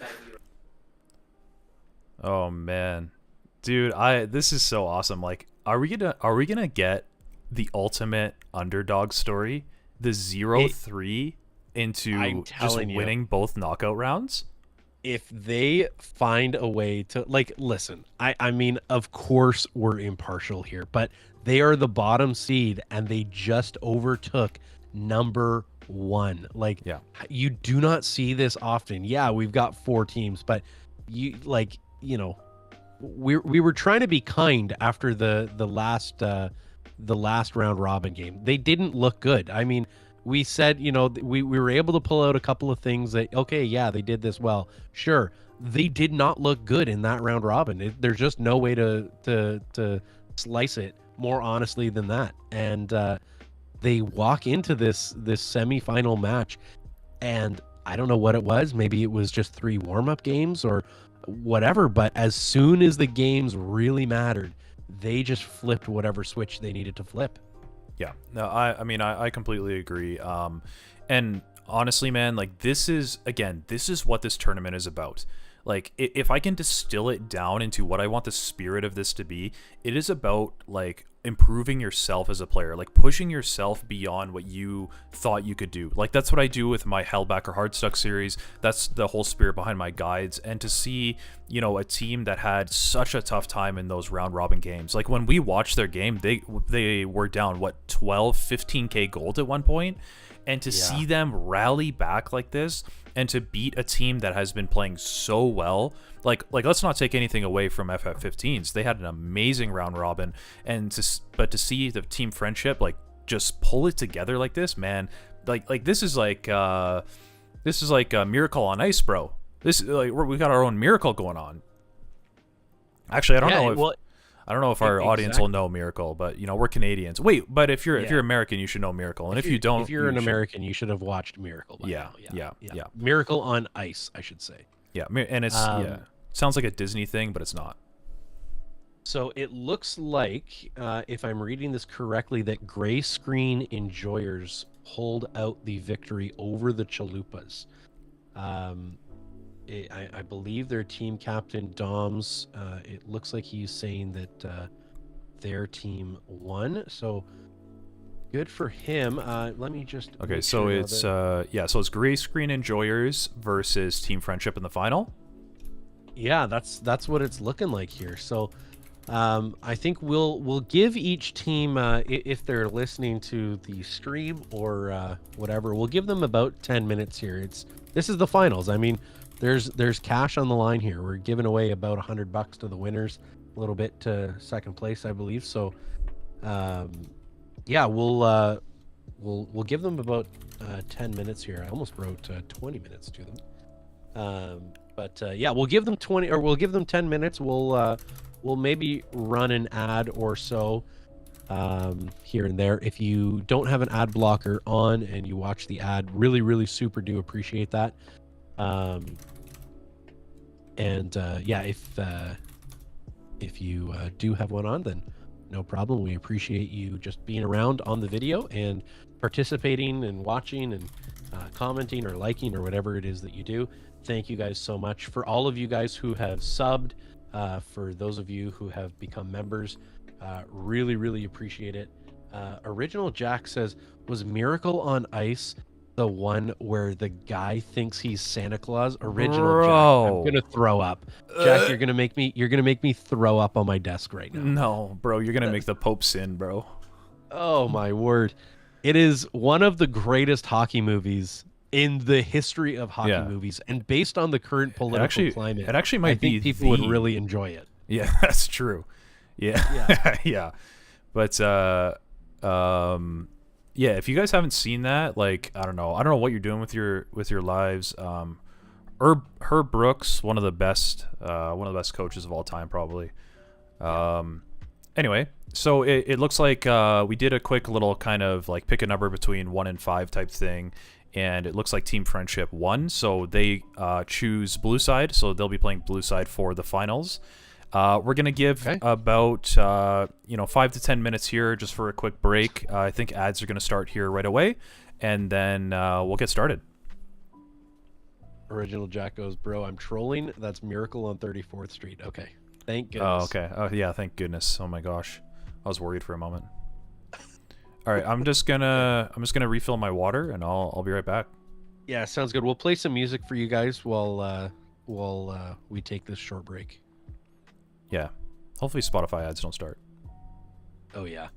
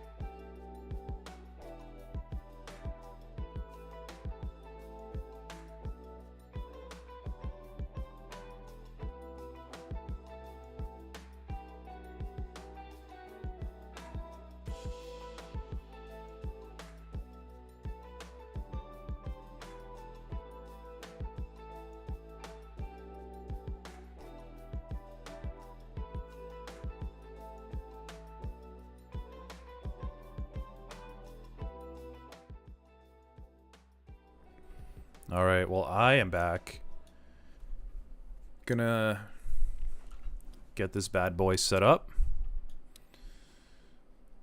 All right, so We have a poll going on as well there in chat if you guys would like to vote on it.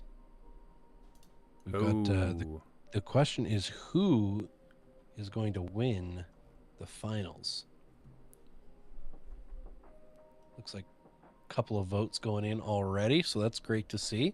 If you are in chat, feel free to engage in that poll there. Hopefully the ads are done. Did you guys? Yeah, ads did run, so they should be done by now. Okay, perfect. So I'll definitely make sure that no ads play during the finals if I can, catch everything. Yeah, excellent, excellent. Okay, so Team Friendship is staying, and FF15s have been eliminated. And we have the gray screen enjoyers. This should be a really fun matchup, actually. Okay, we're getting a lot of votes here on this poll. Excellent. Okay, we're 33% gray screen enjoyers, 67% Team Friendship. Something about that last game, man. Yeah. It's we'll have to wait and see here. I mean, we've only seen gray screen enjoyers on stream once, and that was the first round robin game that they lost to the Chalupas. So we'll kind of have to wait and see here. I feel like we haven't seen the best yet of the gray screen enjoyers, and by the looks of our chat poll here, it looks like a lot of people think that we haven't seen the best of Team Friendship either. So this is set to be quite the match. If what we just saw is any indication, this team might honestly just get even better this game. Yeah, exactly. We'll take a look here, and I think they're just working on the draft Dom's. links.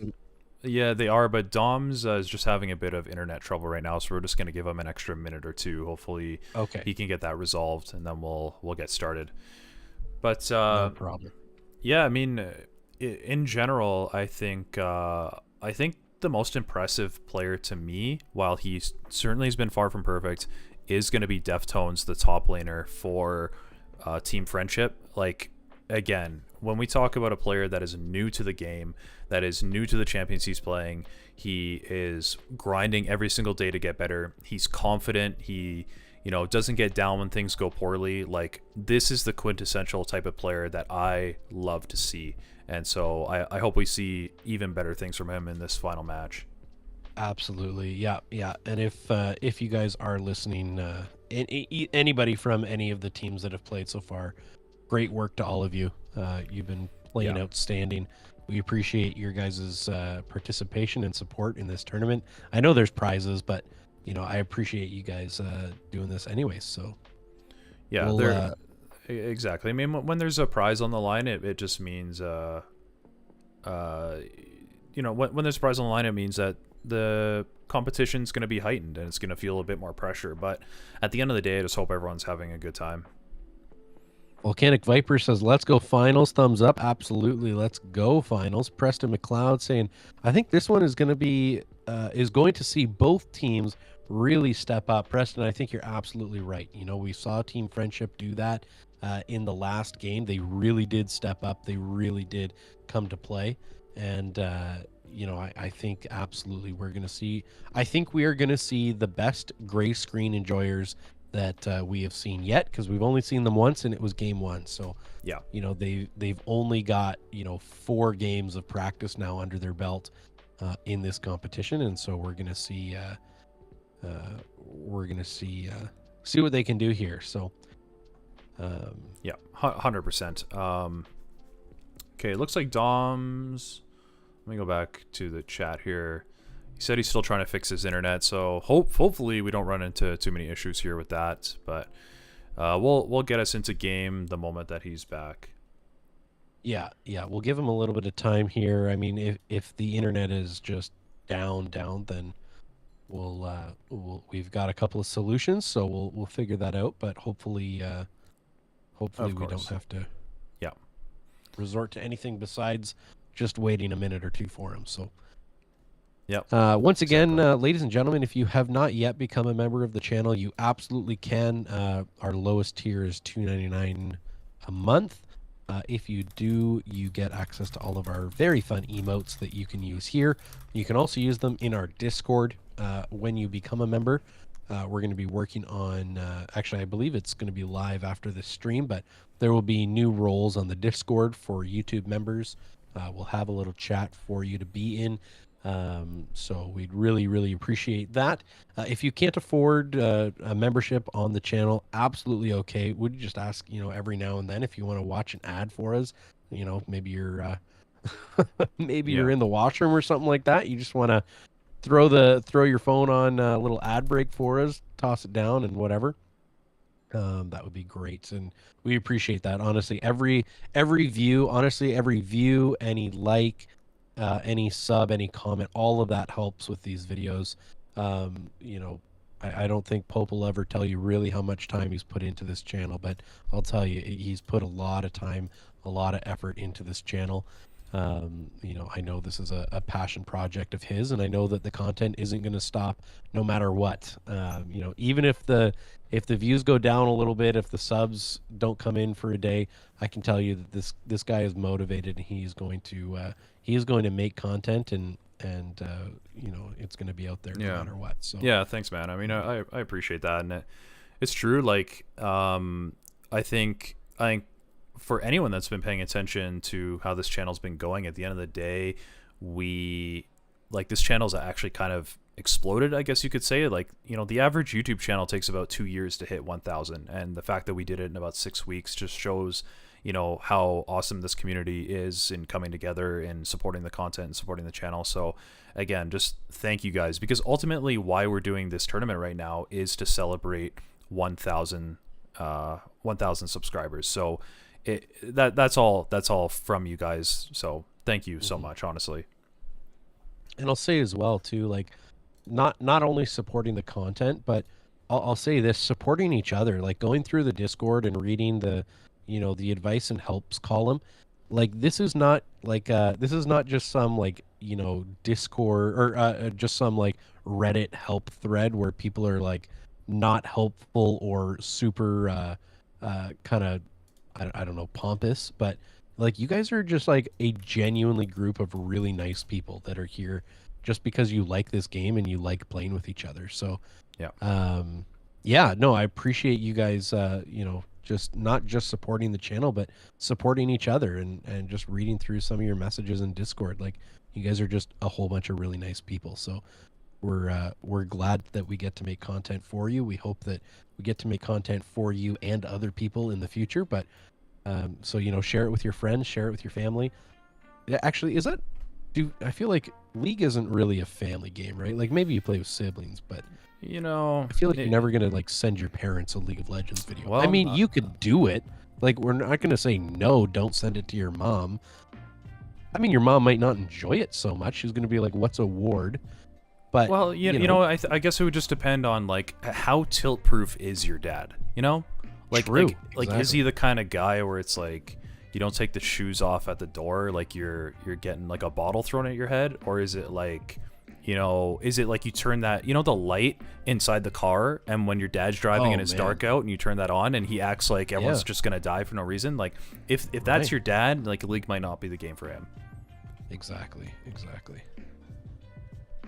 All right. Well, it looks like Doms is gonna have to send his cats to a farm up north. They did in fact pull out his internet cable. Yeah. And that's why he has not been able to. Volcanic Viper says, I would be a member. There's not a button on mobile for it. Okay, we'll have to look into that for you. Yeah, we will. It should be right next to the. It should be next to the sub button. It usually says join, but don't worry about it. If it's not showing up, maybe we'll reach out to YouTube and figure out. We'll figure that what's out. going on there. I mean, if you do have like a laptop or something, if you hop on there and you just go right beside the subscribe button, the join button will be there.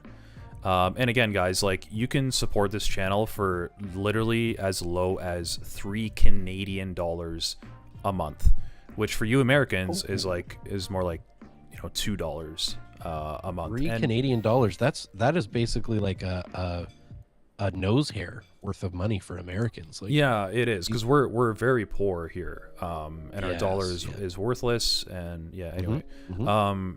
so you know, if you guys decide that's something that you if that's something you guys decide that, you know, you just want to support the channel, you want to support me as a content creator, like, genuinely, every single member goes such a long way, because it's just one step closer to me being able to do this more often, frankly, right? Yeah.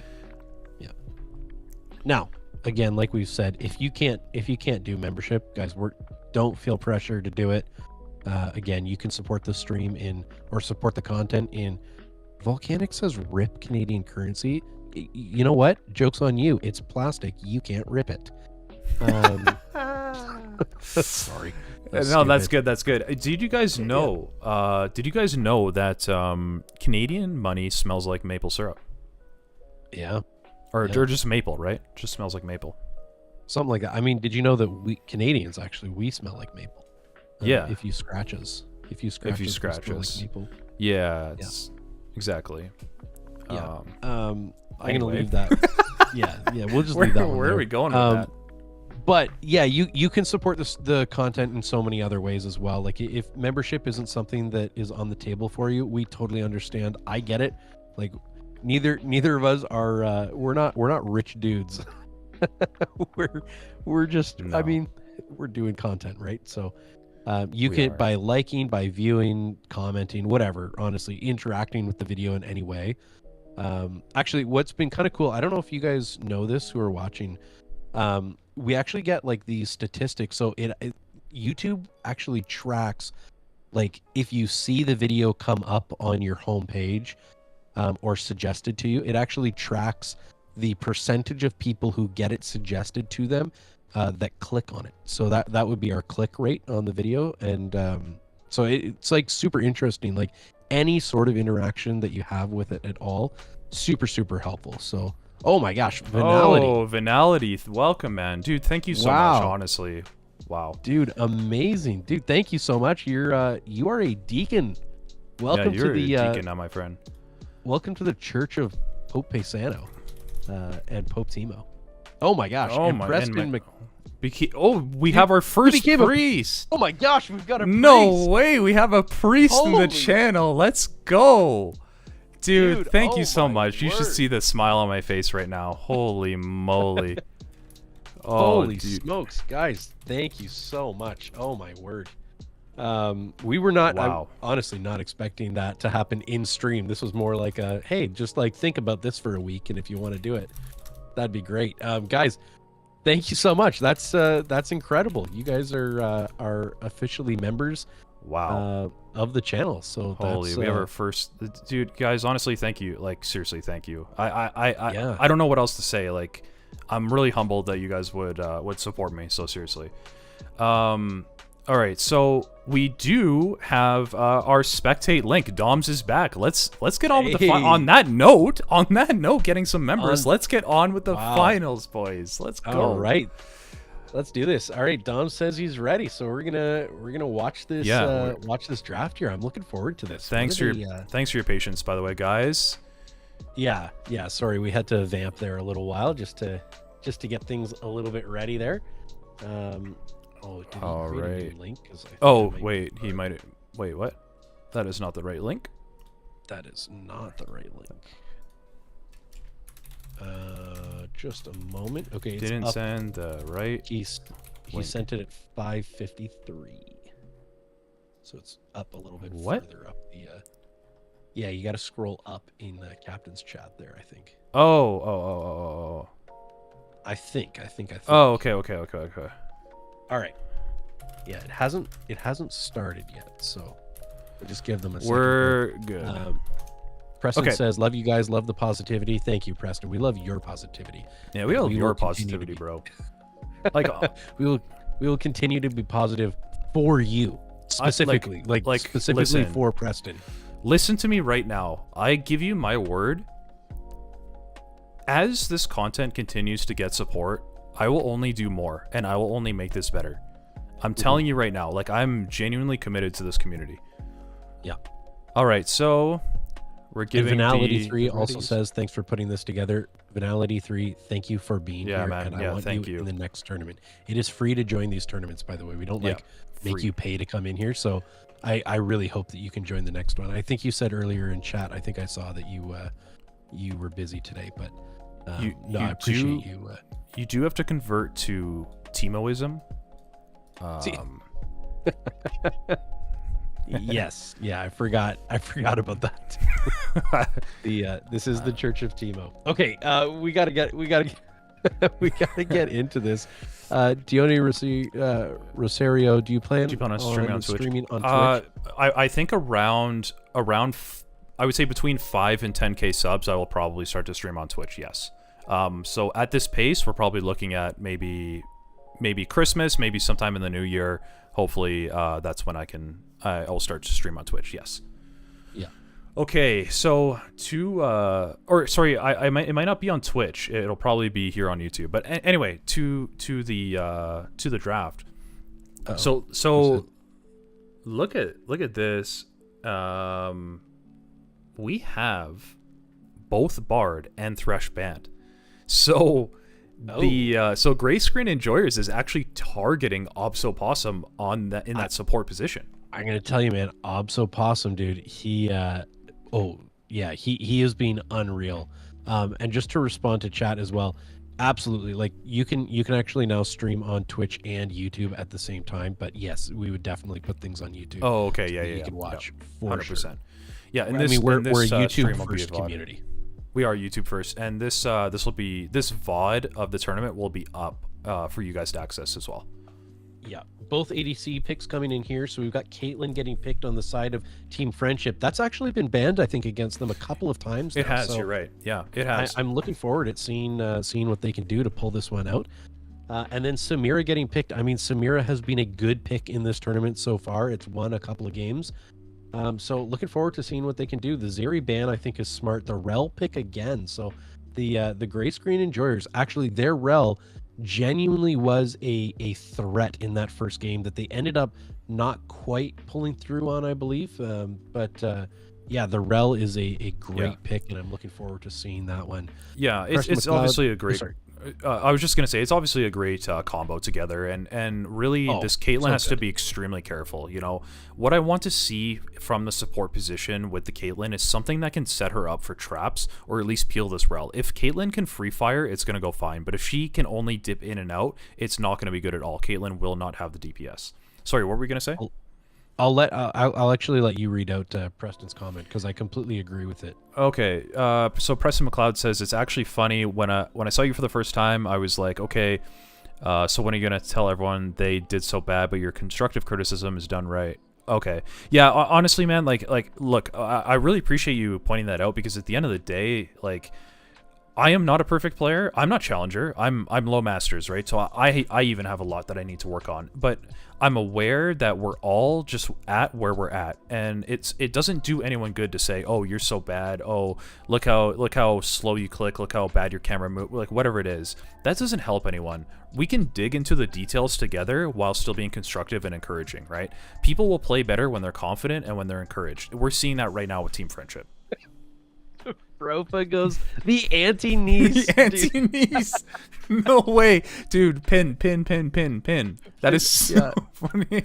Listen, we're not anti anybody here.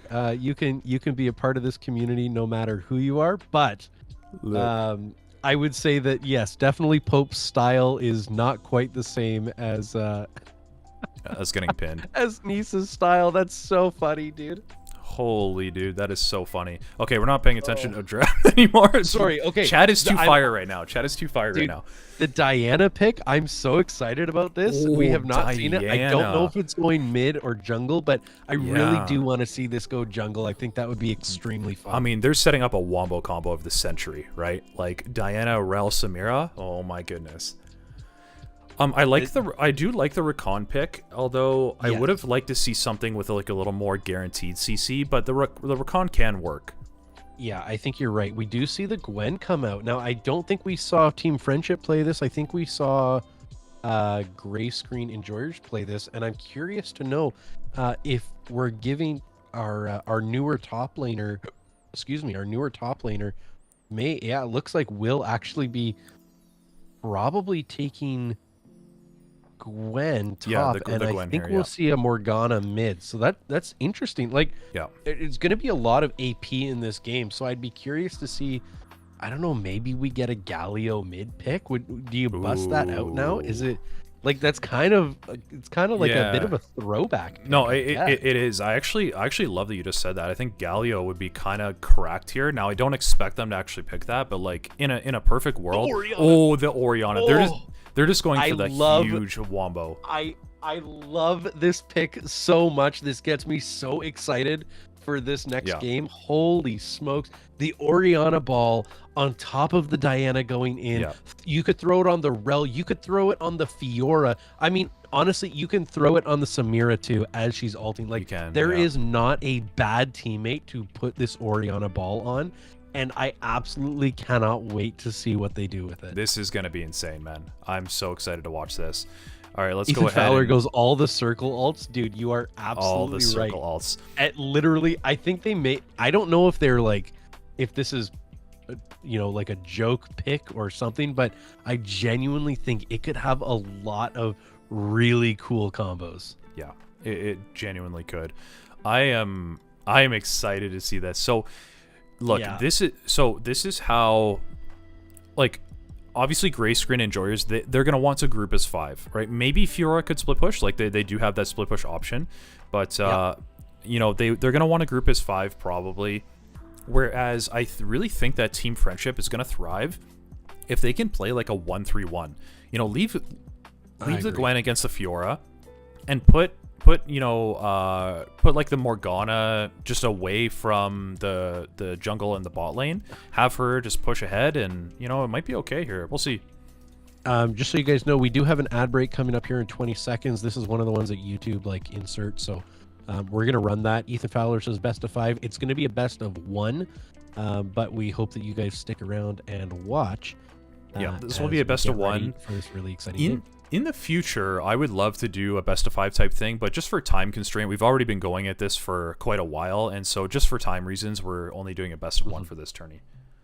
Yeah, and for those of you who aren't delayed by the ad break, like Pope said, we're gonna do more of these, right? So I hope that you guys would stick around and be a part of the community. Especially you guys that signed up as members. We want to get you in a tournament. We want to get you, on some of this content and have some fun with you guys. Like, Georgios and Venality 3 and Preston, who all became members today. Thank you guys so much. We'll, we want to get you guys in some of these tournaments, and we'll absolutely be doing more things like this. This is not a one-off kind of thing, but like Pope has said, we want to celebrate you guys. Thank you for supporting the content. Yeah, absolutely. Look, in probably like half an hour, maybe a little longer, we're gonna have a winner, and one team's gonna be walking away with $100 in RP. I mean, would you imagine, like, if you were in playing on one of these teams, would you feel a bit of nerves going into this game, knowing like it's on absolutely. stream, that there's some money on the line? Like, I imagine there might be some of that. Dude, I'm nervous anytime I'm around $20. Like, let me tell you, that's a lot of money, dude. Yeah, It's absolutely, especially if it's like a euro or something. Like for us poor Canadians, like, oh my goodness. yeah, exactly. No, bro. Our Volcanic Viper, see you're struggling with that. Honestly, don't worry, bro. We'll figure it out. We No appreciate worries, you being my guy. around. Appreciate you just being a viewer, liking the video, all that. It all helps. So, don't worry about that. Maybe just Safari possible, dude. Those It's- Apple it's products, I'm telling possible. you. Yeah, well, what do you think? I mean, you brought up Apple. What would Steve Jobs himself say if he was looking at these team comps? Steve Jobs himself would say, work harder or else I'm going to pay you even less. And here we're all about paying people more. We want to make sure that you're getting what you deserve. Exactly. I completely agree with that. And I think both of these teams deserve a round of applause for how well they have played today.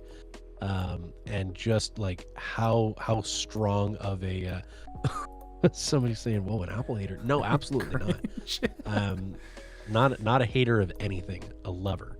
I'm a lover of all things and a hater Yeah. of none. Exactly. That's a core tenet of the Church of Teemo. Yeah, we're lovers. I'm the Pope of. We're lovers, not fighters. As we are about to embark in a 5v5 death match. But regardless, no, I think this will be a good matchup. I don't know. We've got our Rakan, Caitlyn bot lane. I think you're right. Maybe the lack of hard CC could be a little bit of something to worry about. I'll be honest. I'm super curious how our newest player, Deftone, plays on Gwen. I mean, he played incredible on the Tryndamere. He still played well on the Aatrox. He was outclassed for sure in the matchup where he was playing Aatrox, and he had a hard matchup into an Alawi. But I still think he knew the champion well. I'll be interested. It seems like he's really into these kind of brawly, sort of top laners. He's not playing a lot of tanks and. You're right, and the thing is, for those of you that don't know Deftones, I actually did a coaching session with him a few weeks ago, and this is when he was Iron. I think he's like high bronze now, so he's climbed a lot. But Gwen was kind of the main champion that he started playing League of Legends on, and so I think this is just his ultimate comfort pick. He has played well on the Aatrox, he has played well on the Tryndamere, but now he is on that champion I think he knows best. Yeah, absolutely. Yeah, so it'll be interesting to see. I mean, we had a couple of comfort picks come through. We saw the Caitlyn finally come through. The Lilia's made it through. Again, it's been a factor in every single game. Are we going to go Roa again? I mean, probably. There's really only like a Rel. Maybe you could get the Leandries to deal with the Fiora and her sort of, amount of healing that she has. But yeah, man, it's going to be interesting to see. I don't know. Yeah, I completely agree. As we are loading up here, I'll get the proper names up. We have the gray screen enjoyers. And I think Whoa! as Pope was doing that, huge tip coming in here. Oh my Frofa. goodness, yo! Honestly, that is wow, dude! Thank you insane. so much, dude. That is 15 pounds. Is that English pounds? Yeah, that is. That stands for? Yep, it is. Frofa. Wow. Thank you. Yeah, honestly, thank you so much. You did not have to do that.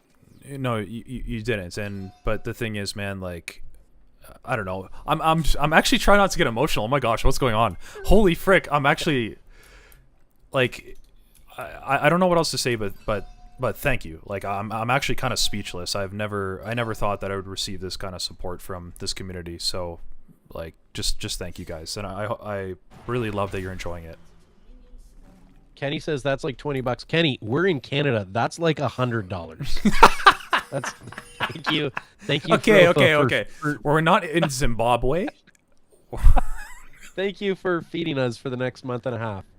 Whoa, no, dude, bro, in Canada, that's probably that's like true. that's a cracker.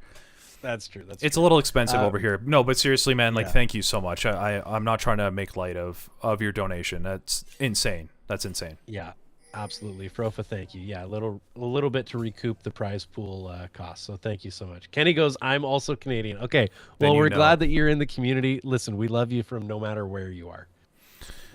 All right. Okay, well, we're in the grand finals here. Load it up. Let's load it up. Let's get it, guys. All right, so we are getting what's up? Sorry, I was going to say, I was just going to bring up the whole fired up thing. Apparently people don't say that outside Canada. I don't know if you guys are viewing from outside fired Canada. Up. Yeah, do you guys say like fired up? And here we have a fight where it looks like this Rel is a little bit fired up and ready for action. Yeah, she is. She's going to jump in and do some good damage there on Rakan and Caitlyn. Caitlyn's going to, be able to sit around and still get those get that CS, so that's good. We've got a little bit of poking going on in every lane at the moment, but good work. Top lane pretty chill right now. Bot lane really just kind of doing a bit of damage to each other. Rel getting a little bit aggressive. I like it. Yeah, I'm sure they're feeling the intensity. Oh, as Rakan hits level 2 first. He's going to go in. Rel's going to get out. She's got that shield. It just makes her so tanky. Good aggression, though, from the Rakan. I really like to see that.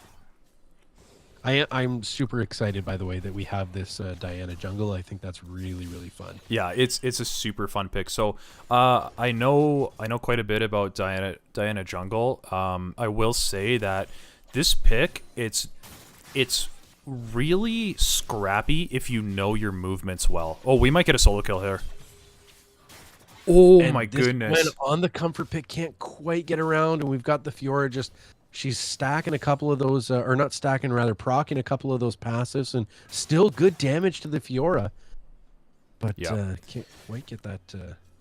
Can't quite get that Gwen to fall, and she's gonna go back in and doesn't quite get that. Now there's a front proc though on the Gwen, so Fiora's gonna be looking to be a little bit aggressive here. Yeah, and she flashes for it, gets the E off too, but can't quite take her down. So Going good in on work a original double Jack shot. here.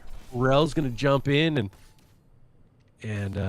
OJ's gonna take a little bit of the ignite, and now we got the Fiora going back in. I don't know which lane do I look at right now. I know. It's exciting from each lane, and We're gonna have a 3 now we've got 3v3 Lilia bot. ganking the bottom, and she's gonna hit her E, and they're gonna kind of focus on Doms now. Doms is trying to get out. He gets hit by another one of Lilia's Qs. Nobody goes down in the bot lane. They're gonna Dora to continue on, and now mid lane's fighting, and we've got your fellow Bruise on Morgana, who's getting a little bit chunked down, and Gwen's still low, and man, this is Wow, this what a is what I was start to hoping this for. game. But nobody going down at all. I am worried for this Gwen though. Got to be very careful. Oh, this Morgana, maybe one more auto could have solved that. Yeah, Gwen's got TP. We've seen this from Deftones before where, Yeah. listen, sometimes you've got the tank, man. This is the time. You do your back. You're only going to miss 1 or 2 melee minions at best. But he opts to stay, and now he's got a front mark on him, and Fiora's going to look. She doesn't have her flash, but she may, and there she's able to proc it again. So just a little bit dangerous here. Yeah, and this is where I was saying, you see how Diana's is bot lane here? This is where the Diana has spent far too much time down here. There's been a prolonged dive opportunity in the top lane. These are the types of plays that you'll start to see in higher elo. I don't necessarily expect, lower elo players to recognize this type of thing, but again, as you start to get up to like Diamond and certainly into Master, this Gwen would have been put in the dirt a long time ago, frankly, because allowing her to stay like this, you're basically just allowing them to get really greedy. And the Diana is kind of working her way towards the top lane, but I think that window is just closed now. Yeah, and I mean, we do get this Gwen who kind of starts to back, doesn't end up finishing it. I really like this ward from the Fiora. It stops any sort of, like, she understands, listen, I want this kill, and I need to know where Lilia is. She knows Lilia's not coming over the wall there. Yep. So she gets a good ward, very safe, and now we're Morgana getting caught a few out. things here.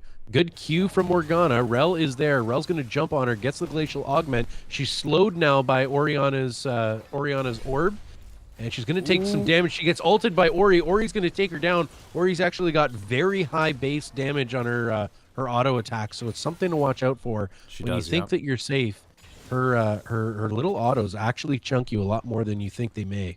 Okay, well, we get first blood in the finals. Really nice roam actually from Rel, cutting up through the blue team's jungle there. That's the type of map mobility and macro that we want to see.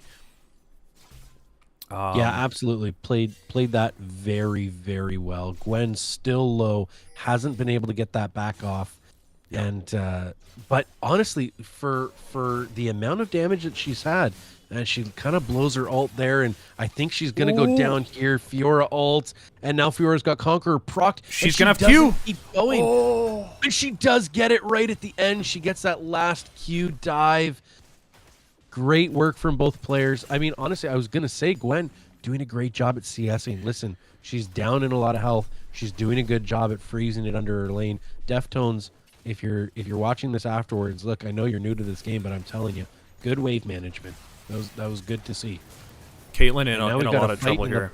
Bot lane here, yeah. They're I don't both- think Caitlyn can get out, and I don't know if Rakan should have gone in there. I think you Oh, know did they the deal. greed? And, Oh, and they the didn't. heal. Okay. Oh, can't quite get it, but we got one tower shot going towards Rel. Now we've got Morgana coming down. Lilia's not close, so I don't think they can really fight this. She's grabbing her blue, and this could be, if they want it, they could turn this into a dragon, but I think Rel may be a little too low and is pinging them off it. So Yeah, and we I won't think see.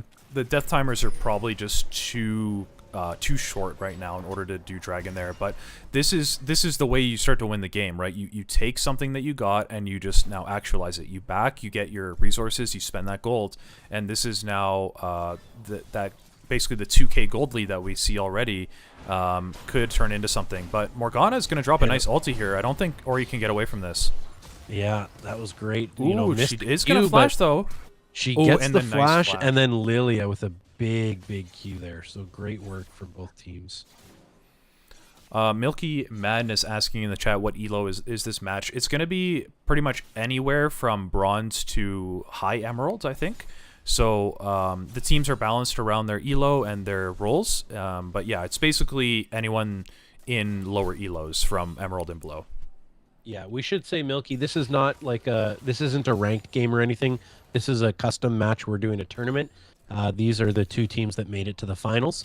Yes. So they're all on comms together. Yeah. Yeah. Thank you for your comment. Hope you enjoy the content and stick around.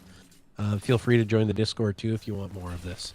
So Diana now on this dragon actually. Yeah, she's gonna try to solo it. Okay, good trade coming out in the top lane, but yeah, she is. I mean, they have vision of her, right? There is a ward down there, so I'm kind of curious if they'll actually respond to this, because Diana doesn't necessarily do dragon very quick at this point in time, but she is getting some help now.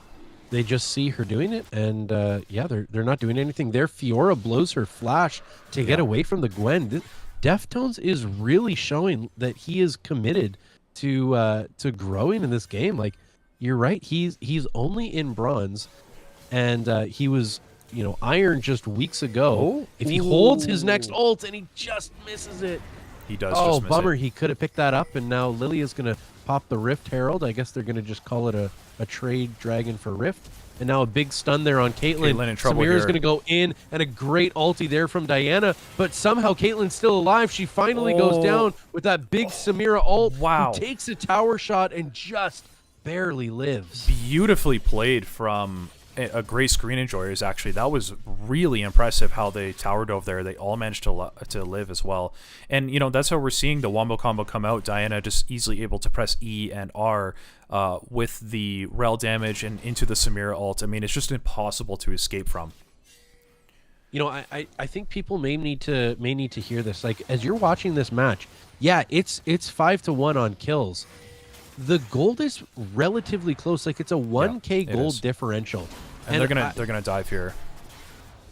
And they gotta pick Morgana's something up. gonna go down. Morgana just goes down at the end, so it's gonna be 2-6. But still, now the gold lead less than 1k. I think a lot of players, when they see, okay, we're down by 4 kills, it's 5-1, it's 6-2, and it's early game, they go, look, this is an FF15. Yeah. It's really not. You're down by 700 gold. Like, farm a couple of waves, make one good play, and all of a sudden this game is back even again, even though you're down 3 kills. Yeah, 100% agree. And you look at the tower plate situation as well.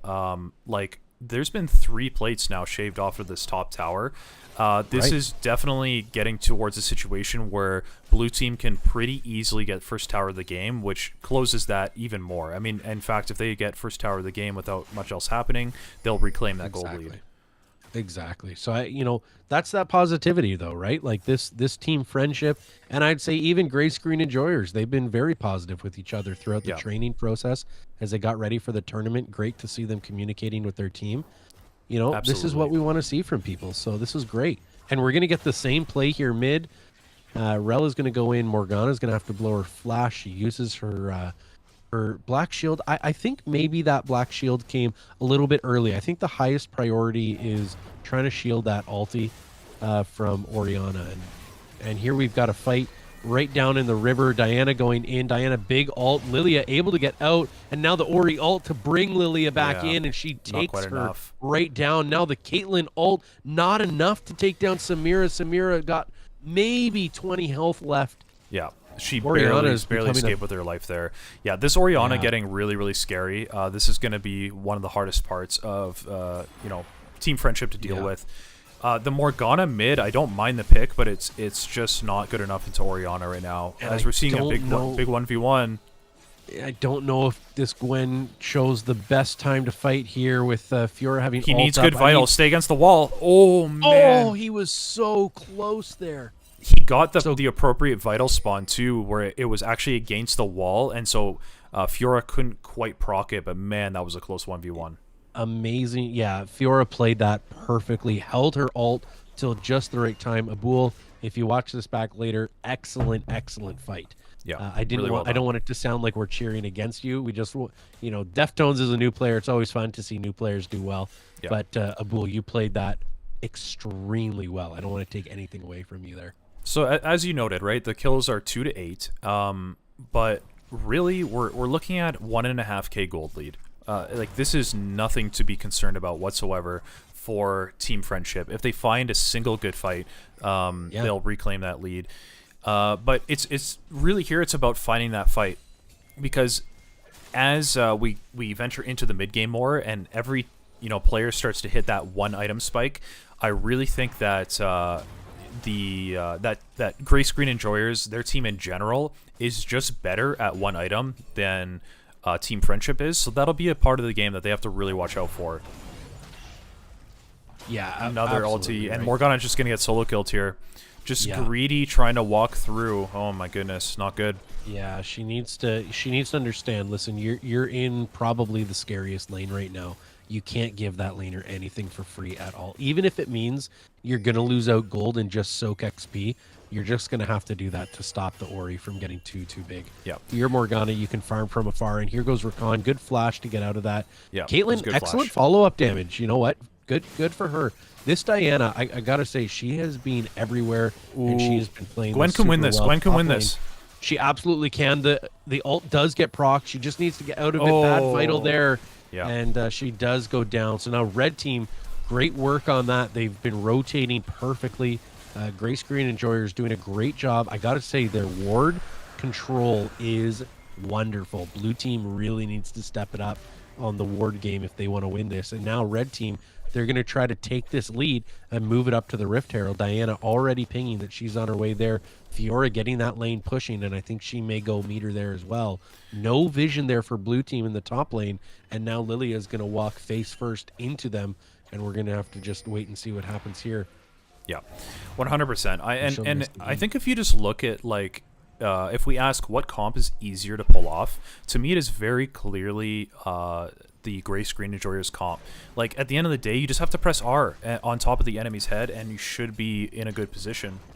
Whereas, Team Friendship, they've drafted a comp where A, you need to be doing well in your lane, and B, you have to pilot your champion, I think, just a lot better in order to get the same amount of value out. So, So looking especially at when you have items, the more... Yeah, sorry, continue.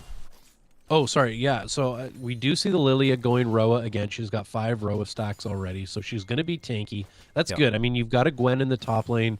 You're going up against a Fiora that's kind of got some natural tank and a lot of healing. As we say this, we're going to see Gwen now in a 2v3 here as Lilia and Gwen are fighting Rel and Fiora and Diana, and Gwen will eventually go down. 2 ults wasted there, or not wasted, but 2 ults used to Yep. secure that kill. We are going to see a Roa from Lilia, and then during that fight, you saw the Hextech belt get used by Diana, so good items there. We got Riftmaker on Lilia against Divine Sunderer on the Fiora. Now, Morgana, you can tell she's going for probably, I mean, I would assume she's going to go for Leandries here, but she's going to be going up. She doesn't have it yet. She's got her Lost Chapter and Amplifying Tome, or rather, what is that one again? Fiendish Codex. Yeah. And she's going to go up against, I mean, the Orianna, absolutely, yeah. When you're this far ahead, yeah, you're taking that Luden's Echo. I mean, you're going to take that every time, and you're going to proc that real deep on their team every time that ball lands. We got Collector on Caitlyn right now. Samira doesn't have a full item build yet, but looks like she may be going a little bit of health steal, a little bit of lethality, so we'll wait and see Yeah. there. She'll pick Lock up it. her first item here right away. She has 1,000 Yeah. gold to spend. Yeah, and there's the Collector. So both AD carries having Collector now. I mean, the reason I think this game, like now that we're still about a 3K gold lead, which isn't like the most insane thing ever, but I think again where Team Friendship is really gonna run into issues now is the fact that they're behind and their comp is just harder to play. Like you see this just being played out time and time again now. And Gwen And there we might got another Fiora ult successful, but Gwen's got relatively favorable. she has to respect no, these she- vitals. One Q and she's done here. One Q on the Yeah. vital and she's done. And her turret is almost down. If I'm her, I'm almost leaving. Okay, Fiora's gonna back, so she can actually clean up this wave. Yeah. And they're gonna pop Rift Herald here now too, going down the mid lane. So this second tier tower in mid, it's basically as good as gone. Yeah. They may Ooh, get okay, one they more do- hit they on the do- Rift, and they don't actually get the auto from Rift, but it does Yeah, get not its quite. big charge. So Lily is gonna back. She's got some gold to spend. Again, though, great vision in the enemy jungle from Gray Screen Enjoyers. Look at that. They've got 3 visions. Lilia cannot go through her bot side jungle without everybody knowing exactly what she's doing. We see Gwen there casting the ult. Might have been a little bit excessive. I don't know if she necessarily had to do that, but I think Pope, you put it really, really well, right? They just have a harder comp to play, and now you see Gwen. She's going to get caught out here. It's not looking great for her. I don't think she lives that, and she does get Conqueror, but Ooh, pops the repose too early. Oh, but misses the WQ. And can Rakan can't quite land the can't ultimate quite get either. there. Now there's a lot of damage here. Maybe there's enough. She's got a little bit. She I should think go down down here, here, but but she might take Rakan with her. Oh, good work from Rakan there on stopwatch. Yeah, it was good. I mean, they needed that shutdown, right? At least it gives something back, but they're probably giving up Dragon for this. You know, man, I will say one thing we haven't quite seen from teams that we are seeing from Gray Screen Enjoyers here is now that they're ahead, they're getting leads. As you said, now we're starting to see the deep vision come out. That is in part what is allowing them to do this type of dragon very quickly, right? They can respond to things on the map. They can be sure who's around and who isn't. And does Caitlyn get the kill here? And great work here from Caitlyn. Oh, the huge shield there from Orianna. Yeah. And then she gets her speed my burst goodness. to go. Oh, Good Q Rakan from fails Caitlyn. the W. And good try from everybody. Yeah, that was a good play. Honestly, I think what Gray Screen Enjoyers are doing so well, they're seeing Lilia, and wherever she is, they're punishing her. Yeah, if they are, she's 100%. top, she shows top, they go and do dragon. If she shows, bottom on one of their 28 wards, they go and take Rift Herald, and then they pop it mid. So great work there from Gray Screen Enjoyers. They just really have total control of this map right now. Yeah, complete control. And I mean, let's see though, right? Because Team Friendship, they've shown that they can play a solid game. I don't think they're even playing bad. They have shown us the power of friendship. I mean, I don't think they're playing bad or anything. I just think that they're not quite executing the comps to the level that it requires. Like, I think that's the best way I can explain how I've seen this game go so far. Yeah. And yes, the mid lane, here's the thing. The mid lane, it's going not great. There's an 80 CS difference. But when you look at the CS difference, bot lane's got a 30 CS difference. Jungle's got a 40 CS difference. Then there's a 20 CS difference in top lane. There is a chance here. Like, the CS difference is not as bad as people think. Yeah, the kills even 3 to 12. Well, the gold difference is only 3K. Like, that is a lot. Don't get me wrong, but like you said, a couple of plays, and this game is might have one here. Different. And here we go. We've got a low red team. I actually really like this fight. I think it could be good, and they're going to be able to get out, so that's all right. Good locket there from Rel. And I think this Gwen just really needs to stop the bleeding. I think she understands, you can't really fight these anymore. She's just a little bit ahead. You're 1-6. She's 6-2. I mean, I appreciate how low she's getting her. I appreciate how hard she is playing. I think maybe just to stop the bleeding here, you gotta just get a little bit more farm, get a little bit more gold. You're clearly able to farm quite well. I think she's just taking a couple of fights a little bit too far from safety. Yeah, and as was pointed out in the chat by Frofa, he's 100% right. Like the Morgana is an interesting choice in the sense that it can team fight well. It can actually even help you pick off players well with the Q, with the ulti. But in general, it's too weak of a laner, especially against something like Orianna that is a control mage, where it just was able to get exploited far too easily, you know? What do you like in this comp? Like, would you be looking for something like a Lux that can still give those shields, but has a little bit, maybe a little bit easier CC to land? It just comes out a little quicker. It goes through enemies, and Honestly, what would for me, I'd be thinking of something that can provide control and priority. Something that can match Orianna in... I know that Orianna, I think, in the draft, if I remember correctly, was picked last. But blind picking Morgana, you're just leaving yourself open to be exploited in this way, where you don't have priority, you don't have control over your lane. And even in the fights, like the Orianna ball is just providing so much... you're creating space for your teammates to play. So that's really the type of thing I'd like to see in the mid lane for Team Friendship here. Something that could actually just create that type of space. Something with control. Now, I'm not saying that they should have picked like an Azir or something like that, but, you know, Sure. again, something that can just create space for your Caitlyn, especially to be autoing. Because if Caitlyn doesn't auto here, she provides nothing else, you know? Yeah, exactly. Yeah, I think, you know, into an Ori matchup, and it's a great fight here in the mid lane as we see Rel going down here, and a great exhaust there. It's going to land on Ori. We missed the Q. And a big ult there from Diana. We could see this turn around right now. Ori is just so strong, and she's going to get hit by the E. Is Orianna going to burn out? Probably not. She's got so many shields that... But great work there. I think the best thing to do here is cut your losses. You got a good kill, get back, spend that gold, and then get back out on the map a little bit stronger. I don't like this play here from Gwen. I don't think this is worth fighting right now. I mean, they're going to go for it anyways. They've got Dragon coming up in 30 seconds. You don't really want to be dead right now. Yeah. And I don't think this is where Lilia should be at this moment.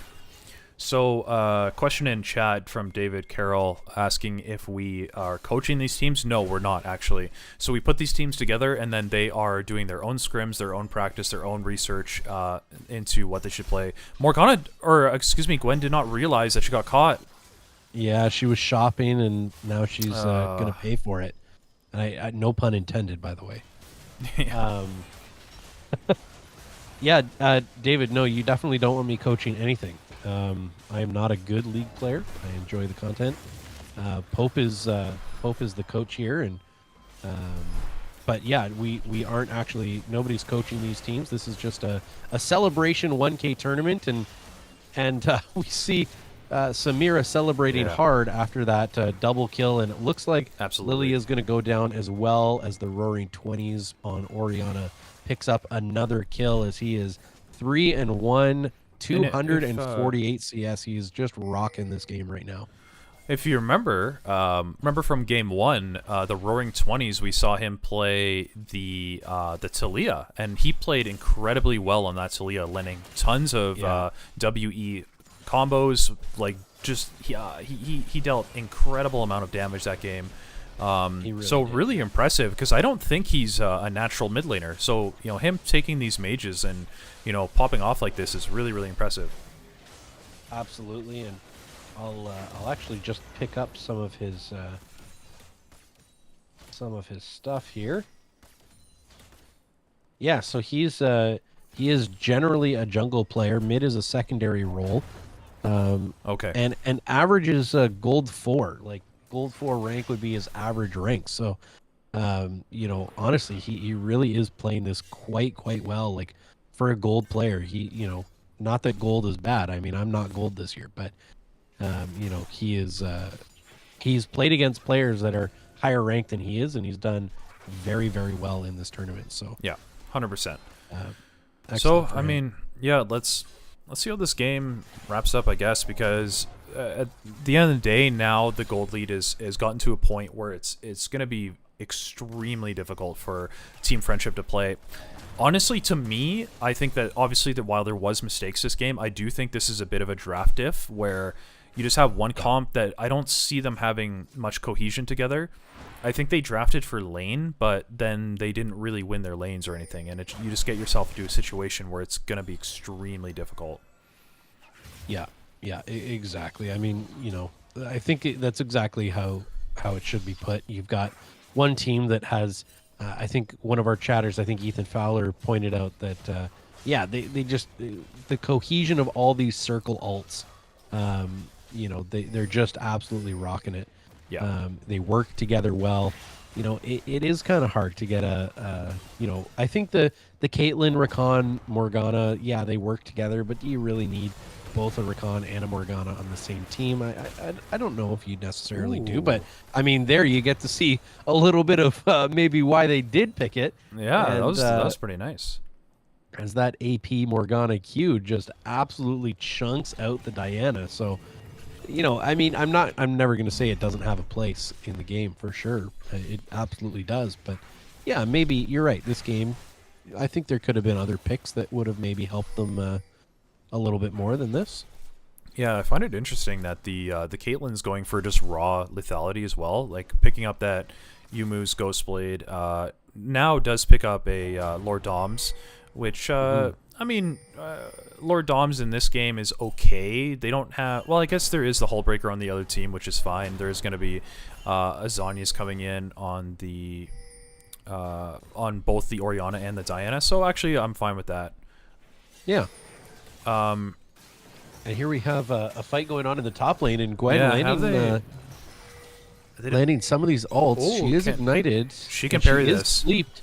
She is going to go to sleep. She is able to E it, so great riposte. And she is going to... What a play here from Fiora. Now she's in her ult. What is going on? This Fiora's 1v4ing. No. She is absolutely rocking this fight right now. She's healing so No much. way, she kills two. She gets another one. There's a flash on the Can play. she keep going? Is she able to She get kills him? three. She does get him, and now she's going to go onto Lilia. Lilia can... And they end the game off this. What? And they're going to win the game. Fiora single-handedly taking on the entire team of Bool. No That was way. incredible, bro.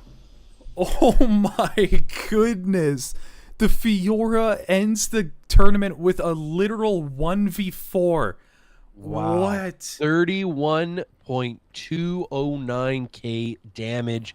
Incredible play.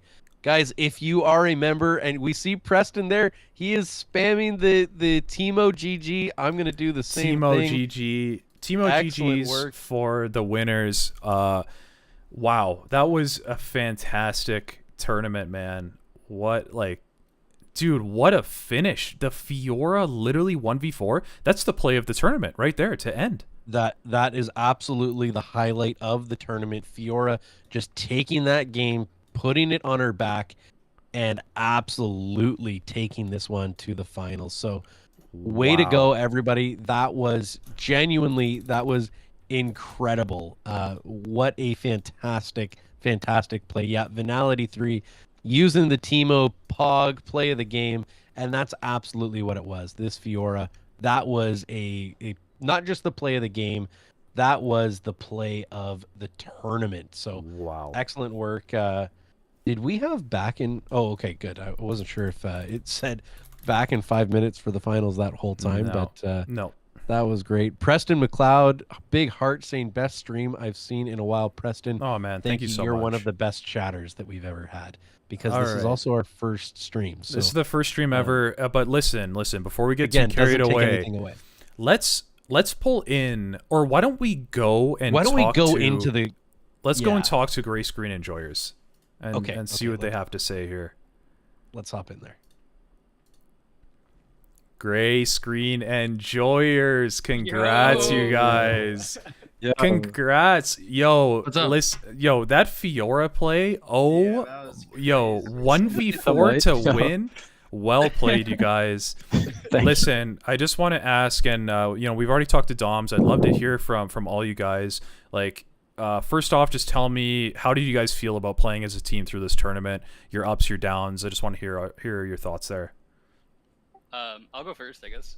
We were grooving, man. We were stomping early. We were stomping mid. We had 2 games that we should have won and we threw.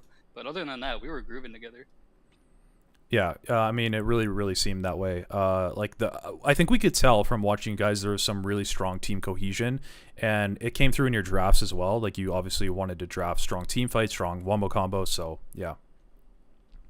Yeah, there was a couple games there. One of them actually, we got the Nexus down to I think like 20, like 2 hits, Yeah, literally like 50 and we HP. ended up they reversed it on us. But the entire game, all of our games, we've been ahead in gold and felt really good. That's awesome, man. Anything else, or what would you guys say was maybe like the biggest challenge you had to overcome in these 5 games? Closing out games. That was our problem at first because we didn't get a lot of practice in because it was really hard for us to coordinate to play together to at least get some drafts in where it's all 5 of us. We didn't get that once, so this was our first time playing as a 5-man today. Yep, fair enough. And I mean, in solo queue and competitive, closing out games can always be the hardest part of the game. So, I mean, you guys clearly made that work in the last game. That was quite the finish. It was. I mean, Fiora just 1v4 then. It was just crazy. We were all just question mark pinging them. Yo, I could hear it. Yeah, I could hear it from the spectate. I just heard all the question mark things coming out. That was such an awesome moment. Cool, guys. Well, listen, congratulations on winning the 1K subscriber tournament. You guys have all won $20 in RP each, which is $100 total. So I'll work that out with you guys later. But is there anything else you guys want to say? Subscribe to Pope Pasanto. Hey, Hey. Santo. Yeah. Yeah, thanks. Hope. This was Close really enough. fun. GG Easy drafted. GG Easy drafted. Wow. Okay. Whoa. Hey, me and him worked hard. I'm on the preparing draft. for the 2K tournament. I'm trying to build a narrative here. Oh, so we're getting a villain arc before the next tournament. I like Okay, it. yeah. The want gray the same teammate. screeners are.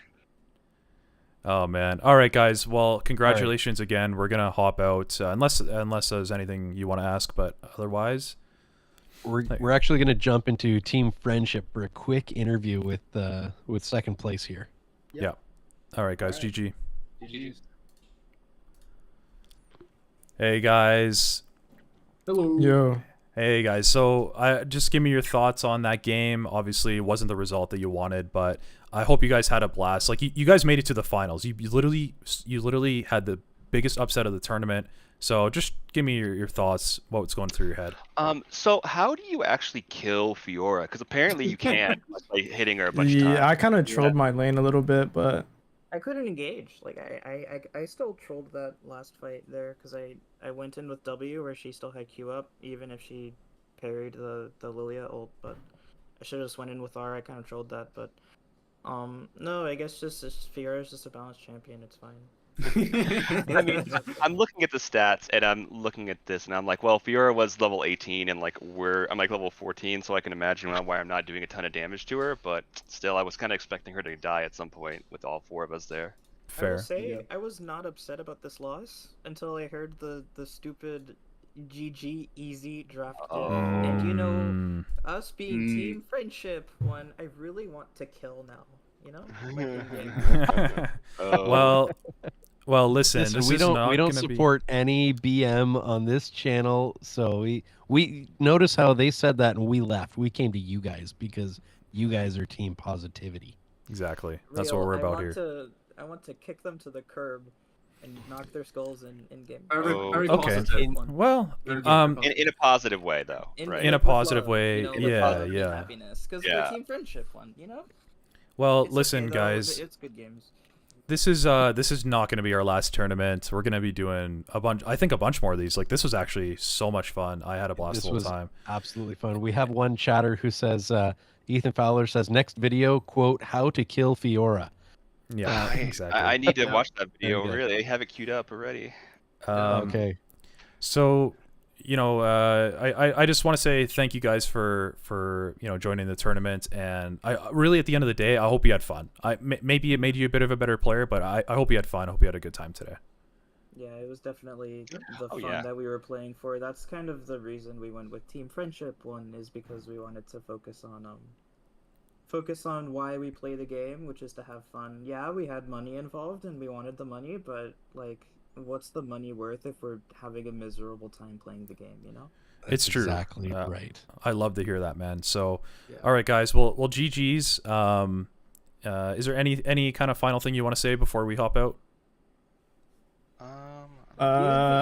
Give your mom a hug, give your best friend a I love you in DMs, and feed your dog. Feed your dog. Yep. Subscribe to Pope Faisano. Yes. Sub to Pope Exactly. Pisano. You heard it here first. All right, guys. Thank you so much. GG's. GG's. GG. All right. Well, I mean, I guess this is kind of where we start to conclude. Yeah. Do you want to end? Should we just like I mean, we could just never click end stream. Like, we yeah, could just but do like, that. but like, there's actually some like chicken wings in the other room that have been made for Oh me. my gosh! I think my wife just got home and I can smell her making dinner right now. So yeah, that's actually not a bad idea.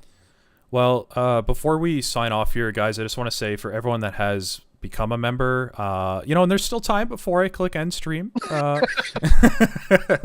But no, seriously, for everyone that has become a member, for everyone that has supported the channel today, the new subscribers that we have, like, seriously, thank you guys so much. We're going to be doing more events like this. We're going to be making more content. We're going to be improving the Discord. Like, the longer you hang out here, I promise we're going to be getting better every single day. Yeah, exactly. Again, thank you to Georgios Maximos Tessulius for becoming our first Deacon. Venality 3, thank you for becoming a member to Deacon level. Preston McLeod, you became a priest today. That's pretty cool. It's not easy to do. You became a priest. Incredible. And Frofa for the big 15-pound dono. Thank you guys. Honestly, this is so exciting. We weren't expecting that to happen in this stream. So, yeah, honestly, we wanted to do this to celebrate you guys for helping the Pope get this far. So thank you guys. Thank you guys. Looking forward to more streams in the future. Have a great day. Pope Pay out.